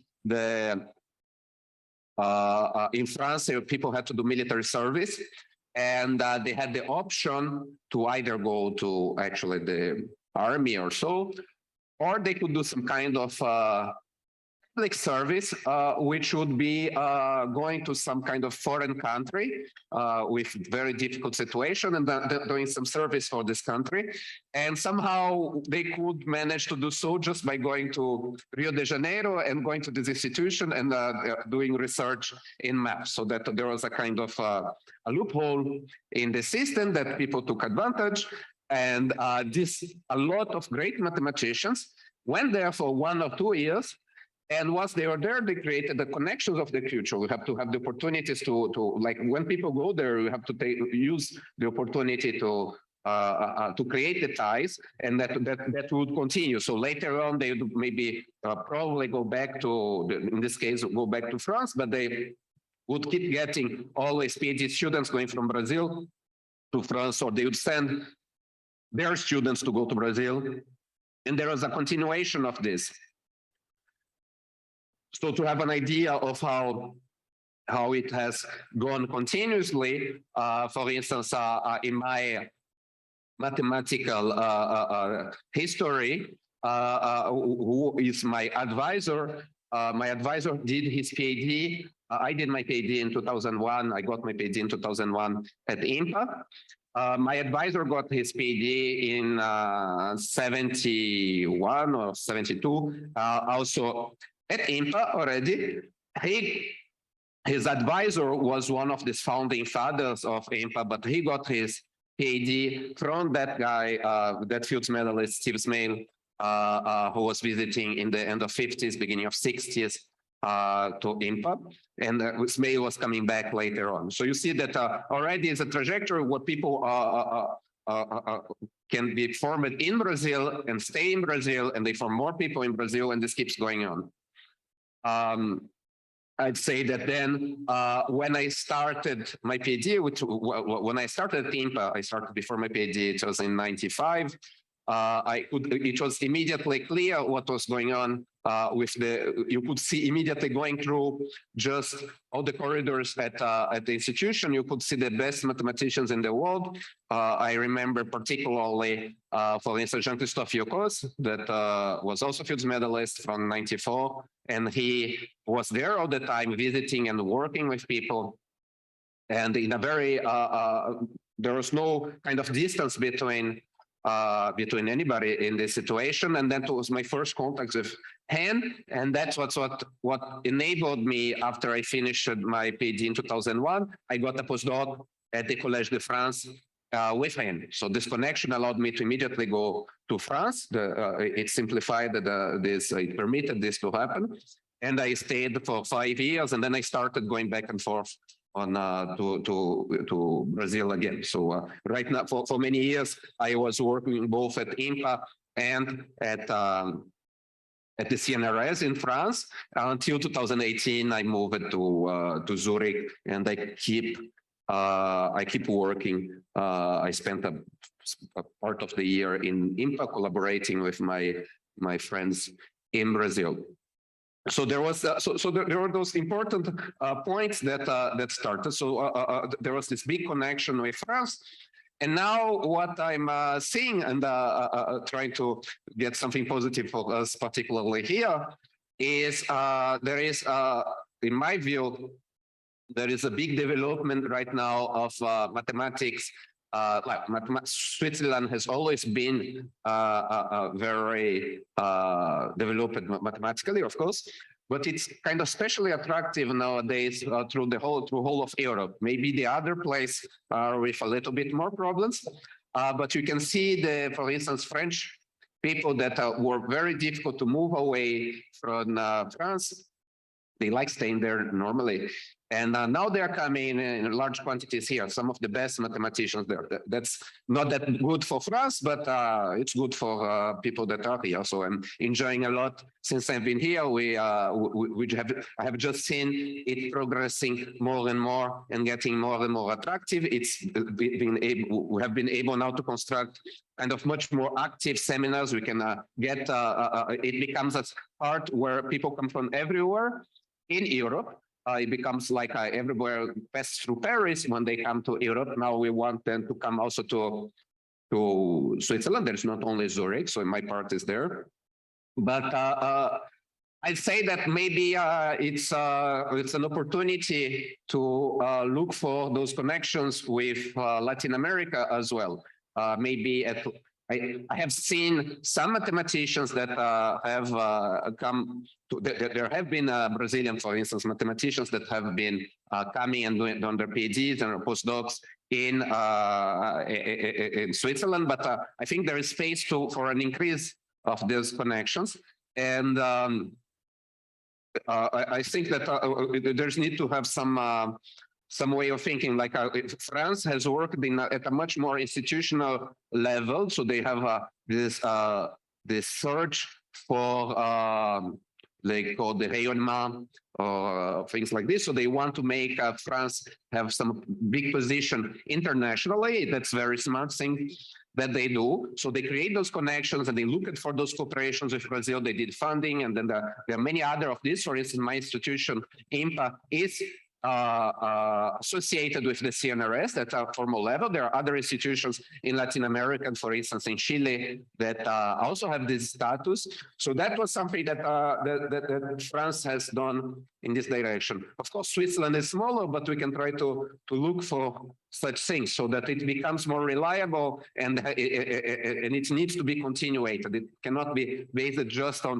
one or another person that's located here. It has to be more of really something that works at a level of the institutions in the country. So I have this kind of positive thing. I'm going to see in the next years, I think it takes a long time to build what will come out of this, and we can think of things going in the other direction as well. I know that I talked to some, for instance, pharmaceutical companies that they have interest in math in particular, and they are looking to kind of increase their research connections related to doing research in, for instance, in Brazil. They don't know, but there has not been a disconnection, and they are asking, and what can be done, and so on. Okay, don't want to go over time. Thank you.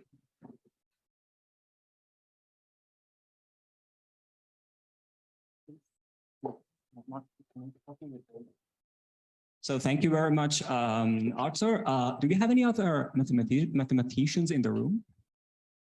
Just stick it up. Okay, thank you, Arthur, for not making it so technical. Otherwise, we would have needed another round of coffee to digest what you said. So for the next presentation, Guillermo Año will join us online. Guillermo, are you here? Yes. Yes, I'm here. I'm here. Wow. Okay, perfect. Not there, So, here. Yeah, thank you. Guillermo, you can start. Okay, thank you very much. I'm going to try to take not so long in order to leave you early. And at least I hope I can leave you an issue to talk with your beer on hand later. Our idea, well, you know, from UNESCO, we are very, very involved in the idea of obtain a gender balance in every areas, but mainly in science. And I want to talk about this in this case, how is the gender equity STEM in Latin American region. So let me share with you some global figures in this sense. As you may know, probably we face in higher education, the women rarely exceed 40% among graduates in engineering, ICT, and mathematics. 28% of engineering graduates are women, so we face there a huge bias. We see if we went more and more in ICT careers, we see that this bias increase. And we also noticed that the late years in terms of COVID and the pandemic impact, the impact of COVID pandemic was worse in terms of women than men. So that's another big challenge for the future to try to reduce this gap. But in terms of gender balance in Latin America, we can say that we are almost balanced. If we agree that between 30%, 46% and 55%, we can talk about balance. You can see here that the region is almost there. Maybe Andean countries are less balanced than the rest, but in terms of general data, we can say that we have that. But when we went, and here you have figures for different countries, but we went into to split what means science inside that, we can see that the imbalance in terms of engineering and information and communication technologies increased. So we have here to work with fighting two types of gaps. First, we have to, or three types of gaps. First, we have to improve the visibility of STEM careers for every person in Latin America. You know that the tuition for these careers are not so high. Then we have to push to increase the balance, the gender balance inside. Maybe having more women on board, that means that we can succeed in both sense, to have more persons of the region involved in these STEM careers, and at the same time we can reduce the gap. At the same time,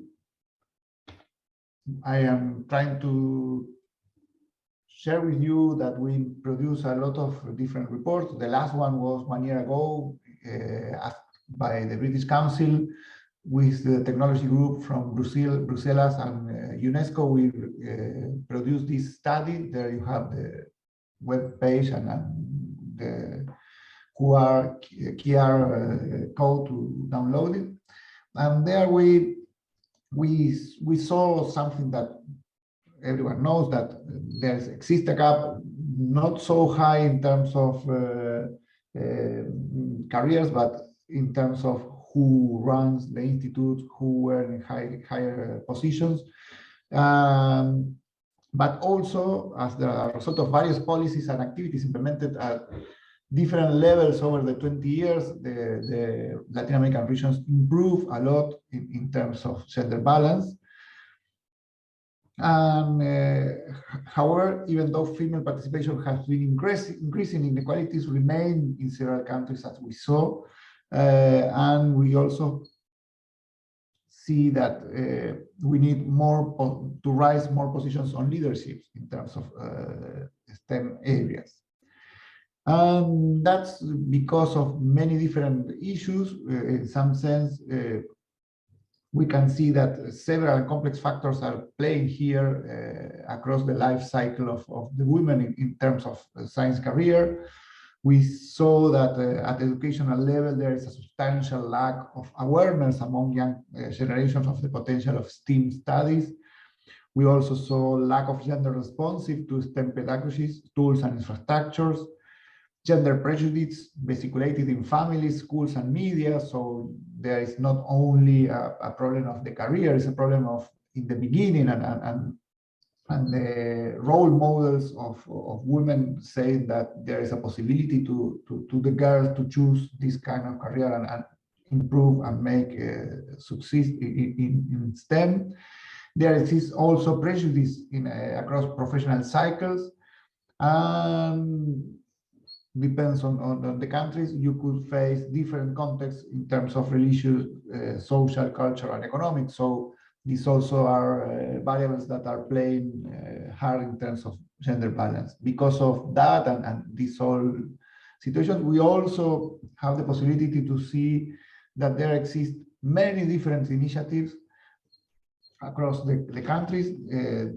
They are in different levels of governments, and they also are related to private initiatives or ONGs initiatives.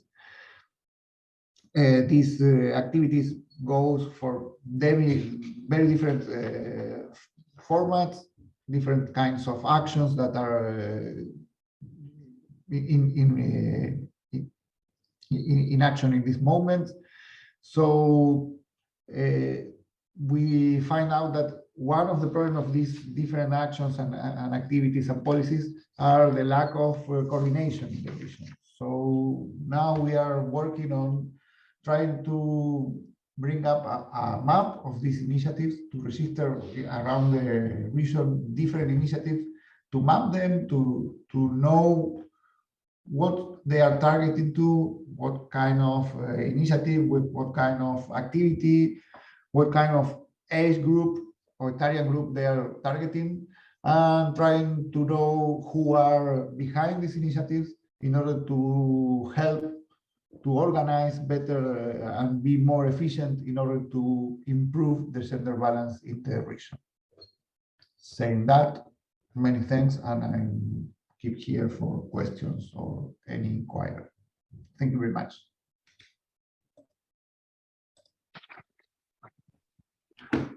No, thank you very much, dear Guillermo. Stay with us, please, for the Q&A session also. For the next presentation, we have, yes, we have Daniela Raureiro. I hope I'm pronouncing your last name correctly. She was one of our previous grantees of the Leading House for the Latin American region also.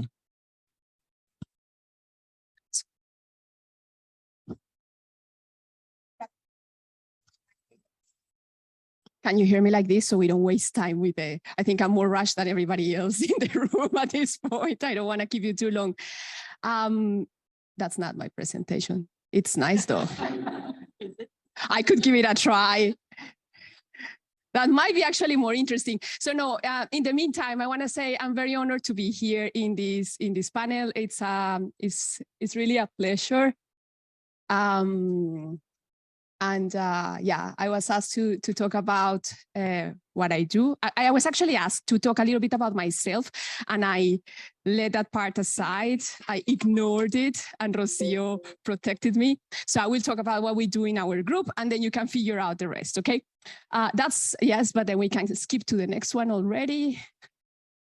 No, I can't do it. The thing is that if I stand behind here, you won't see me because I am not very tall. So I will be moving around like a little bit like this. Yeah. So yes, so my name, you pronounce it correctly. No, I can be self-sufficient on this, I think. Thank you.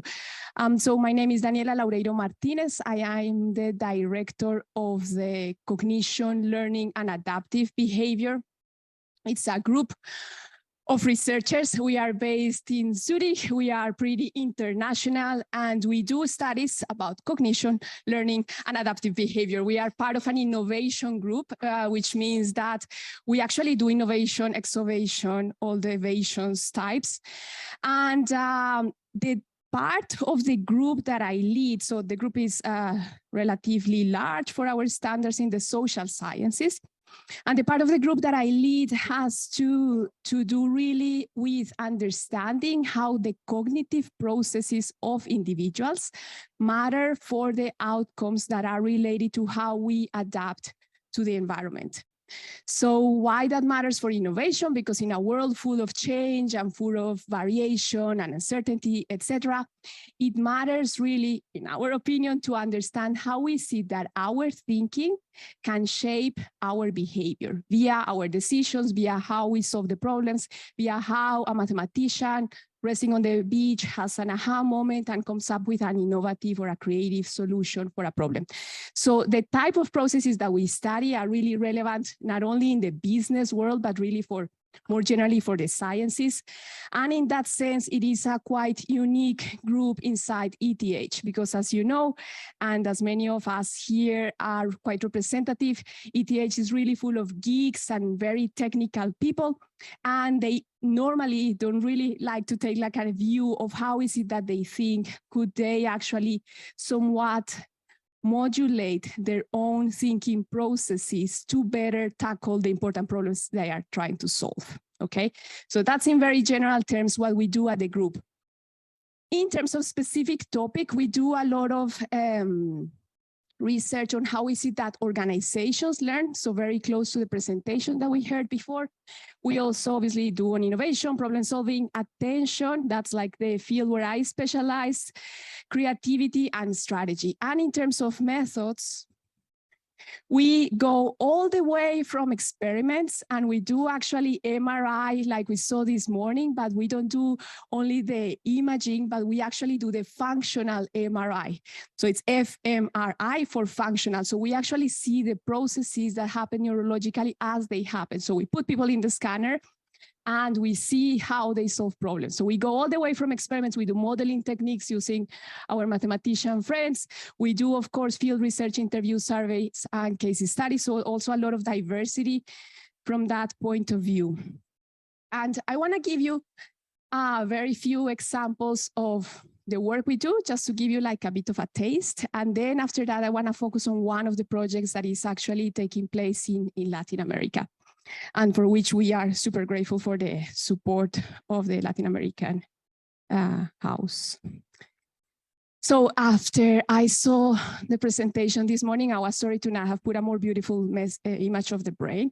Actually, we have really artistic images of the brain of the innovators that we have studied. And I'd like to tell you a little bit of the work that we do in this line of research. So what we study here is how is it that people switch their thinking between being focused on efficiency, on improving problems, improving processes for the next step, what we call exploitation, if you are familiar with the term, not exploiting the minds, but exploitation in the sense of improving what you're already doing, versus a very different type of thinking that is called exploration, that involves changing the attention, broadening the attention scope to create more divergent type of thinking. And how is it that we manage to do this switch between these two types of processes, but not in an automatic way, because that happens, but in a deliberate way. So how is it that Yvette at points can be really focused on shaping the strategy of her center, improving it for the next step? How is it that we're going to get better projects, more funding, etc.? And how is it that sometimes she thinks out of the box more broadly of a very different strategy? This is what we study. This is super important for all organizations. In terms of adaptation, we need to switch between these two types of processes. And what we study is really how can we understand that ability and foster it. You might wonder, are we born with that? Yes, we are. And can we improve it? We still don't know, okay? We are in the process of trying to understand that. We also start, and that here is really neurological. So we use fMRI, we collaborate with the University of Zurich, we collaborate with some universities in the US, in Italy, and we really study it really at the micro level. In some other projects that are quite complementary, we instead use very different methods. We go for more qualitative techniques. We do something called think aloud that is super cool, super complementary to the fMRI, believe it or not. And here, for example, we study how is it that business leaders come up with creative solutions. So this really falls into more the aha type of eureka type of cartoons that we saw earlier today. This is actually super exciting at the moment. This is training the military of Switzerland. So if you can think of a rigid, big organization, think the Swiss military. And they are super interested in becoming more flexible. And during the Corona times, they were wonderful in adapting. They also made a lot of mistakes, but they were also really impressive in adapting the routines to what the civil society was needing from them. And what we are doing now, we have a collaboration ongoing where we are trying to train their cognitive flexibility. So this process I told you about, broadening your attention, narrowing your attention, we're trying to see if we can train that in this very important setting. So we are super happy with this collaboration, and we are actually doing field experiments with them to see if we can train the leaders inside the Swiss military to be more flexible in their thinking, and to actually have better decisions in the field. Now, everything we do, we really connect it to the classroom or to wherever we teach. And we have many ongoing activities teaching here, actually in St. Gallen, in the new executive program between St. Gallen and ETH. We have some teaching that we also do in Latin America. We really try to connect whatever research we are doing about to what we teach in the classroom. And I'd like to use my last 3 minutes to tell you briefly about this wonderful project that we are just starting. So it takes place in the Pacific coast of Colombia, and it's called Sustainability Outliers, learning from leaders about how to define and reconcile goals in highly conflicting environments. So if I manage to be half clear in what I've said before, I'm really interested in this tension between flexibility and rigidity, between exploration and exploitation. And what we see in the Pacific coast of Colombia is a very extreme case of a community of leaders, actually many communities of leaders in one area of the Pacific that is very extreme in the sense of having multiple goals. So they are in the midst of the conflict in that region.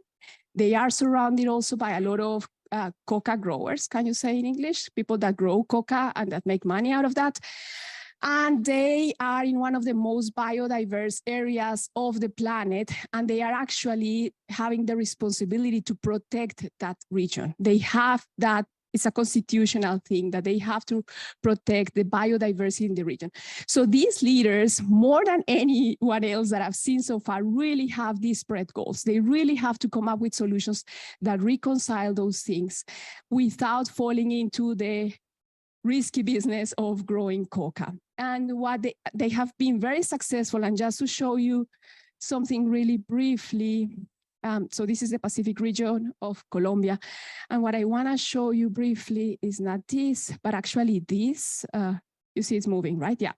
So this is like an aerial map of the production of coca in the region. And if you see in the middle here, Rio Cajambre till Rio Raposo, very rarely there has been coca grown there. And that's the region where we are studying this group of 45 social leaders. They have really been resisting to not let the coca crops come in there, to protect the society, but also to give them economic alternatives. So they create small businesses that give people something to get profit from and actually to keep the coca aside.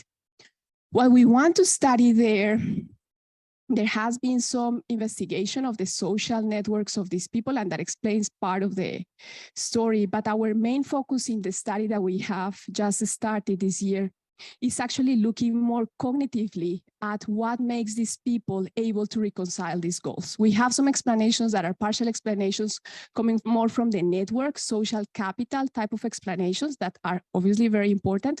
What we want to also understand is, are these people somewhat capable of better reconciling and putting together these different goals? Is there something going on cognitively speaking that we can understand from them and then take somewhat this secret recipe and try to promote it also in others? Definitely there in the region, but also take the learnings here for the many goals that business leaders also have to face. In respect of time, I will leave it here and I will very much look forward to discussion. Thank you.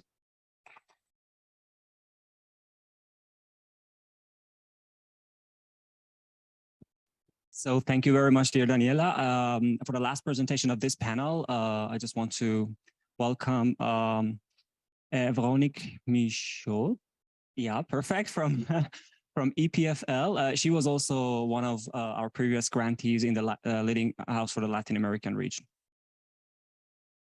Okay, thank you. No, that's going to be okay. I just need to put my presentation, if I may, because, yeah, thank you. Okay, so why? Yeah, that's the one, but you need to go back because it's not at the beginning. You're showing all the stuff. Yeah, okay.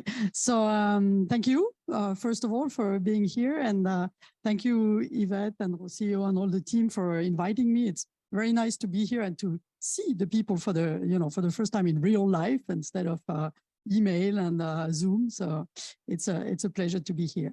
And I was also asked same thing to talk about myself, about a bit of the project that we did also with Colombia.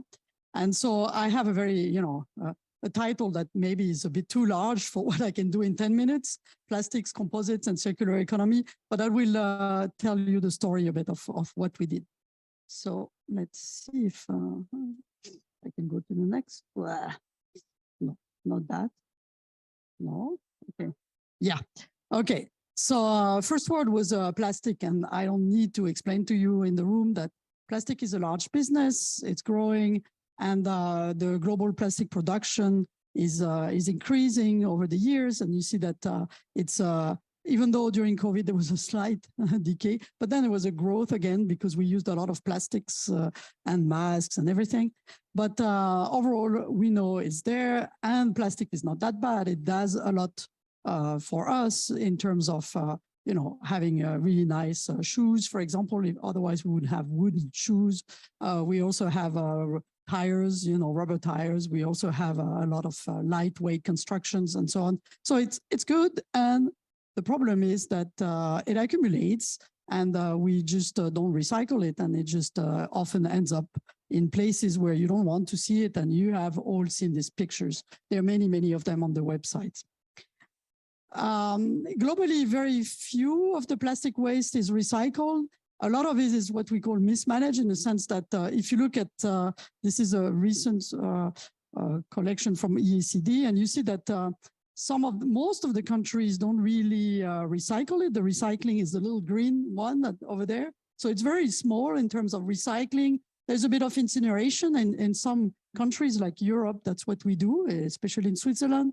But there is a lot still in landfill, in particular in the US and also in other countries. And then if you see, countries, Latin America is here. So Latin America, you see about half is mismanaged or not collected. A lot of it is landfill and very little is recycled. So there is really a lot to do there.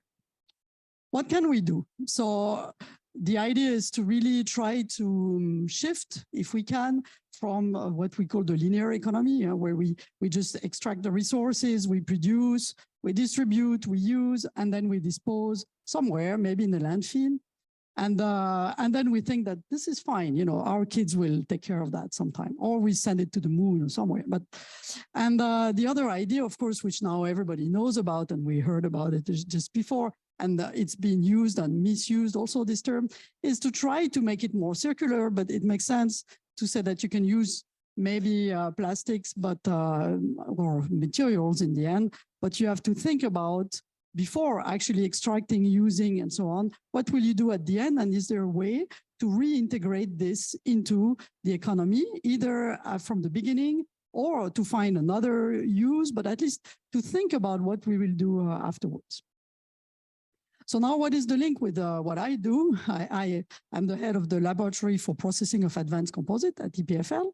And we work on all aspects of composite from the material science point of view. So I will not tell you everything here, but really we work on all types of composites. Composites are always a mix between fibers, typically reinforcement and a matrix, and it makes all kinds of things, you know, including planes. We also work, because we're in Switzerland, on skis and things like that. And we work on the fundamentals of this, on surface interfaces, and also can we make this material more smart by integrating functions to make them also more bio-inspired or more healable. But okay. That's the traditional view. But since many, many years, and at some point, maybe 25 years ago, we thought that we were preaching in the desert. Now we're preaching not in the desert anymore, but we've been really trying to think, if we develop these materials in view, not only of making nice publications, we always like that, of course, and having really nice results, but also thinking always at the cost and the environmental impact of what we do, and trying to make these things that we do at least a bit more sustainable. And there are many applications where we try to do this in transport, for example, by doing lightweight structures in energy, but also in sports and food and so on. And so we now can show that we also try to answer some of these sustainable development goals, like on health and well-being, working also on prosthetic devices and so on, or on responsible consumption and production, obviously, and climate action.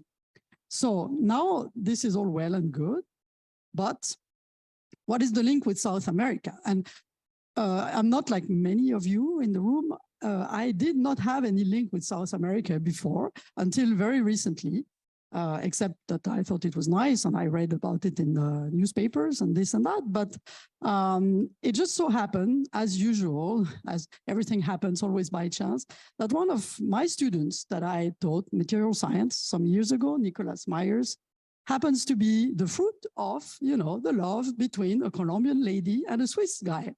And that guy, I didn't even know that when he was our student, because he grew up in Geneva. But then he moved back to Colombia. He started to work in the construction business. And I think he would have liked your presentation. He has a lot of stories about construction in Bogota.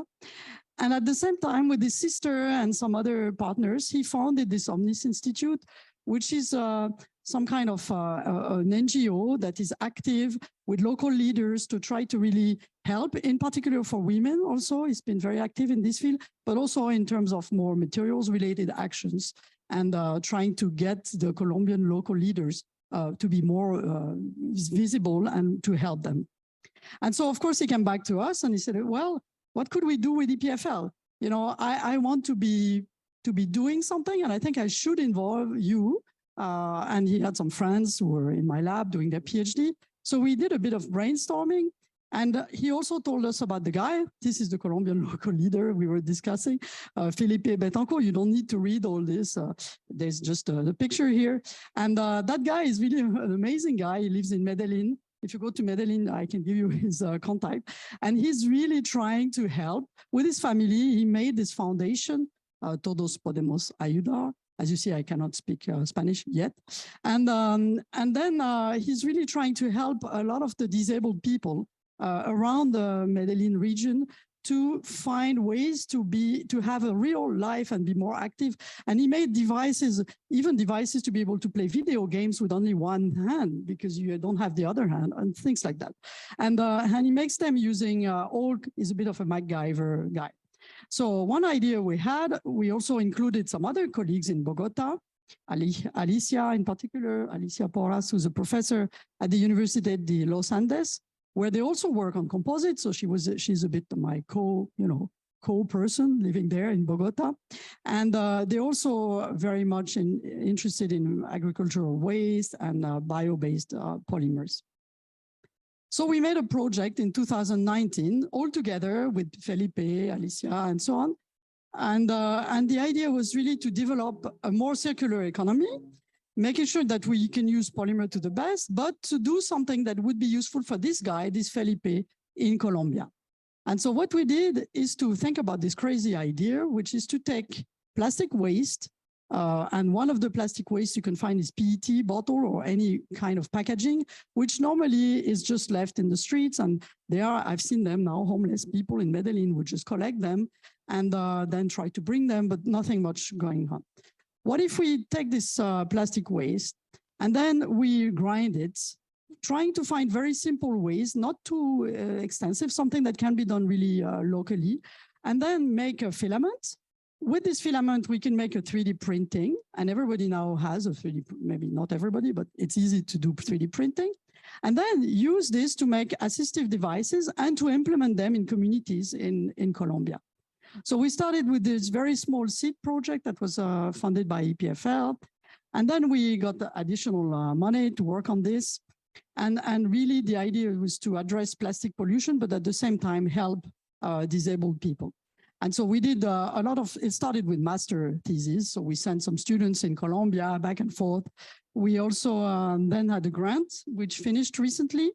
And the results of this is to really find a solution. So we take from I'm not advertising Coca-Cola, but then we try to see if it's contaminated, because it can be that you don't only have the bottle, but you also have some of the cap that goes with it.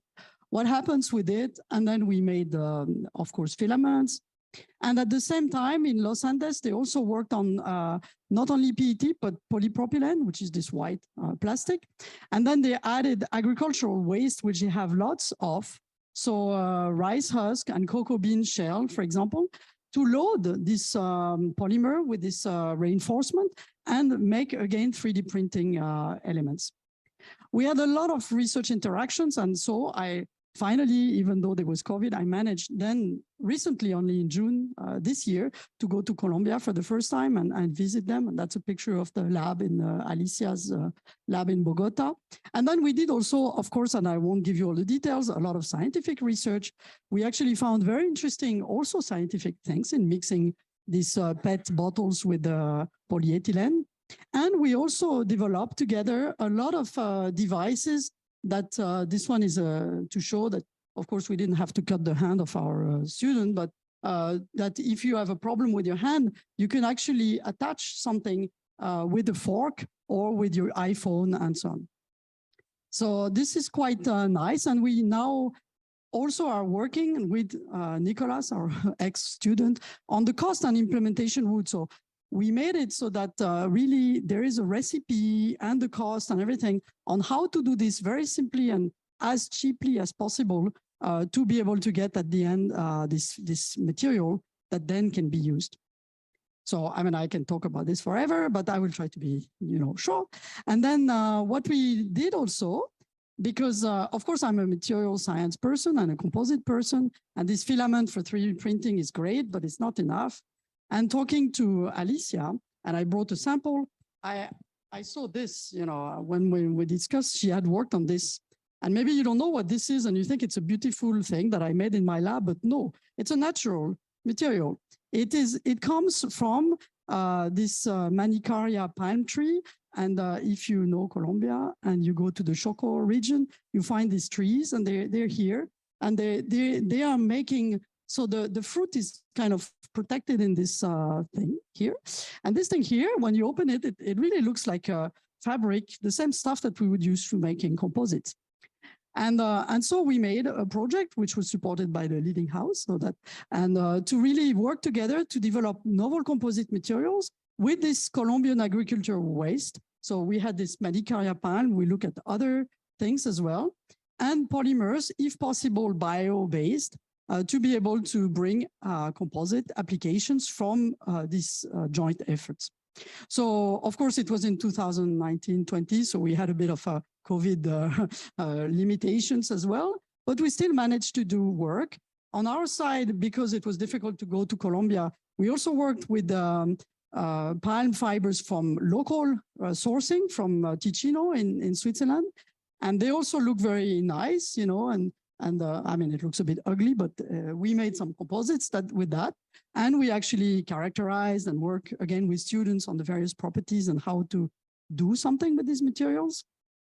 And then on the Colombian side, they continue to work with the Manicaria palm. And we also help them to learn how to make composites by infusion, which is a method we use a lot in our lab. And they did very well at the end. I mean, we still have a lot of work to do, but we have composites that were produced and thermoformed. And you can actually see this was the Juan Sebastian, a student who presented his results in Switzerland because we organized a conference, international conference, and he joined. And he made some kind of glass frames from this material that looks actually quite cool. So of course, there is a lot to do on optimizing and improving the properties and the recycling routes and so on. So just to conclude, I would say that, well, this is joint effort to develop new materials from waste and or natural materials. So we can really try to get, you know, either recycled plastics, bio-based plastics, agricultural waste, all these things that normally you would throw away, to try to at least re-inject them into the economy. And also, of course, the scientific and cross-cultural fertilization is very rewarding. So being in Colombia is not only working, but there was a lot of evening discussions, as you can imagine. Okay, thank you. So thank you very, very much, dear Veronique. I can imagine. I can imagine how your evening meetings in Colombia was. So yeah, thank you very much. And you do speak Spanish with a good accent, by the way. So I ask all our speakers to come here to the stage, please, to start the Q&A session. Unfortunately, we do not have that much time. We should already be starting the next panel, but yeah, we still have some time for a few questions. And I hope you're motivated enough to ask all your questions. As a rule of thumb, we start with the questions of the public. Is there any question here? Yes. Yes. Anna, can you please help me? Can you give this? Yeah. So we start with. I think they already told on. We have several questions. Yeah. Edwin, please. Yeah. Thank you. For Veronique, I knew it. Is thinking in the end of life of engineering composites is very difficult to think even in recycling, because when you have the two components together, how you think in terms of end of life of this product, and what kind of resins are you using with the bio-based fibers, for instance? So now what we did with this one is to use helium, which is an acrylic resin from Arkema, which is semi-bio-based, not 100%. I mean, and it's a thermoplastic. So the idea is that you can remelt it at the end, and they are developing methods to recycle it, which, you know, are not yet to my satisfaction, if you want, but and so that the possibility would be you can reform it, you can remelt it, and you could, I mean, with this material, once it's made, you can reform it. So at least there is a possibility. Of course, there are many other reasons why it's very difficult to recycle composites. Is people paint them and everything, and then it becomes even more complicated. But yeah. But at this stage, what we're looking at is really reuse waste from agriculture, from plastics, and make something. But I agree. The question is, how can we again recycle it?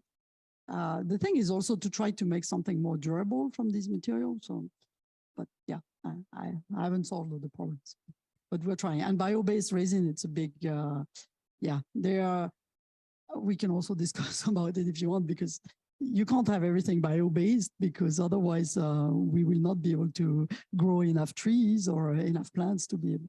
So we also have to consider this issue. Thank you very much for keeping your answers also short. We have a second question here. Thank you. I had two, but I'll just ask one because we don't have time. For Artur, do you think how does the non-association to Horizon Europe affect mathematicians, the attractiveness of Switzerland for mathematicians, in your view? Or does it at all? Maybe it doesn't. That would be good news for Switzerland. I have not seen much difference from the problems regarding that having been affecting mathematics recently here are the same that affect anything else in the connections to Europe with the break of the access to the ERC grants and so on. So that has happened, but hopefully it's just temporary. And otherwise, there was a big effort to be able to compensate. So at least at the level of the grants, that people didn't actually, there was a big benefit in practice that happened from that. So many more people got grants this time because of this. Like from the point of view from Brazil, I think it doesn't reach at all. So that it has not affected. I don't think it has been a problem. Thank you very much. Any third question? Yes. For Dr. Laurero Martinez projected us that fascinating research question.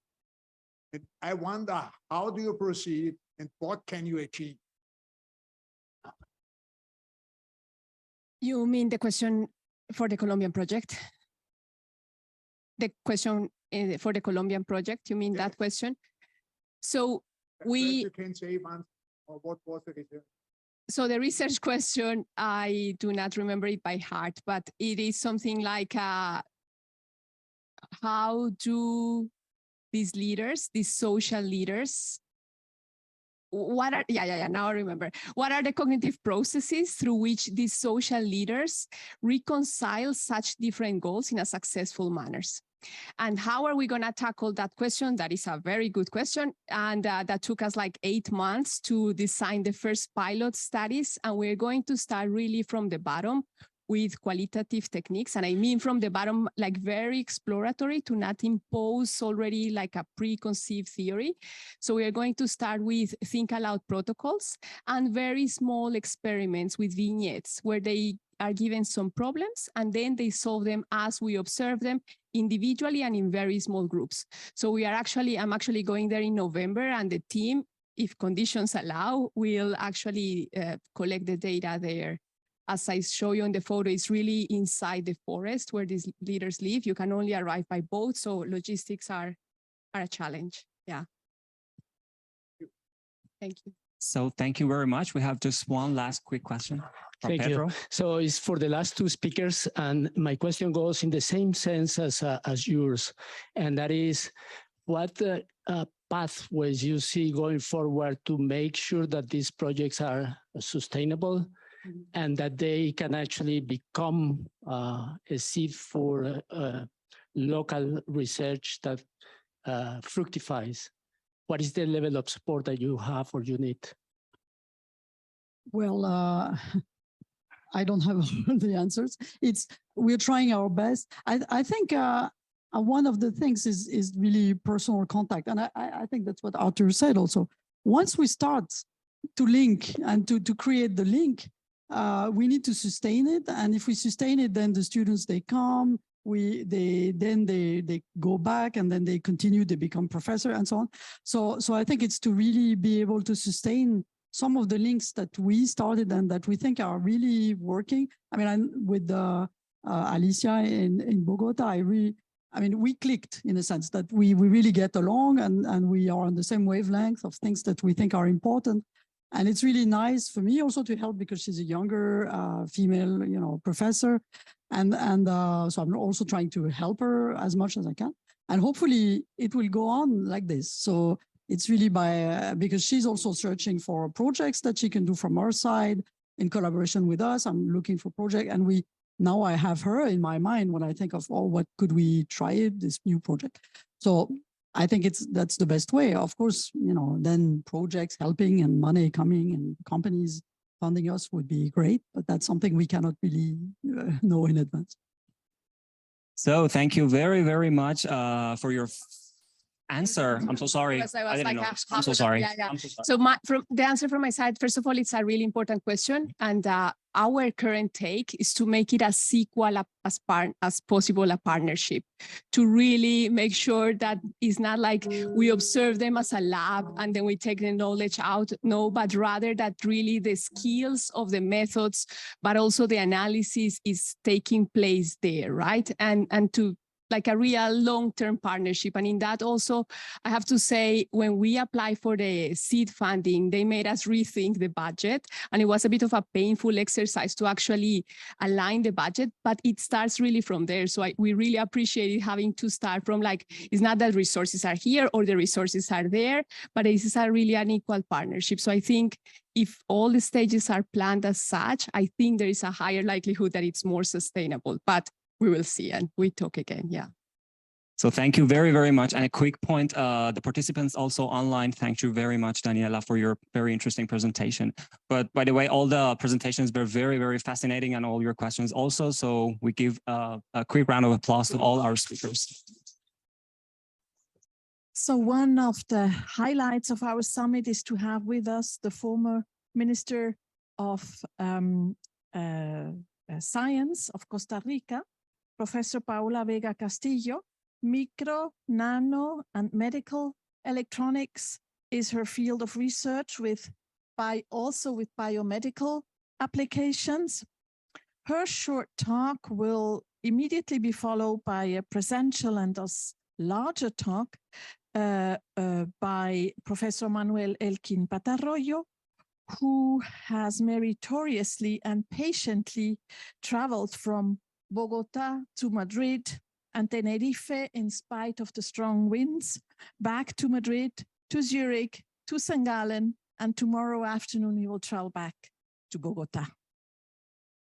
And I just wanted, Paolo will be on in a minute. I just wanted to make a slight correction in the speakers list, because there's a substantial slip, if that is not a paradox, a substantial slip, because in the speakers list it says that Manuel Elkin has 21 honorary doctorates, but it's 33 honorary doctorates. I mean, that's a substantial difference, you know. Okay, so now we start. Welcome, Paula. Hello, Paulo. Thank you very much for joining us. I'm really looking forward to your talk. She will have like a double talk. She will have some panoramic view on her work as a Minister of Science, but also on her research, her double talent. Thank you very much. It's a pleasure being with you. Just first a short question. You see my screen mirrored, right? Yeah. So yeah. Let me try to fix that before we start. It's very quick. Is it okay now? No. No? Okay, never mind. Let's simply blur the background and okay, and I will start with the presentation. It's a pleasure being here. I am a professor at Instituto Tecnológico de Costa Rica. I would like to thank Professor Yvette Sanchez for inviting me to sharing with you this a summary of what we have done as in the Ministry of Science, Innovation, Technology, and Telecommunications in Costa Rica, starting May 9th of this year. A new government started. So what I'm going to explain to you is what has been done by the previous government in which I took part of. And I will share my screen so that you can see my presentation. Let's see. Okay. Do you see my screen now? Yes. Yes. Okay. So, 1 second. Now. So today I would like to share with you, let's say, our strategy for science, technology, and innovation towards a sustainable 3D Costa Rica. And I will explain what we mean by 3D Costa Rica. So first of all, we made an update of the National Policy of Knowledge-Based Society and Economy. What we are trying to, or we're trying to do, and what we did, is considering that the previous policy had been executed by 5 years, and of course we had a very different scenario, not only considering what happened due to the pandemic, but also due to the new challenges that our country has in the economical, from the economical point of view, and also from the societal point of view. Then we updated this policy and focused this policy in 5 main tasks, which is the development of highly qualified talent, at the technical level and the university level, and of course in terms of research and development too. That included, or includes, the possibility of reskilling and upskilling people, which we have been piloting as part of a program called the National Program of Innovation and Human Capital for Competitiveness. There we made a pilot experience with graduate scholarships, a larger number than previously done, but also on certification and training, as I said, reskilling, very fast reskilling and skilling of people. That benefited in this pilot program 2,500 Costa Ricans, and that not only provide us the possibility to train people in high technology fields, but also to test for the first time in Latin America a new methodology for our region, which is the boot camps approach. And with these boot camps, then you have an immersive experience in learning and practicing technology at the same time. It was required, especially in the middle of the pandemic, because a lot of works for low qualified people were lost. And in contrast, we had really a huge need of more qualified people in, for example, digital technologies, and also in biomedical, in the biomedical industry, for example, with biomedical devices. So the idea is continue, of course, fostering the talent to fill this gap, and especially to include women very strongly in this development.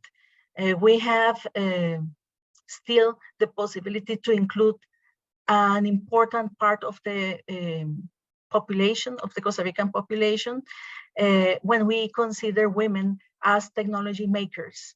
And of course, is a matter of equality, but also is a matter of economical necessity, and of a way of more equal development in the country. So the other area of work is in transformative innovation. That means not only innovation, but really try to make sure that innovation transforms our society for achieving environmental, societal, and economical impact. Also, generation of knowledge, of course. It is important for all countries to continue fostering research, basic and applied research very strongly. And this involves us, let's say, strategy of digital diplomacy in order to include and all our Costa Ricans, which are out of the country, in this strategy, and help them to how to say, to contribute to our country, and that they help us to provide opportunities to other Costa Ricans. Also, the field of digital transformation, which is considered from the point of view of the companies, let's say of the productive sector, by applying technology in fields such as digital agriculture, just to mention one of them. And also from the point of view of the government, the digital transformation of the government at the national and local level, and the digital literacy of the population for really taking advantage in a very productive and safe way of these digital technologies. And lastly, digital governance for achieving a better use of resources and a smarter use of the digital resources in terms of interoperability of the public sector and of the data-driven decision-making. So after having this vision established for the next about 30 years, then we have to conceive the different plans that are going to implement this policy.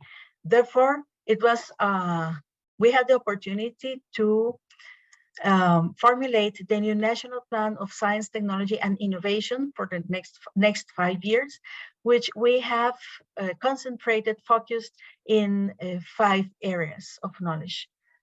3 cross-cutting technologies, which are of main importance for our country, and I think I would say, especially considering the global challenges we have, are very important for all countries. And these 2 cross-cutting technologies are complemented by 2 emerging technologies. As cross-cutting technologies, we have chosen health and life sciences, considering health as a public good, and also the cluster of companies, especially international companies, that has been established in Costa Rica in the topic of biomedical devices. And the next topic is bioeconomy and circular economy, because as you might have heard, Costa Rica is a country with a very rich biodiversity. We have about 5% of the global biodiversity in a very small territory of 52,000 square kilometers. And we consider bioeconomy and circular economy as the way to go in order to be sustainable, which is very important for us, but also to develop the rural areas. In our country, the central region, which is called the Great Metropolitan Area, is the region that concentrates most of the industry, most of the opportunities, and most of the services for the population, and where you have the highest quality of life. But that means that the regions in the coasts and in the borders have been historically left behind. And that's something we want to correct. And if you think about those regions left behind, those are the regions with the larger biodiversity richness of our country. So we think, as I said, circular economy and bioeconomy will help us to develop those regions. And also, of course, it's the way to go in order to have an economy which is not damaging the environment, but on the contrary, that should regenerate the environment. And the next cross-cutting technology is digital technologies. Here we consider from the point of view of the hardware and the software. We have a cluster of about 450 small and medium enterprises related to digital technologies. And we see there a huge opportunity of becoming a provider for the Latin American region of digital products and services, and of course to foster the links between the international companies in our country and the SME Costa Rican companies. And of course, as I said, considering digital literacy, we aim to better train our people when they are in the primary and secondary school, and also those who are not in this system because of age, because of exclusion, that they can also have opportunities to train themselves in their digital technologies and achieve new opportunities for the future. And as emerging technologies, we have considered artificial intelligence and aerospace technology and applications. Of course, those are not new technologies for the world, but for us, those are topics which are relatively new, let's say, which have some potential or a very good potential for development.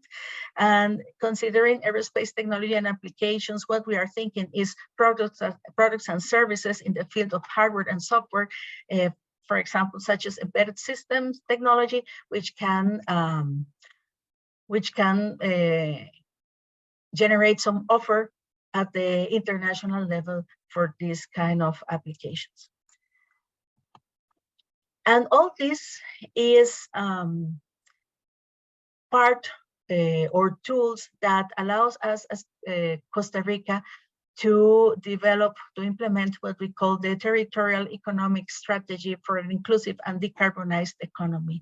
This is a strategy that was launched 2 years ago, and that was started in the formulation 2 years ago, and that aims to create a network of innovation nodes in the country for what we call a 3D economy, which is a digital economy, decentralized economy, and decarbonized economy.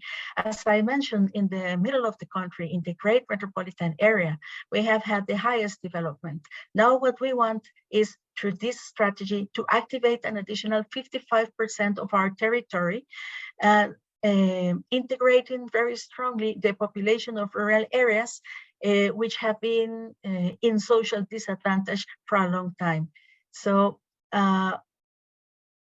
we want to achieve this by considering the natural richness of our country, and based on that, power green, circular, and blue economies, and also create new products, services, and economic centers, but based on circular economy, bioeconomy, decarbonization, and of course the use of technologies, digital technologies too, but in general, we want to improve the quality of life, at the same time provide, let's say, a new way of living for these areas in disadvantage, in which they don't have to migrate to the great metropolitan area for having opportunities of study, of finding a good job, and for developing knowledge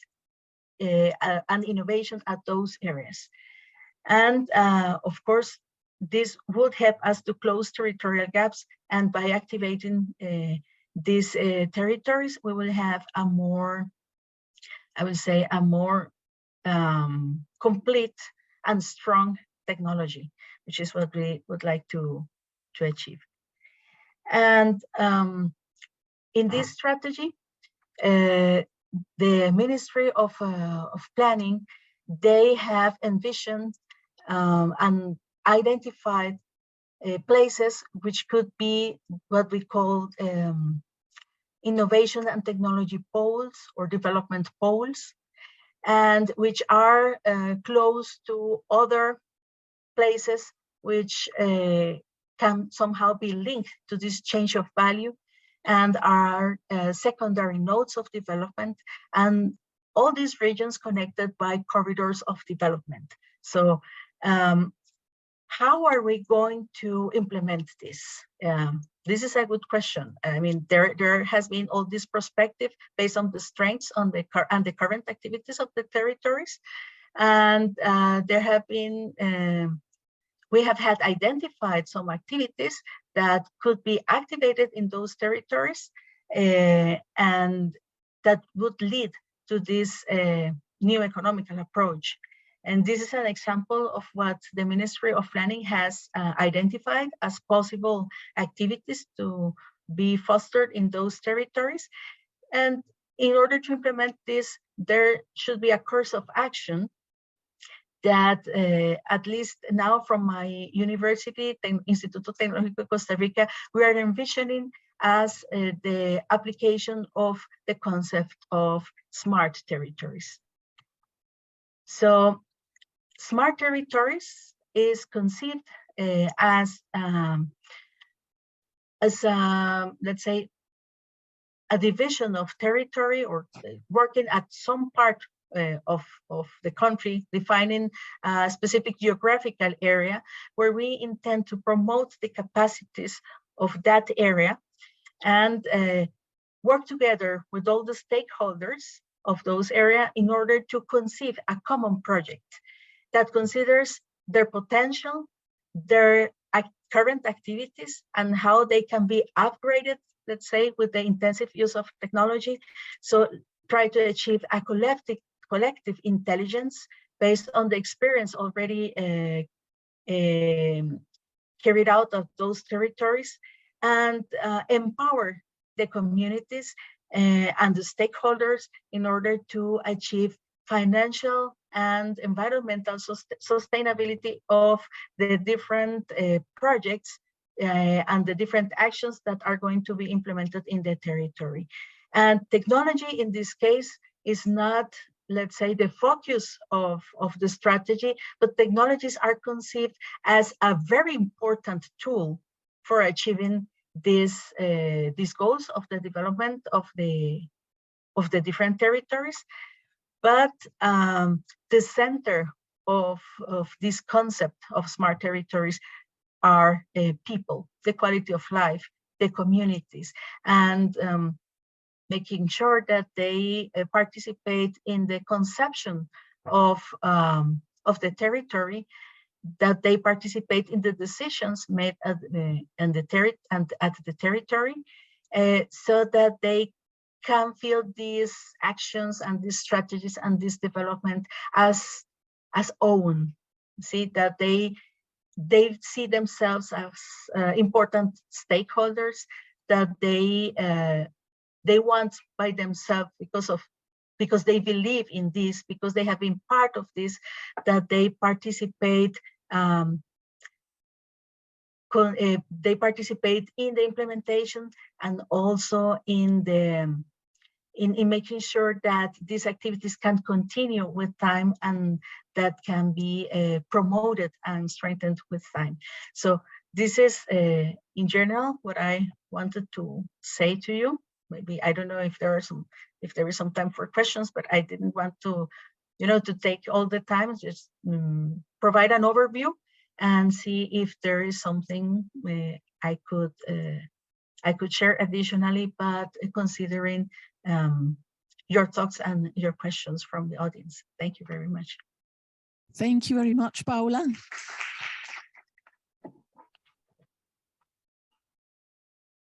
Can you stay a little bit, and then we could take the questions together with the ones for Manuel Elkin, or are you in a hurry? No problem. Okay, great. Thank you. I'll see you later. Okay. Manuel. ¿Quieres el micrófono, el headset? Sí. Let me tell you that I'm very happy, very honored to be here with to be here with all of you. But I would like very much to express my gratitude to the University of St. Gallen, especially to the Centro Latinoamericano-Suizo, and particularly to Professor Yvette Sanchez and her team for this very kind invitation, really, to participate in the Science and Innovation Summit, which is the one that we're having today here, Latin America 2022, and to share with you the results that we have obtained in the process of developing chemically synthesized vaccines, especially against malaria. And originally, I wanted to talk to you about the coronavirus vaccine too, but if we have a little time extra, probably we will. So to share with you the results, and not only that, but also to share with you the rules and principles for a logical and rational methodology for vaccine development, which it is something that it is extremely important for the World Health. And also, as a consequence of that, to introduce you the immune protection inducing protein structures concept, which has developed not only its own methodology, but it has its own results, which are the new vaccines.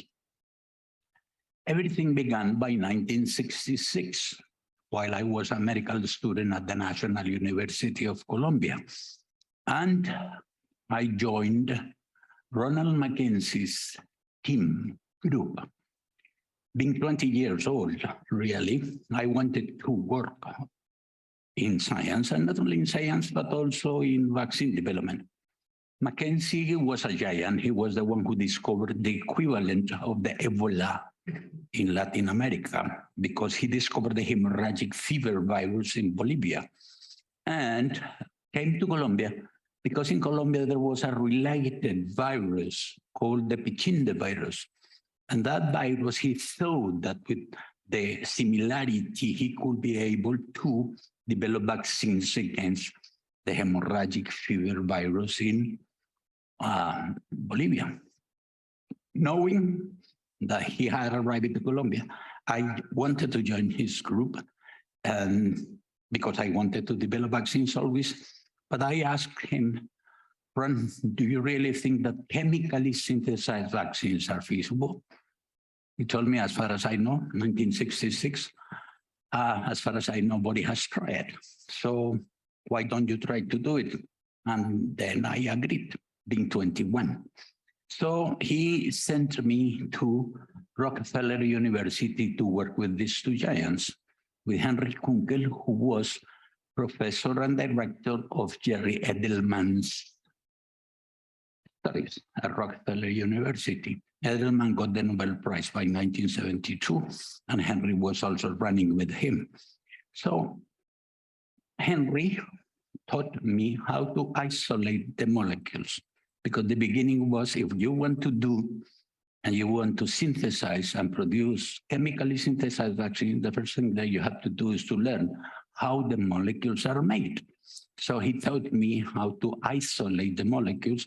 And since his area of research was protein chemistry, he taught me how to isolate the molecules and how to determine the chemical structure of the molecules. But Henry was also very much interested in genetics. Remember that this was by 1966-68, very early. So I learned from him how to isolate the molecules, how to determine the chemical structure, and how was the genetic control of the immune response. And at the end of the corridor, where I was working with him, there was this other giant, Bruce Merrifield, who did the opposite. Once he knew how the molecules were made, he synthesized the molecules chemically. It was exactly the opposite. Determine the chemical structure, and once you know the structure, synthesize them chemically. So for that reason, he got the Nobel Prize by 1984. So I had these two mentors very early in my youth, really. Two mentors, one in protein chemistry and the other one in protein synthesis. So I had to recognize that thanks to them, it is that the chemically synthesized vaccine concept exists. The two of them taught me how to do that. By 1980, Kunkel invited me to come to Stockholm. And I met this guy, Thomas Perlman, who, knowing my interest in vaccines, he convinced me to work with malaria.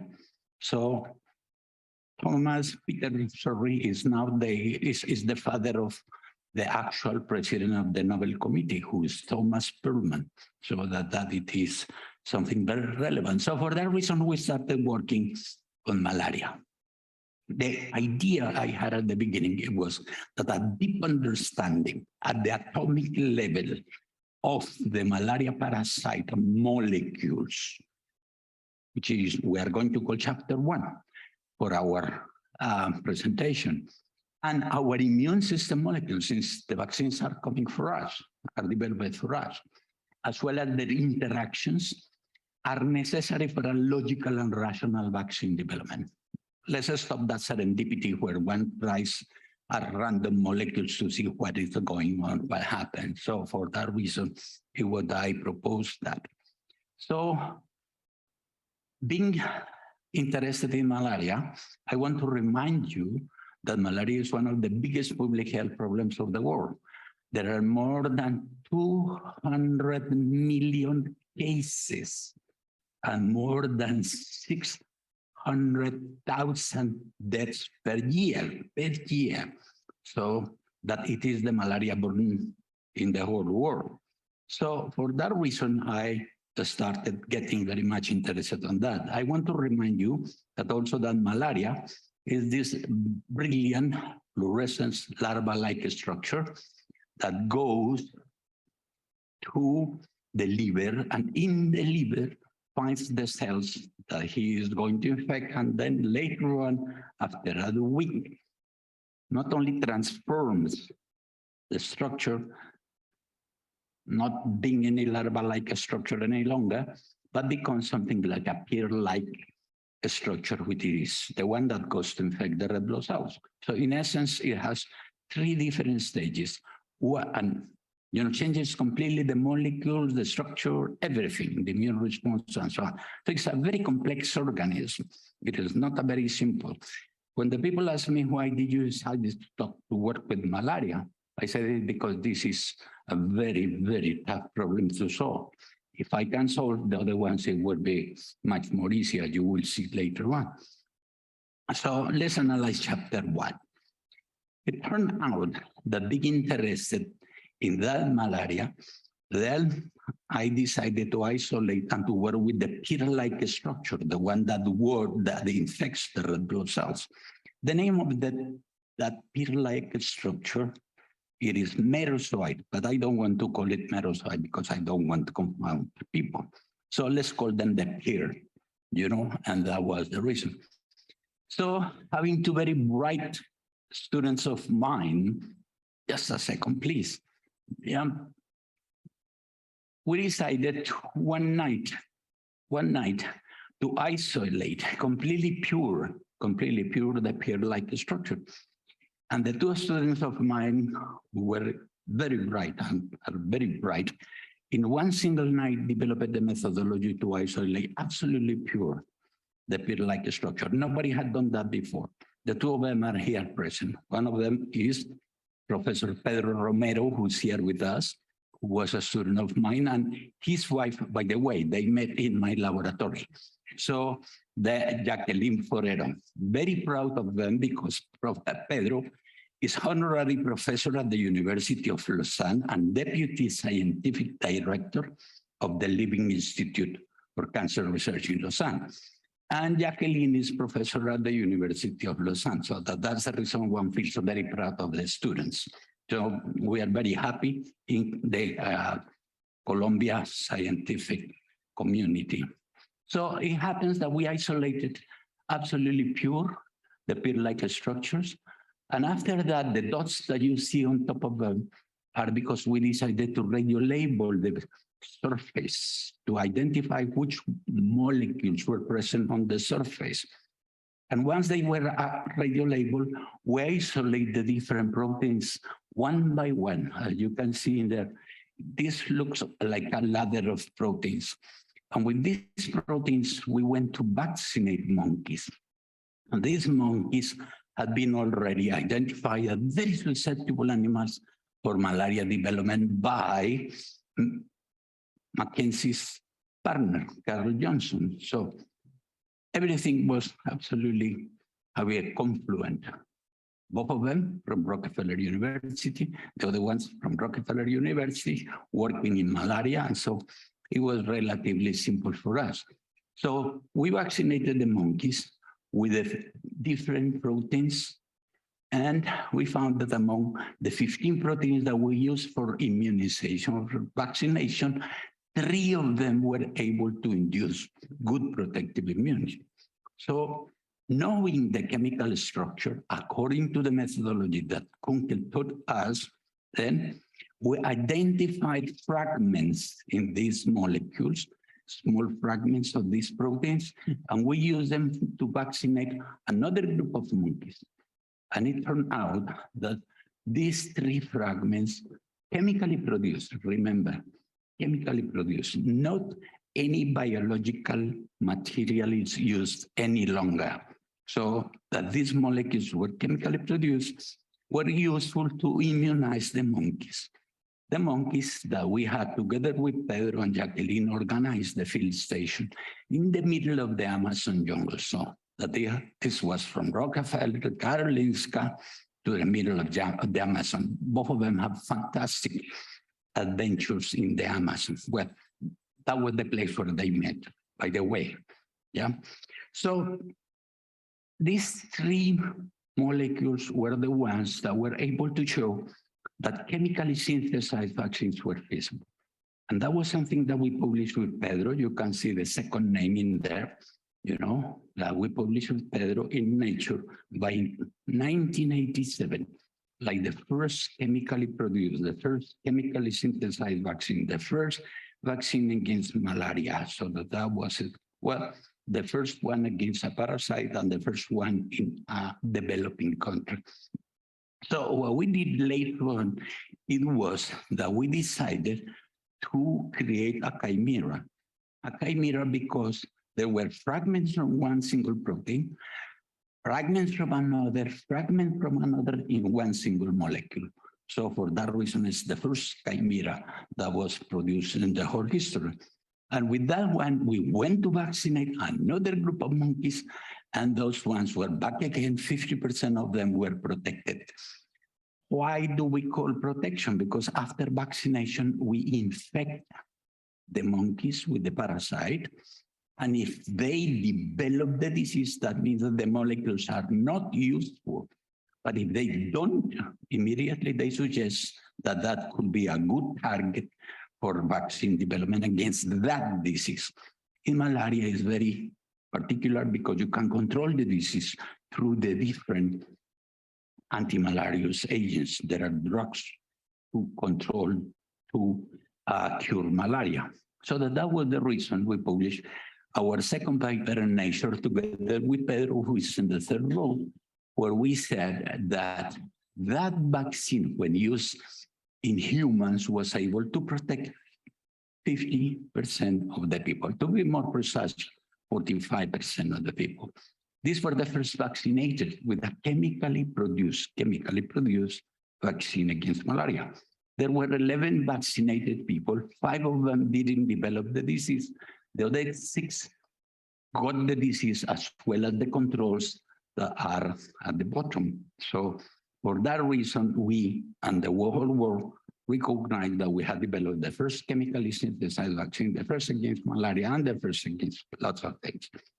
Immediately afterwards, we started trials to identify, since nobody knew anything about that, how often do you have to vaccinate? This was chemically produced. How different are the distances between each vaccination? How much do you have to use for immunization, and so on? That's what we call the schedule for immunization. And we, for that purpose, obviously worked with 2,500 soldiers of the military forces of Colombia. But that it is not as simple as telling the people, hey, wrap up your sleeves, I'm going to vaccinate you. You have to do lots of different laboratory examinations before you do that, while you do that, and so on. Just to show that what you are claiming that it is a vaccine does not induce any secondary adverse reactions, that not induce any damage to anybody. So for that reason, it was that we did all of these trials. Then we went to vaccinate people in the field, areas where malaria was endogenous, vaccinated children from 1 to 14 years of age, and vaccinated in different parts of the world, in Africa, in Southeast Asia, and so on. So in essence, after that, we decided to see how protective was the vaccine, and that it was Natural. That's what the people are doing nowadays with the SARS vaccine. Exactly the same thing, only that we did it 35 years before. That it is the story about that. So these were the results published in the main scientific journals, where the vaccine protected in Colombia 38%, in 2 years after 35%, in Ecuador 66%, in Venezuela 55%, in the Gambia, and I didn't want to include the other places because I didn't want to bother you, and in the Tanzania 31%, and so on. But there was something very important that we discovered too, and there was that the people who were not protected had a particular genetic trait, a particular genetic characteristic. And remember that that was another thing that Google taught us, the genetics of the immune response. So we wanted to know why they didn't respond, why they were not protected against the disease with the vaccine. And we found that there was a genetic trait, and I will talk to you about that later on. In conclusion, after, how will I say, several years, more than 15 years of work, and more than 55,000 people being vaccinated, we were able to conclude that chemically synthesized vaccines are feasible in the first place. The second, it is that they are absolutely safe. You don't have any secondary adverse reactions in that because the molecules are absolutely pure. That's one point. The third point is that we needed more fragments because the protective efficacy was something between 20 to 40%. So for that reason, it was very, very, very profitable doing that.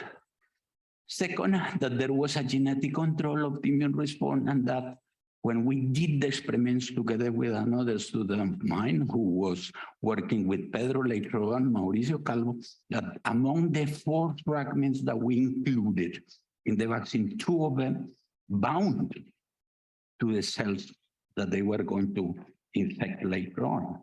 So that they gave us the answer why it is that it is working.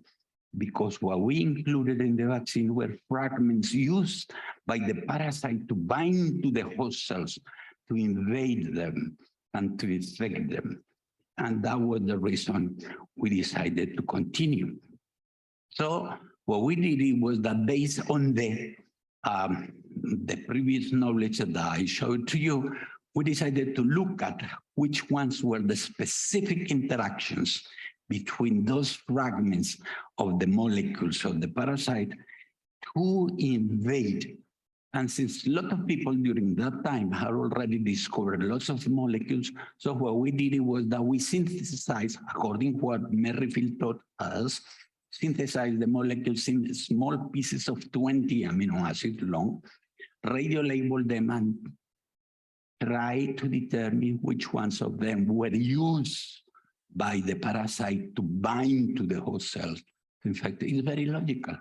So in essence, if you look at, you have to look for the fragments that are going to be used to invade and to infect.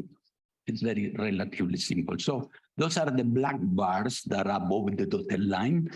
And you see that there are some areas where there are some black bars in the green area. Those ones are where the structure does not change at all. So for that reason, we call them high activity binding peptides conserved. While there were some other ones where there was a very big difference in the composition in the amino acid sequence. So for that reason, it was very logical to call them variable high activity binding peptides. Each one of them have a completely different role in the invasion and in the immune protection. So that this is to show you that we synthesize all the molecules and we found which ones were the relevant fragments. But knowing the chemical structure of the fragments, we wanted to know which ones were the critical binding residues, which were the critical, let's call them fingers in the binding process. And that was what we did. So we identified the critical fragments, the critical atoms in the binding process. So that was the second point. In essence, we have so far up to date 100. Look at that, so that we can have a vaccine with 100 fragments that can be used as targets to impede the infection or the invasion by the parasite. But besides that, some of these fragments perform different biological activities. Some of them are enzymes, some of the ones are channels, some of the ones are, how will I say, different receptors and so on. So this was as your brother, yeah, it was part of the, how will I say, art and science. So this was the accounts, the front page, and it has been published in the main journals, scientific journals of the world. If you look at, for example, there are 3 papers that are published in chemical reviews, which are above the Lancet, above the Nature Science, and so on. So that's the reason the people consider that they are very relevant for the chemical, for the vaccine development. We wanted to know, since our goal was to obtain and develop vaccines, which of these fragments were able to induce immunity. So we went to vaccinate monkeys with the conserved fragments. And that, while we were successful until now, we were very frustrated from here on, because none, absolutely none of these conserved fragments, which is very logical, one has to attack them, none of them was able to induce any immune response. So during 5 years, we were lost. A whole laboratory with 80 scientists developed completely to sort out and to solve the problem, were absolutely lost with absolutely negative results. Not only individual peptides, but mixtures of them, enlarged some ones just to make them more immunogenic, and zero results, had no activity at all. So it was like a bullet on the head. I almost lost all my budget really as a consequence of that, because 5 years of absolutely negative results, nobody can support that. So what happened, the conclusion is that conserved high activity binding peptides are not seen by the immune system. The immune system is completely blind, yeah, to this conserved high activity binding peptides. So how can you induce an immunity against that if the immune system does not see them? So, but if you immunize with variable, you know, you have very good immune responses. But the problem is that they are strain specific. That means that if you vaccinate with the characteristic of the Tanzanian strain, that vaccine will not be useful against the Brazilian strain, as well as the Thailand strain and so on, the Thai strain and so on. So variable sequences are practically useless because they are just strain locally effective, but not universally. So that was the point. How to sort out this Gordian knot? Well, I suffer with insomnia, so that's, and because of as a consequence of that, when it happened, it was that one night I said, okay, let's look at the role of these critical binding residues of the critical atoms. And I decided to synthesize a molecule where that L was critical. And in another molecule, that L was not critical. Look at how wise was that. And I went to vaccinate the monkeys and bingo. The answer was that one has to modify the critical binding residue. Well, it was my resurrection, really. So that definitely that was the way. So we started immediately a large series of trials, vaccinating monkeys with different modifications to identify which ones were the amino acid that could replace the other one. And there were thousands of molecules synthesized and used in thousands of monkeys that were vaccinated with them. Well, that gave, as a result, something like 40 different publications, 40 different papers. And it was amazing. Lots of negative data, some of them partially protective, some other fully protective, and so on. So as these are just 3 examples of that. Lots of antibodies, beautiful colors, isn't it? Yeah, Yvette. I can send later on the pictures of your brother, Val. Okay, good. Lots of antibodies, but better than that, you know, protecting against the infection, being useful as vaccine components. That was the answer.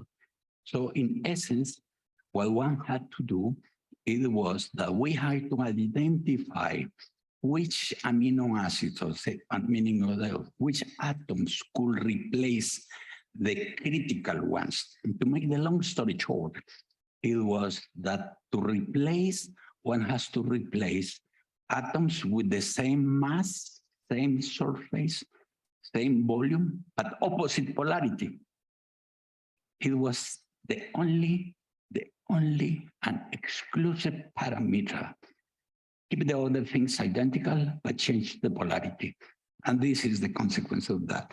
So if anybody wants to do vaccines, to make vaccines, just look for the conservants, identify the critical binding residues or fingers, and just switch the polarity, keeping the mass, volume, and surface. That's the way to do vaccines nowadays.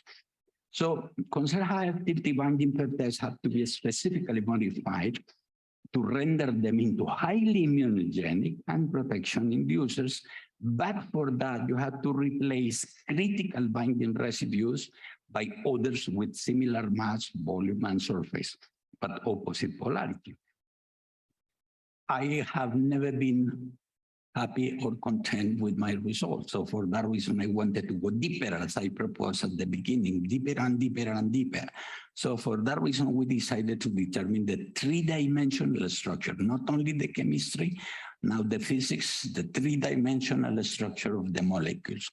And we found something extremely important and very relevant. If you look at the yellow and blue areas, these are the hands, these are the binding sequences, the conserved binding sequences. But if you look at the red areas in that particular molecule, if you look at the red areas, look at how wise are the microbes. In the red areas are the areas that are recognized by the antibodies in the natural infections. If you look at that carefully, you will see that the binding sequences, the blue and yellow, are 180 degrees far. So if an antibody acts, and all of us induce antibodies against an infection, these antibodies are absolutely irrelevant because they are not attacking, they are not binding to, they are not blocking the activity of the binding sequences. They are seeing another thing, and that it is absolutely irrelevant. That's one example. There is another example in this case where we have in here the area where you see the hole. In the hole is the place where one of the molecules of the receptor, which it is in the liver cells, bind. But if you look at the yellow, and then if you compare where it is that the red areas that are seen by the antibodies, they are in the opposite direction. So it's totally different. This is another example, a very relevant molecule in the infection. And if you look at that, the yellow and blue in a certain direction. This is something like an enzyme for the parasite to invade the red blood cell. But if you look at that, look at the place where the red color it is located.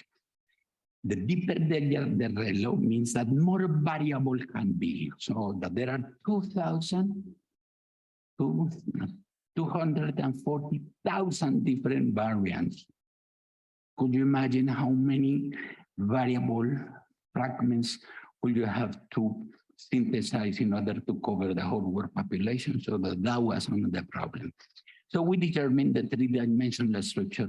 So for this reason, whenever we have a conclusion, it is not with 1 molecule, 2 molecules, or 3 molecules, but hundreds of them in order to make sure that what we are seeing and we are saying it is right. Let's look at the other phase. The other phase is how are we, the ones that are going to receive the vaccine? As I mentioned to you before, there were people who couldn't see the previous vaccine. So, but that was what gave us the information on what should we tackle. And we decided to analyze the genetic control of the immune response, which it is determined by a certain area in the short arm of chromosome 6, which is called HLA for human leukocyte antigen derelated and so on. There are families of variations. They are called alleles, but these alleles have differences among them. So for that reason, my son, Professor Manuel Alfonso Patarroyo, who has right now 280 scientific papers in big journals, so decided to look at the genetics of the monkey where we were working on. And so for that reason, he decided to look at the DNA of the relevant molecules of this monkey. And these are some of his papers, you know, and he found together with other people that we had with that particular monkey, which were the original that Pedro and Jackie were capturing for us to do the clinical, the experimental trials in the Amazon jungle. So there are some cases where we have almost 100% identity with the monkey molecules. So in essence, those monkeys can tell us that molecule is going to be useful to vaccinate humans. That monkey, you have to, how will I say, is make small modifications, or it is useless.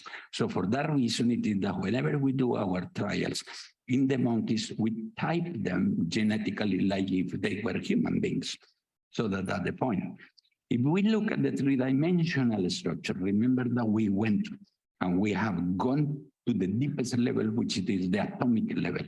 If we look at the dimensional structure, on top, you will see the dimensional structure of our molecules, and in the bottom, you see the dimensional structure, the three-dimensional structure of the monkey's molecule. So both of them are identical. If you look at another area of the monkey the molecule and our molecule on top, back again ours, and at the bottom, the monkeys. And if you look at the other one, in here on top, our molecules, and at the bottom, the monkeys. So that in essence, we can say that a lot of molecules that we have identified in the monkeys can be used directly into the human beings without any risk. I'm getting very, very good protections. Let's look at the interactions. Yeah, we know the structure of the molecules of the parasite. Our molecules, let's see how do they work. They have two, the parasite molecules have to fit into this group. Do you see the channel? That channel, it is the place where the vaccine candidate has to fit into our molecules. So that there are interactions. These are macromolecular interactions. So if you look at that, yeah, in essence, what it happens, it is that there is a groove, there is a channel where the vaccine candidate has to fit on, and it has to fit perfectly well. Well, that's the reason so far there are out of 320 infectious diseases for the human being, there are only 23 vaccines. Because so far, there was not a logical and rational methodology for vaccine development. Most of it was serendipitous, or where, how will I say, biologically oriented. So in essence, if you look at that, now the molecules that are going to be used as vaccines have to fit perfectly well into the molecules of our immune system. That's absolutely logical. That's foolproof. It has to be like that. So for that reason, if you look at thank you very much, I will finish before. If you look at the 3D structure of the molecules, you have to see that they have to fit perfectly well, yeah, into the different channels of the immune system molecules to establish, how will I say, something like hooks, yeah, in order to stabilize the interaction and to be able to activate the immune system. So these dots, the silver dots, are interactions, electronic interactions, that we scientists call them hydrogen bonds, which are very strong chemical interactions. So if the molecule that is going to be used as a vaccine fits perfectly well, establishes very well the bonds, and is very stable, and is going immediately to activate the immune system in order to induce the protection. Which are the rules for that? First of all, the vaccines candidates must have a length. As I mentioned to you before, it has to fit into the group, yeah? But it turns out that the natural, yeah, vaccine components or activity binding peptides are too short. You have to extend them. But if you look at, for example, the native ones have 17 angstroms. Let's call these are determinations, physical determinations, but you have to enlarge them to make it them 27. So in the keeping the identity. So in the modifications, you can see in here, this is one of the components of our vaccine. It has 27 angstroms. The next one has 27 angstroms. The next one has 27 angstroms. But not only distance is relevant. The second point that it is relevant is volume and surface and charge. All of these are physicochemical parameters. And there are rules, there are physical rules to determine which ones could give you and provide you with the information to identify these parameters. So the other one is side chain orientations. If we go back to the hand, like again, being the binding sequence this and being this the critical residues, this one, this finger, this thumb can replace only this thumb, but not the small one. So in essence, you have to recognize and identify that. And physics and chemistry provide you with the information in order to make the replacement according to the physicochemical rules. So for that reason is that if the molecule that you design as a vaccine has these rules, immediately the hydrogen bonds are established. If you see that in here, you know, the dotted silver, the silver dots, and that stabilizes the structure. And when you stabilize the structure, immediately the molecule is stable. But you need not only length, but you need also torsion angles in which the molecules have to be. When two amino acids bind to the other, let's call it the peptide bond, you know, not only they are in that direction, they must be according to the charge, volume, etc., they must be in certain structure. So it is extremely striking, the fact that molecules that can be used as vaccines have these different angles, the phi and the psi angles. The phi is minus 75 and the psi is plus 125. That gives you a three-dimensional structure called polypropylenyl like 2 structure. That is exactly. If you have that, you have the vaccines, forget it immediately, you know. So that's what it happens. The conclusion is that the native proteins have very constrained, very compact structures. And for that reason, they cannot fit into the immune system molecules. So you have to modify them in order to make them highly immunogenic and protection inducers. So that's the point. The conclusion is that the immune protection inducing structures should display appropriate distances, torsion angles, side chain volume, charge, and orientation to properly fit into the immune system molecules. Thus, it is exactly the concept of peace, which is totally different to the classical vaccines. The classical vaccines are natural products, unmodified ones, because the people don't know where to have to modify them in order to render them immunogenic and protection inducers. So that it has been already published in lots of papers. And the last one is this one. Yeah, where we have already developed a vaccine which give us in the monkeys 77% for at least to cover the whole world population.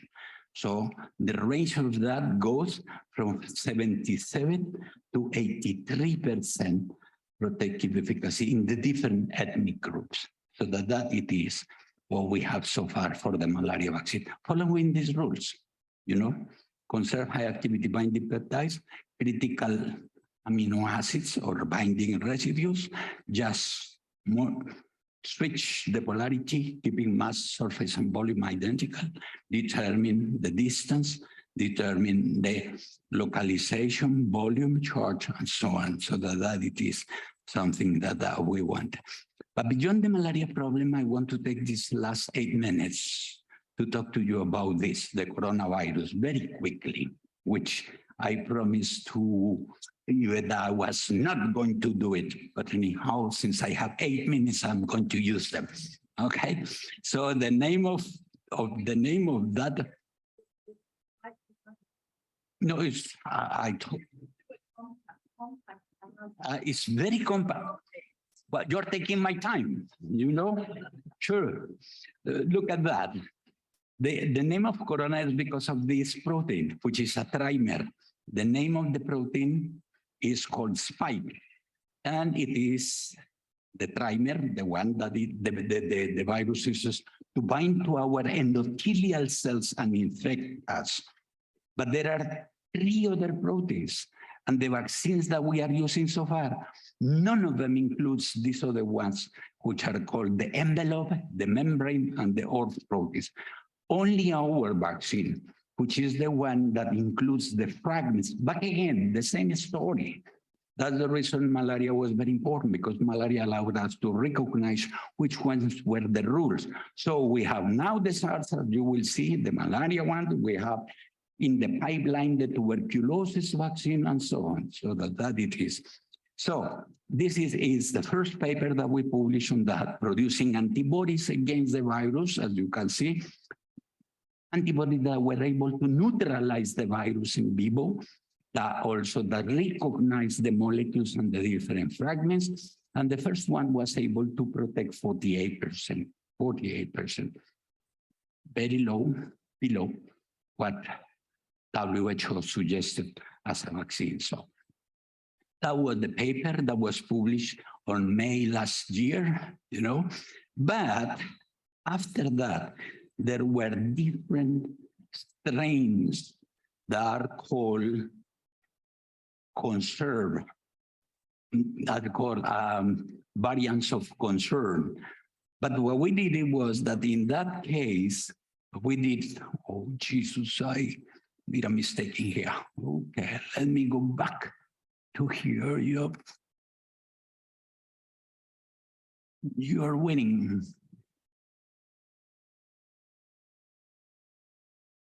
Just a second. I will be back in a second. Yeah.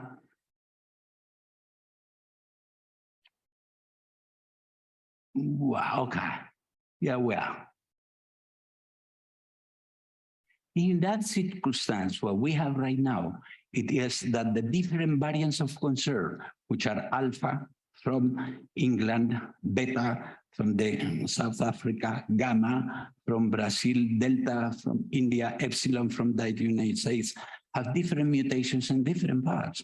So what we did was something that people consider very wise.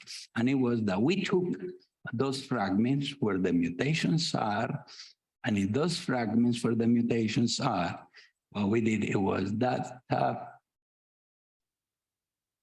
we mutated the mutation. Who can imagine that that is the answer? Nobody. We mutated the mutation. What did we do? What we did was that we looked for which amino acids the virus uses to mutate and which ones he cannot use. Do you see? And we mutated those ones for amino acids with the same mass, same volume, same surface, but opposite polarity. The same thing that we had learned from malaria. So that's what we have right now. I don't want to bother you with more information. And if you look at the yellow surface, that's the molecule, our molecule, where the virus binds to infect us. And if you look at the three-dimensional structure of what is happening, you know, with this particular fragment, what you see, there are very strong interactions between the virus and our cell. And when we modify that, changing it for another amino acid with the same mass, same surface, same structure, but opposite polarity, immediately we break and impede the interaction in vivo. And when we vaccinate with that, we induce antibodies that are able to block this interaction. So this is just one example because it is also very complex. If you look at this interaction in here, where there are lots of interactions between the virus and our molecules to bind and to infect, whenever we vaccinate, whenever we modify the molecules, as you can see in here, what we obtain in this case, it is that when we modify them, look at the modifications that are coming. And once you have those modifications, what it happens, it is that you have the three-dimensional structure with absolutely different, but keeping the identity.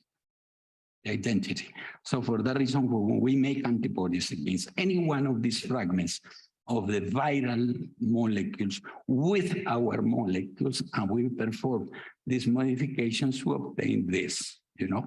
Back again, antibodies by the different methodologies, and this is the new SARS vaccine that goes against AIDS. Now, the pharmaceutical companies are selling us with two modifications, with two variants. So we have it with 8 variants. And then it is what I just left on that table, you know, the papers where these publications are already. It is not that I am dreaming, I'm thinking, I'm suggesting, no. These have been already presented to the scientific community and so on. It's called COLFA 3. Let me just go back. I have 1 minute left. It's called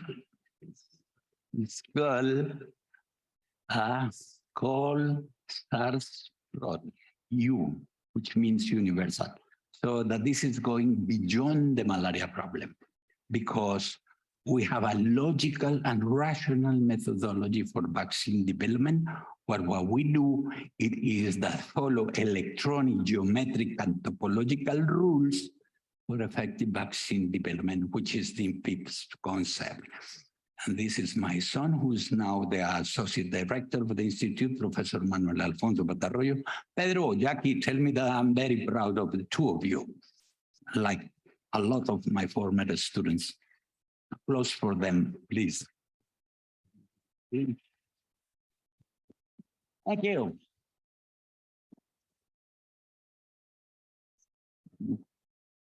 I have 1 minute left.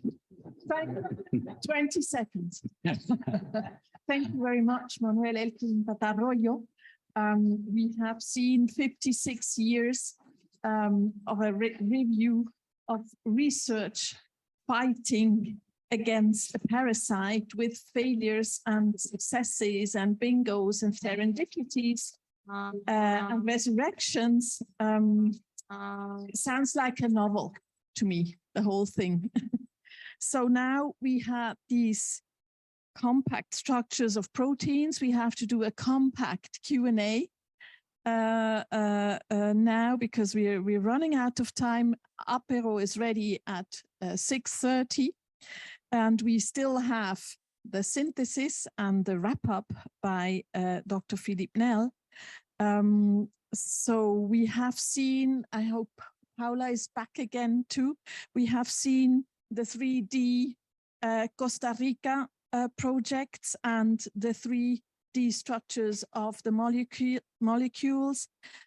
So let's see whether there are some questions, whether you have some energy left to share your comments. Philippe. Thank you. I have a very small question for you. Yes, for you. And I have 3 mRNA vaccines, and I heard carefully what you said. And what you presented, what is it also linked to mRNA, or is it something fully different what I have in terms of mechanism in my body right now?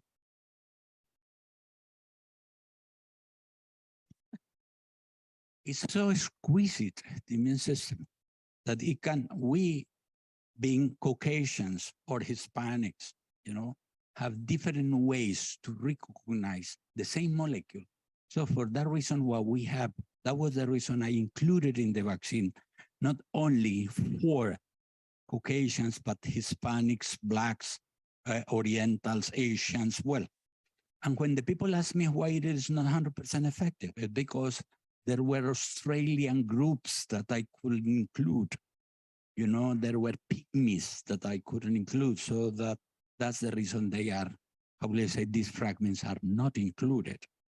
But we hope that being 80% effective, we can practically protect them all. That was the answer. So, Pedro.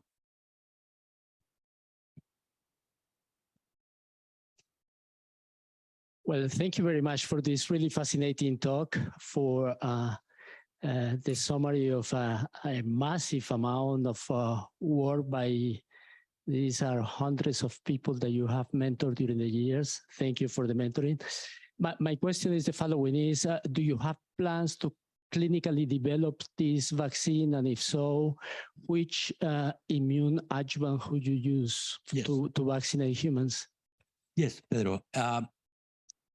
The point is that I have many problems, mainly with the pharmaceutical companies, obviously, you know, because they use the biological systems, you know, the biological systems that they produce the virus, in this case, without any changes. So please, I don't want to, how will I say, scare anybody, you know, but the vaccine that we are receiving nowadays, it is only against the Wuhan strain. Only one strain.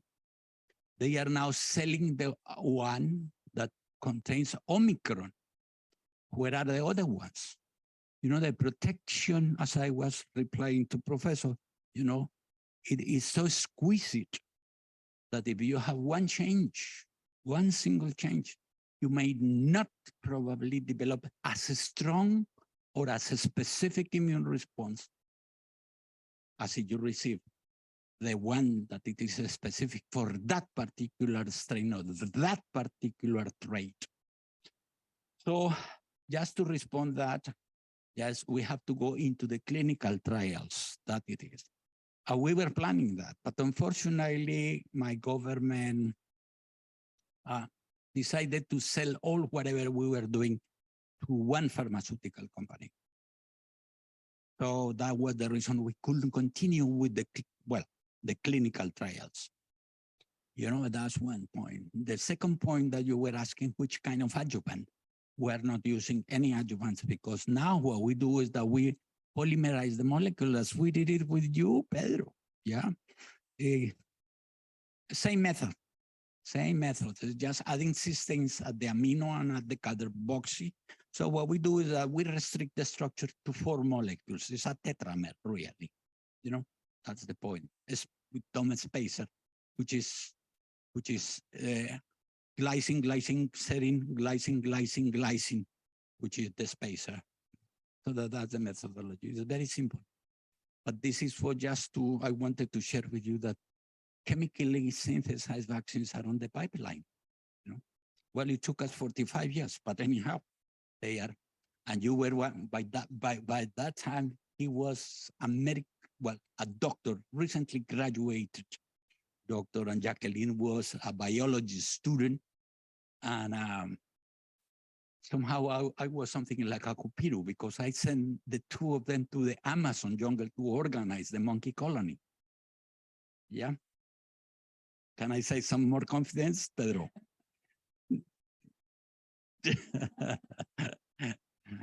Yeah.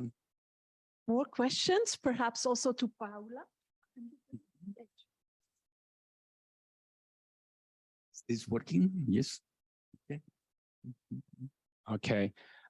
You've made it clear that in your trial phase, it was essential. Could you talk a little bit louder, please? Okay. You've made it clear that it has been an essential part, the testing on the monkeys in your trial phase. And nowadays, there are more and more people who are opposed to animal testing. What would you say to those people? I would like very much to them just to have the same problem I did. I was vaccinated with the Pfizer vaccine, you know, but 6 months ago, I went to the Amazon jungle and I got the most difficult COVID infection I had ever developed, being vaccinated with Pfizer, you know? So I will tell people, if you don't want to use, well, by the way, we have used a limited number of monkeys, but you know, the pharmaceuticals are using 7 billion people. Which number do you prefer? You know, I am not talking to you. I mean, I'm obviously talking to them, you know, because let's suppose that I have used in my lifetime 20,000 monkeys. But look at the results, you know. And the pharmaceuticals went from the test tube directly. I remember one particular, don't think that I'm accusing them, please. I am blaming on them. But the chemical structure of the spike protein was given by February the 3rd. That was, and AstraZeneca was vaccinating 1,100 people 45 days after. 45. Yeah, produced the vaccine for 45 days for 1,100 people. First of all, which experiments did you do with that in such a short period of time? And now you have millions of people vaccinated with that. No, it took time to do the trials in the monkeys, you know? But not only that, Pedro and Jackie are witnesses of that. Since we treat them very well, you know, we don't sacrifice them at all. We keep them in excellent conditions because we are supervised by the wildlife foundations of Colombia. All of them are sitting on our neck, you know, and we release them back into the jungle again. Worse than that, you know, the animalist community asked us to return to the same tree where we captured the monkey in the Amazon jungle. So we must have, by GSP, you know, the perfect localization of each tree where the monkey was captured. You didn't have to do that, but I have to do it nowadays. And excellent conditions, you know, because they are sitting on my committee. Yeah. So Paula. Yeah. Thank you, John. I would like to be a place because Philip normally does wrap-ups for business forums because there he feels at ease. Today, it's a real challenge. no, he will do it better than I do. You know? Mm-hmm. Dr. Castillo, you have talked about the the smart regions, smart territories. And I was wondering, as we spoke, that it was possible to apply this for a better production of goods, for example. And I would like to know your thoughts on this, if it's possible to improve production, and also thinking about production chain more worldwide, if the same techniques could be applied to improve reducing misallocation in this case as well, or if the smart territories would be constrained to a small region. Yes, thank you very much for your question. Well, let's see. First of all, the idea is actually to improve the production of products and services, let's say the offer of products and services, by upgrading the existing ones with the intensive use of knowledge and with concepts such as I mentioned, bioeconomy, circular economy, regenerative economy, and so on. And the idea is that the intelligence of a territory is also related to, let's say, how smart we put together all the different conditions required to facilitate the development of business, but in a sustainable way, and in a way that you have the maximum benefit for the society, also for companies, but considering sustainability. So actually, what we want is to build on top of the existing activities at the different places, but you may say taking them as at the next level. And this could be done in larger territories also, because the idea is to articulate efforts to generate conditions for better production, logistics, and so on. Yes, but the difference is you don't consider only the business. You see, you consider all the sustainability issues, the inclusiveness, the requirements of the population, you know, that what you implement, that they feel comfortable with that, they feel identified with that, so that they are motivated to continue this improvement of the activities. Thank you very much, Paula. I would like, because we're really running out of time, I would like to have a bilateral call with you, a Zoom call, to talk about the strategy and the policy you presented, and the implementation, and you know, about all the deadlines you have, 2025, 2050.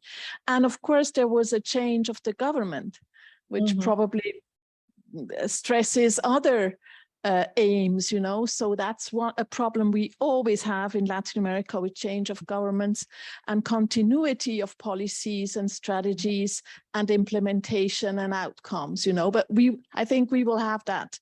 I don't want to put you in a tricky situation, so we will have that conversation bilaterally, if that's fine. And now we will listen, and I would really like to give a big thank you and applause to Paula and Manuel, and then we will listen to Philippe Nel. Thank you very much for the opportunity, and I will be delighted to have that conversation.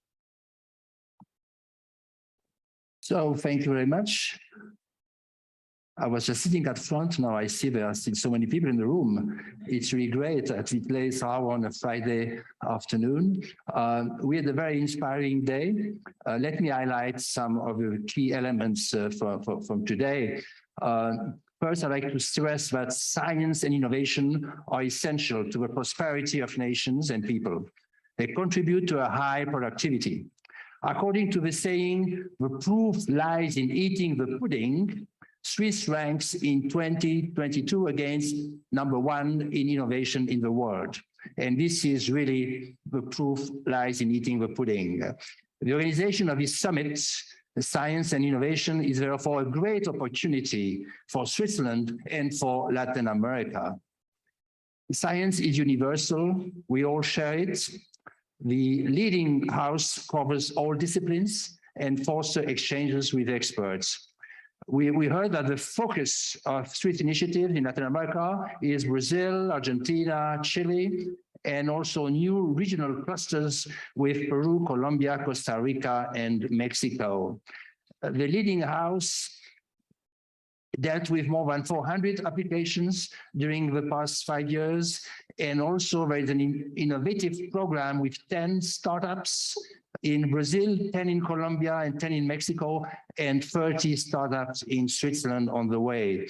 There are workshops with 180 startups that have been developed to explain them how to move from innovation to product development and market.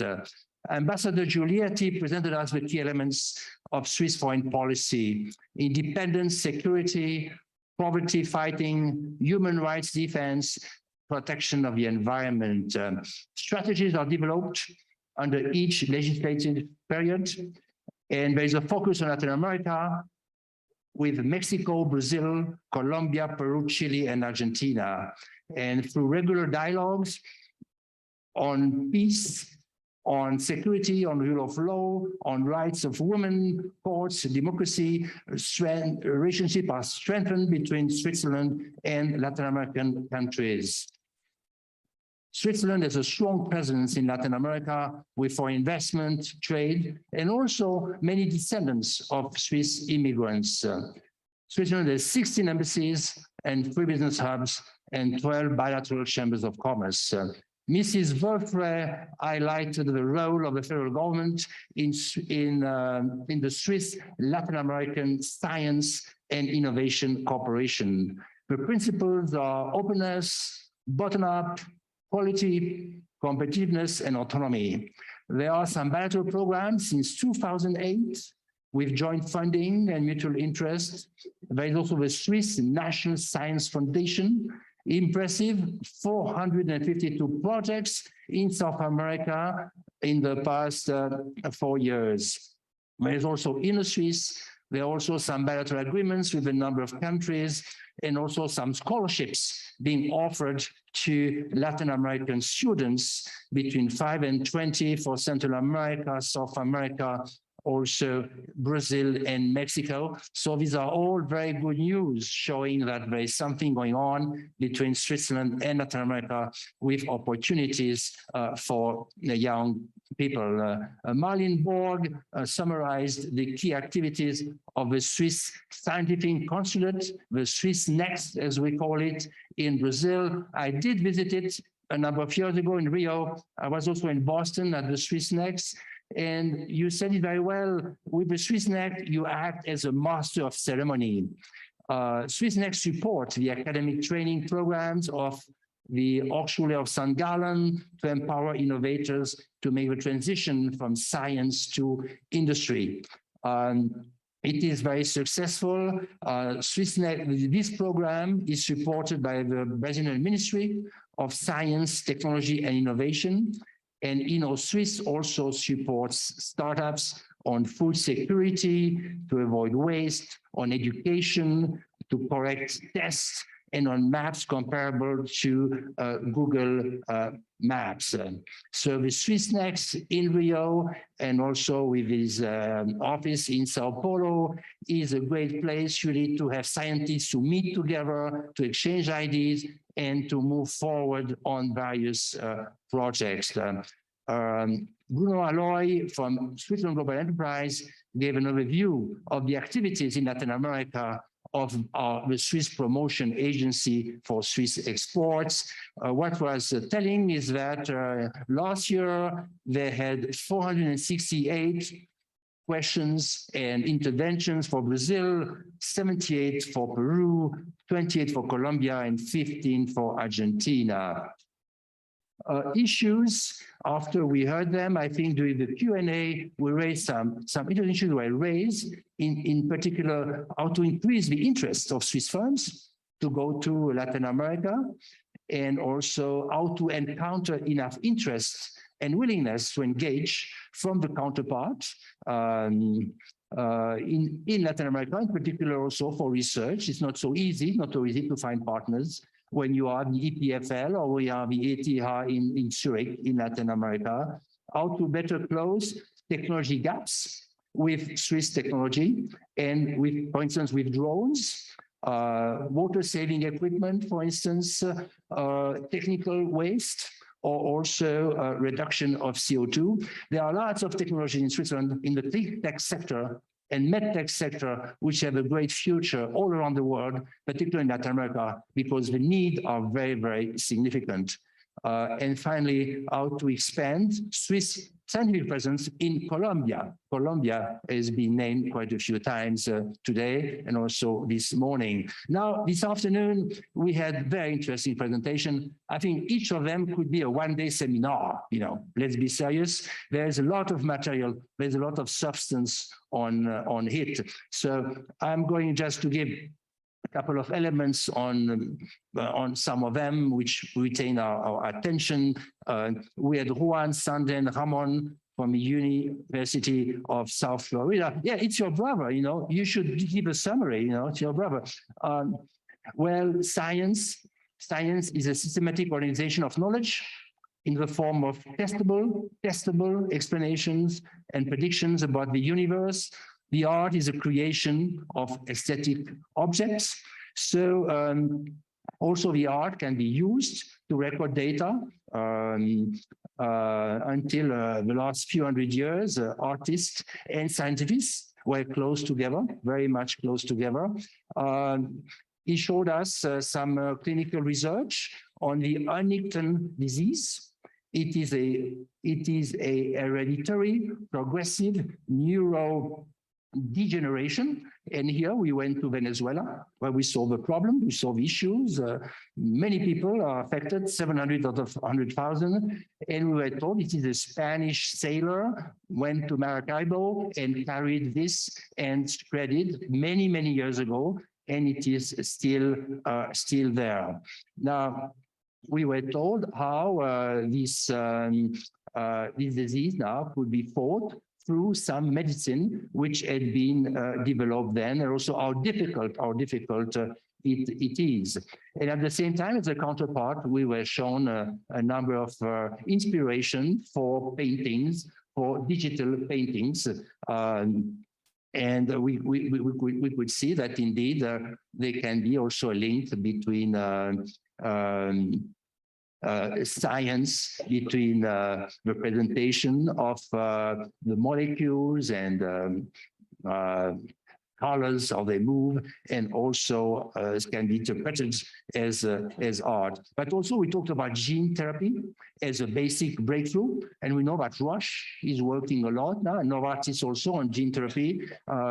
In a number of years, we may have personalized therapies based on genes. These are new fields which are being investigated. Irene Ediger from the Zurich University of Arts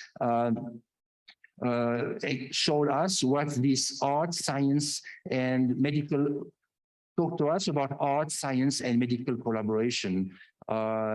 This Zurich University of Arts, which I was not aware of, has more than 2,000 bachelors, 650 staff, and they work with other universities. They bring scientists and also artists together. And she gave us a very, very interesting example of a research project they've been doing with the Institute of Biometric Ethics and History of Medicine. And the artist going into this institute, what he did, he looked at the environment and he built a tent for an exchange. This was his way of picturing that. And when the artist went to the Swiss Paraplegic Center in Northville, when he saw the people there paraplegic, pain, constant pain, dramatic for people who are in this situation, then what he did, he created sculptures musical instruments, and then he created a small band with these people.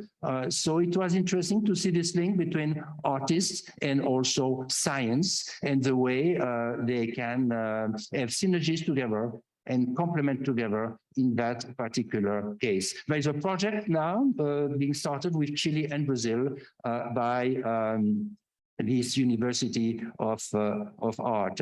Then we had from the CHIV, Pedro Manuel Marquez Vida, where we went to Brazil with him, and we discussed on nutrition and COVID-19. Large number of cases in Brazil on COVID-19, and in terms of cases, in terms of deaths, and he compared Switzerland and Brazil on COVID-19, and he made some experiences on both of them. It was an analysis of newly collected data for Brazil, and for Switzerland, a retrospective analysis of electronic medical records. He found some interesting elements, which were surprising, not expected, in terms of the situation of people being in obesity, where we thought they would have a larger incurrence. It was not the case for Switzerland, and also for Brazil. He found that nutritional management was much better in Brazil, and then an impact also on the patients, because in Brazil, patients could stay 12 days in the hospital. In Switzerland, it was much shorter. We had a big crisis in Switzerland, and people had just to move and move and move in order to have the beds being available. Nevertheless, here we certainly could learn about nutrition management from Brazil. And then we move to the Exnovation. Yes, I had never heard about this word, Exnovation, something really new, with Jessica Messman from Maastricht University. Let it out of the box, let's Exnovate. It is innovation from within, a very interesting concept. Everything we do within, without knowing it, what could we do better? Foregrounding the actual and potential richness hidden in everyday activity, improve things without replacing anything. Where to look? We need an outside perspective, and the method is great. It's video reflexive ethnography with films and so on and so forth. So we saw an example with gloves, and we were told that it was not putting the gloves in the hands, but opening the gloves. And apparently, with this methodology, one could certainly exnovate, make significant progress. And I found a new area we could introduce then, in Switzerland, like anywhere else now in our Western world, we have a lot of divorces, a lot of divorces. And, if you introduce exnovate into the home a little bit beforehand, you may just come up to some great results, because people suffer a lot from divorces, the children, everybody else. So you have to find out where you put the camera, and then who can, then make the recommendations. And I think our society would benefit significantly, but this would have to be seen. Now we are still at the experimental stage, with gloves and so on, but it may move forward later on. There are some sessions which are going up, reflexive sessions following. So it's the whole structure which has been developed. And in Medellin, a case study has been developed in Medellin, referring to the Red Cross. And here too, we saw that it was very interesting to look into a case such as the Red Cross, where the people are facing significant challenges all the time. Cristina Dominguez for the EMPA was on clean energy in Central America. Interesting case study also here, because there is an important issue in Guatemala in terms of electricity. And therefore, she has developed, in particular, using machine learning, some methodology, some algorithm, in order to map in Guatemala at the level of villages, the situation of electrical situation, and then also to propose some solutions. What's interesting here too is that indeed, through science, and we see today in medicine, the progress that will be made over the years, over the past 10, 15, 20 years. We see it here also with machine learning, but then you hit then the constraint of policy. Will the government be interested, will have the means to implement a policy in order to remedy the issue which has been identified, and even very precisely here. And you said that indeed it's not been too easy then, because there are certain sensitivities within the government in order to set up some new policies. But nevertheless, it's important to identify the issue and to propose some solutions. And that will certainly be picked up by others like the World Bank, like IDB. We have quite a number of programs where electrification is extremely important for them. Then we move to Edwin Serra Escamilla from the ETA. Our sustainable is circular. This referred to Medellin and Zurich, a comparison, construction between both cities. And here, indeed, we're surprised to see that the CO2 footprint in Medellin apparently is lower than in Zurich for construction. We also saw that in Switzerland, sand and gravel, using more than in Colombia, the same for excavation and the same for the disposable side. So here there are certainly some avenues to further look into in order to see on the Swiss side what could be done, what can we learn from the Colombian experience. Then we move to science, technology, engineering, and mathematics. It's called SMET. I never heard about that before. With Arthur Avila from the University of Zurich, mathematics in Brazil. Yeah, very interesting to know that Brazil has a strong field in mathematics, dating since quite some years now, from the Cold War, with people who moved in, and now with the Rio Institute for Applied Mathematics, which has celebrated 70 years. So that there is an intense cooperation with France, between Brazil and France, and also Switzerland, in order to work together on mathematical issues and to progress in research. You have, for instance, quantitative physics. You have a whole number of fields in which research is being done. Now, what would be needed is finance for specialized programs to increase the outreach. And what we're told, mathematics do not need complex labs as in other fields. However, I would say that mathematics may need some very sophisticated computers, which may also be very costly to have and might make a difference in then the research and the result. Then we move to Montevideo with the UNESCO, Guillermo Anillo.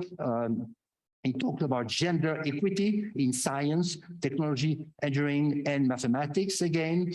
It was to be expected that in engineering, also in Switzerland until now, there are far less women than men, it's 28%.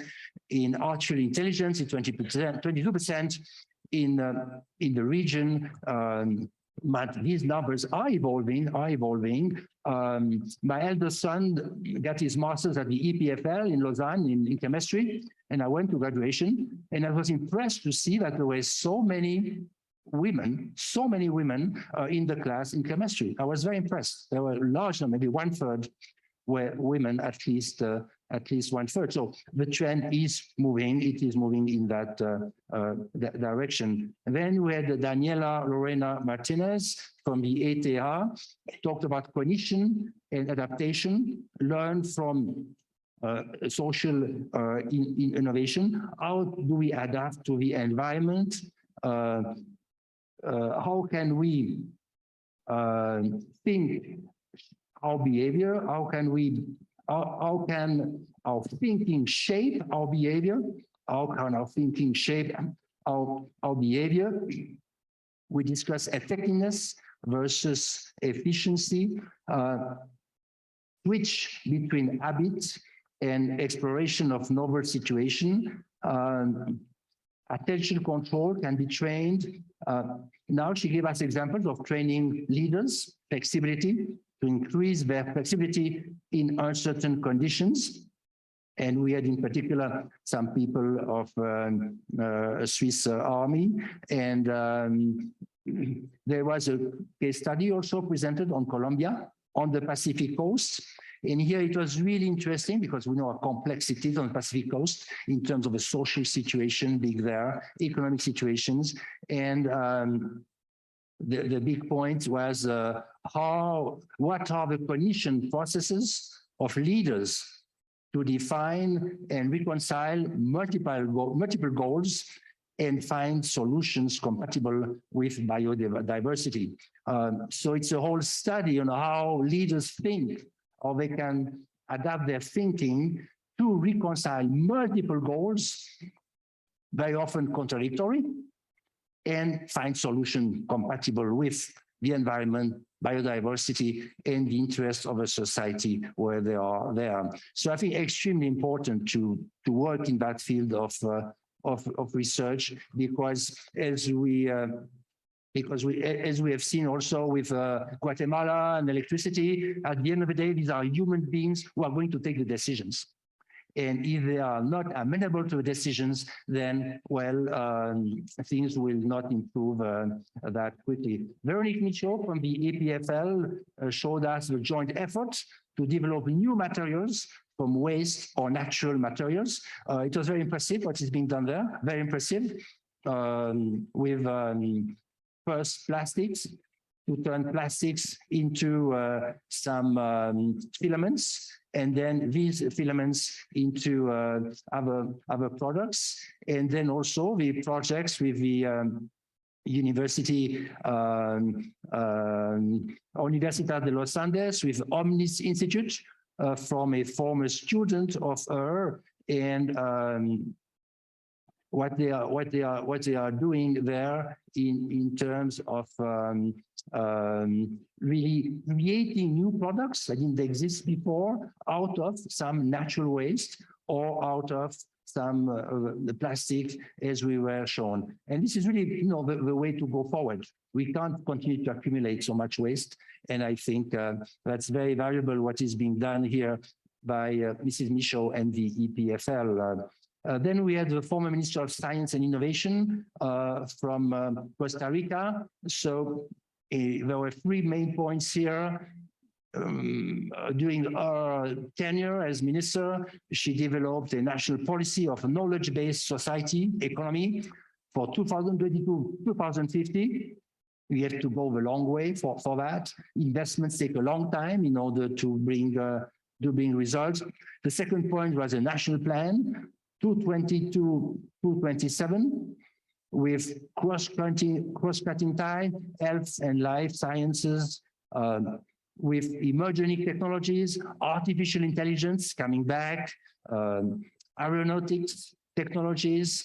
And finally, the third point she raised was a strategy for an inclusive and decarbonized economy, looking at the country, Costa Rica, and what could they do locally within the regions in order to progress in generating innovation, in decarbonizing, and in improving the living standard. They want to build some smart territories. And finally, we had Manuel Elkin Carrillo.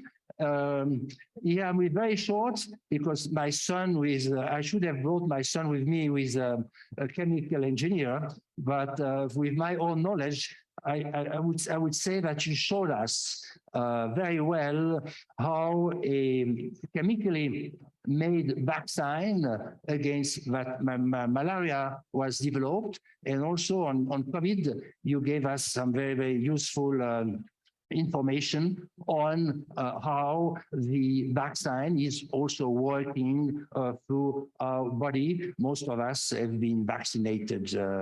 You saw that malaria, huge problems in the world, huge problem, in that you have dedicated your life, and you continue to do that. Congratulations. You continue to do it. You're a bit older than me. You continue to do it, and you do it very successfully. And even you got your son, you know, to go into your footsteps, which should be a great satisfaction for you.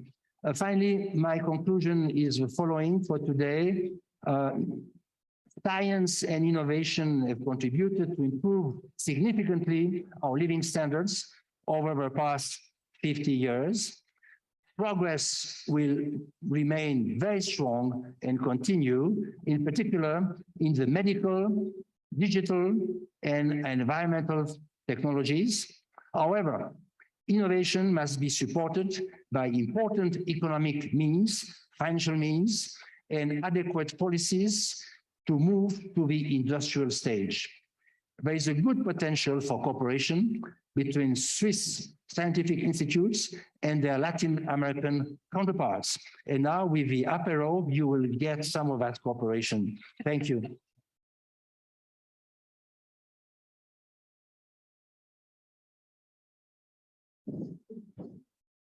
Thank you very much, Philippe. Once again, it was a firework, broche de oro, as we say in Spanish, very concentrated work all day. I mean, I really admire you. So now we have to run to get the food. There will be quipes and empanadas and bollos.